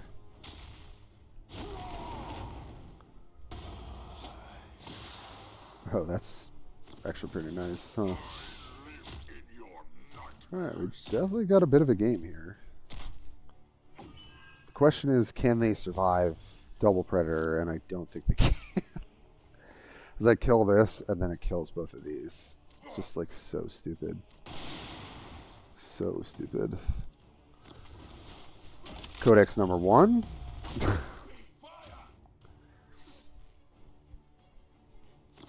And I could Impulsor here, but I don't even think I need to do that. Codex number 2.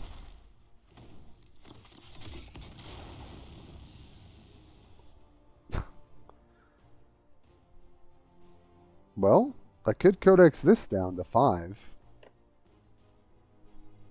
Nah, I don't think so. I think I saved the trigger for when there's stuff on the board. Just the good old 6 energy, kill your whole board. So disgusting.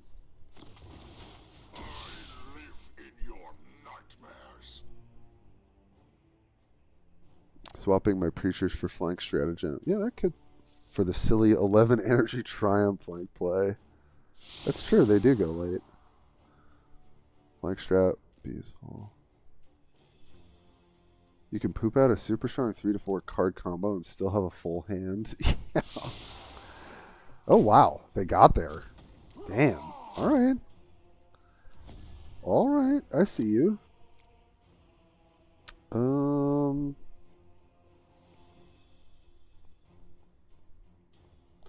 Usually playing Cronus in conjunction with something is better. So honestly, it might just be a librarian turn.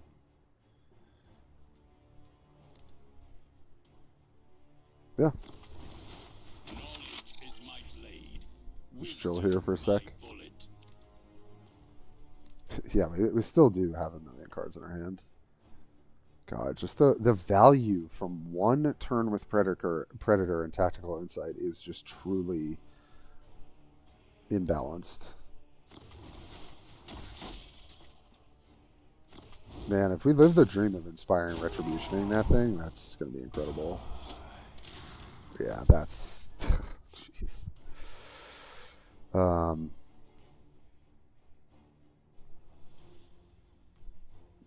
Yep. That. And then I can ping to get Codex and hit.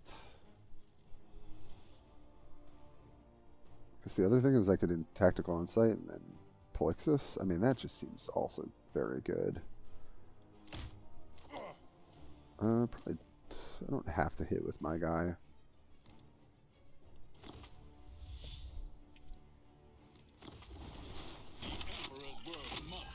It's less high roll, but it's definitely decent.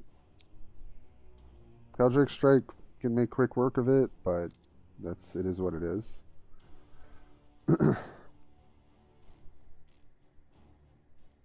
Might have been better to do something else. And the next turn we can just go Cronus into Strike if they play a unit or something.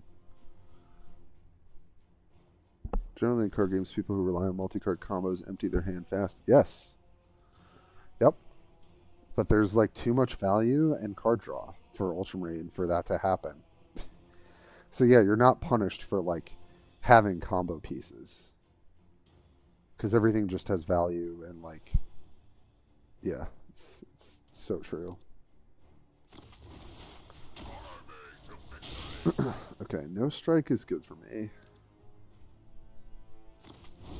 I feel like we should be able to start pushing some damage here. 8 health. That's a lot.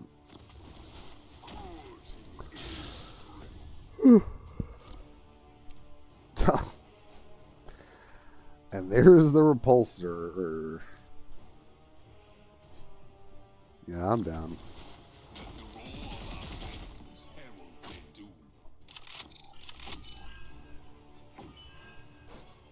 And I get to keep on drawing cards.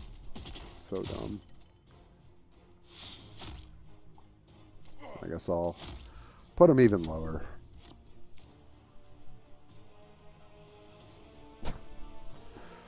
It's just such a disgusting faction right now.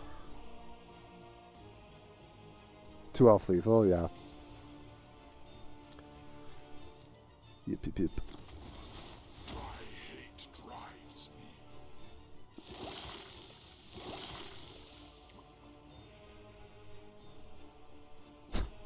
So stupid.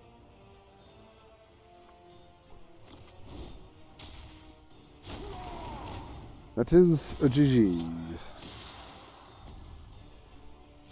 I mean, with stuff like this, can you really call it even a good game with Ultramarines? Like, so stupid.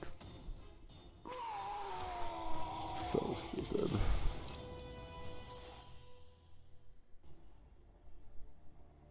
What a dumb bunch of cards. Okay, I'll take care of those later. Still on the hunt for those packs. Alright, well, this is the deck, everybody. It's a G, just a game. Yeah, yeah. Feels GG. Feels bad saying GG after stuff like that. So, I mean, did we beat some Ultramarines by stealthing our units and going super aggro with Tyranids today, or going taller with Tervigon for like a Ravenous Hunter high roll? Yeah, we actually did get some wins today against Ultramarines. But absolutely over time, playing something like this, like this is what I was talking, like it's so difficult not to just go off on turn on like anywhere from 4 to 6 energy to the point where your opponent literally loses their entire board has to answer your entire board, and then you just keep going with your codex triggers if they're not able to do that. Like, it's just disgusting how much this deck can just be everything it needs to be. It has a million cards. It clears your board. It has threats you have to answer. It has even, this edition, which I think was really smart by Barrick. That actually makes quite a difference, I think, in the mirrors as well. And then you get all your value for battlefield supremacy. Sometimes you even get the stupid high roll starts of bike into tech marine. It's just not, you're not playing fair. I was about to say Magic, which is funny because I haven't played Magic in such a long time, like real like competitive Magic. But I used to say that all the time. It's like when you play just absolutely unfair Magic. This is what I think unfair Warpforge looks like exactly. So you can be beaten for sure, but the amount of effort needed compared, yeah, absolutely, yeah. You have to play balls to the wall, no misplays, have the best deck possible. Meanwhile, plays Predator and goes LOL. Yeah, it's so true. Even in we went 3-1 as Gaskell playing against them. Even in those matchups, you have to play 100% tight every single turn. Predict what you need to predict. Line up your flankers the way you need to line them up. Have the no mucking abouts. Have the Will of Gorks. Have enough healing to make sure you don't die. Yeah, it's this faction makes you have to have it all to have a shot at winning, and that's just it's just not balanced. Yes, you can interact with some of what they do, but this deck kind of doesn't let you do that because then it just plays a million vehicles like turns 4 through 10. So yeah, this is Is it the best deck on ladder? I mean, potentially. I think Barrick's proven, being top 3, that it's certainly. Oh, okay. We got some movement today. So actually, because Shrigma has been playing, Barrick is, but top 10, of course. Putis, I wonder if he's still running. Wow, that's crazy. I didn't realize he plays that much chaos. Yeah, I wonder if he's running Tervigon and finding that much success. I'm really curious. Toriel, I'm pretty sure, is Ultramarines. Victor, I'm not sure. Yeah. Anyway, this is Barrick. This is Barrick's deck. Excellent player. So, yeah, and I guess we definitely finished positive today, which was great. We finished positive several days, and now we're top 50, right in the middle of the pack. I'm not gonna lie, for how few Ultramarine games I've played this season, I'm pretty happy that we're still climbing with some different builds. And I definitely, before we go, also let me know if anyone wants deck codes in the chat. Toriel is yeah, definitely getting battlefield supremacy on curve. Yeah, it's disgusting. But a deck I would honestly like to highlight today that we played, and even though I didn't play it well, was very fun. And honestly, I think has some playability into this meta, is Terror. We didn't play it well, but sometimes you can't interact with what we're doing, and we're able to hit with like 8 or 10 damage with Ripper Swarm, because it's got the Tide 3, and sometimes you can just kill people out of nowhere, sub 20 health, or like not even, like basically anywhere between 10 and 20 health. So yeah, I don't know. Like, I wouldn't encourage everyone to go on ladder with this deck, certainly. But, like, if you're looking for something different and you want to play aggro, I'm more of an aggro player myself. I love this kind of stuff, personally. It's going to be hard. You got to play it tight. But, like, your games are going to be short. And, honestly, we went positive today. We went 5-1. And I think with Tyranids overall, we went probably, like 13 or 14-3, so that wasn't too bad. And we played a bit against quite a bit of Ultramarine. We did suffer a few losses with Tervigon, but also I didn't play that deck well. So Oh, hey, Harry. Oh, I'm sorry, man. I'm about to get off. It's my best man, Harry. All the way from London town. Well, not London, but near there. Oh man, yeah, I gotta get off unfortunately, but I will definitely be streaming tomorrow.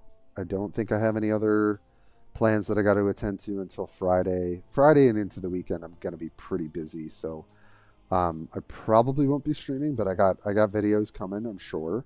Not just the stream VODs. I'll definitely be recording. But yes, I will probably see you lovely people all tomorrow, roughly the same time. So it's been 12 p.m. Eastern, which is my time, which I believe is 4 p.m. UTC for everyone else. And I know there's a lot of European players and stuff. So definitely, I always put the announcement on my YouTube channel at least like an hour to 2 hours in advance. And just because I'm proud of myself, I'm going to switch this over. I do have an end. I need to make an ending stream scene, but check out my starting stream scene that I made today. I feel like such a streamer. Take a look at this. It's got the animated background and everything. Yes, Harry, I forgot to link you the streams, my dude. That's my bad. We got to hang tomorrow. But yeah, look, we got a little animation. We got our little thing going on here. But I probably should make an ending one when I'm doing my little wrap-up chats. So I'll have that ready for us tomorrow. The one thing I got to figure out, I'm so sad about, is like I wanted to have like a little... Oh, Erwin subscribed an hour ago. I missed that. Oh man, Erwin, thank you so much. I hope you're still in chat. I'm somehow I missed that in my feed. I don't know how that happened. Oh, I think it was I got the follow and the subscribe, and I didn't notice it. Oh, that's... I believe Erwin is my first subscriber, so that's pretty damn cool. Yeah, okay, I'll put some more work into the stream tomorrow, but thanks everybody for being here. Let me see if anyone else is streaming. I think the dude has been around. I definitely want to raid you guys over, especially because I think people are still probably trying to get their drops. Let me see who else is vibing today. Oh, nope, just reruns. All right, guys, if you wanna head over to, you can find it all on the Warhammer page, but it's just reruns going on right now. So,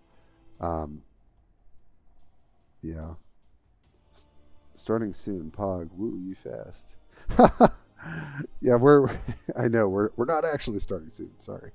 But yeah, thanks so much, everybody. We're at 120 followers. That's really cool.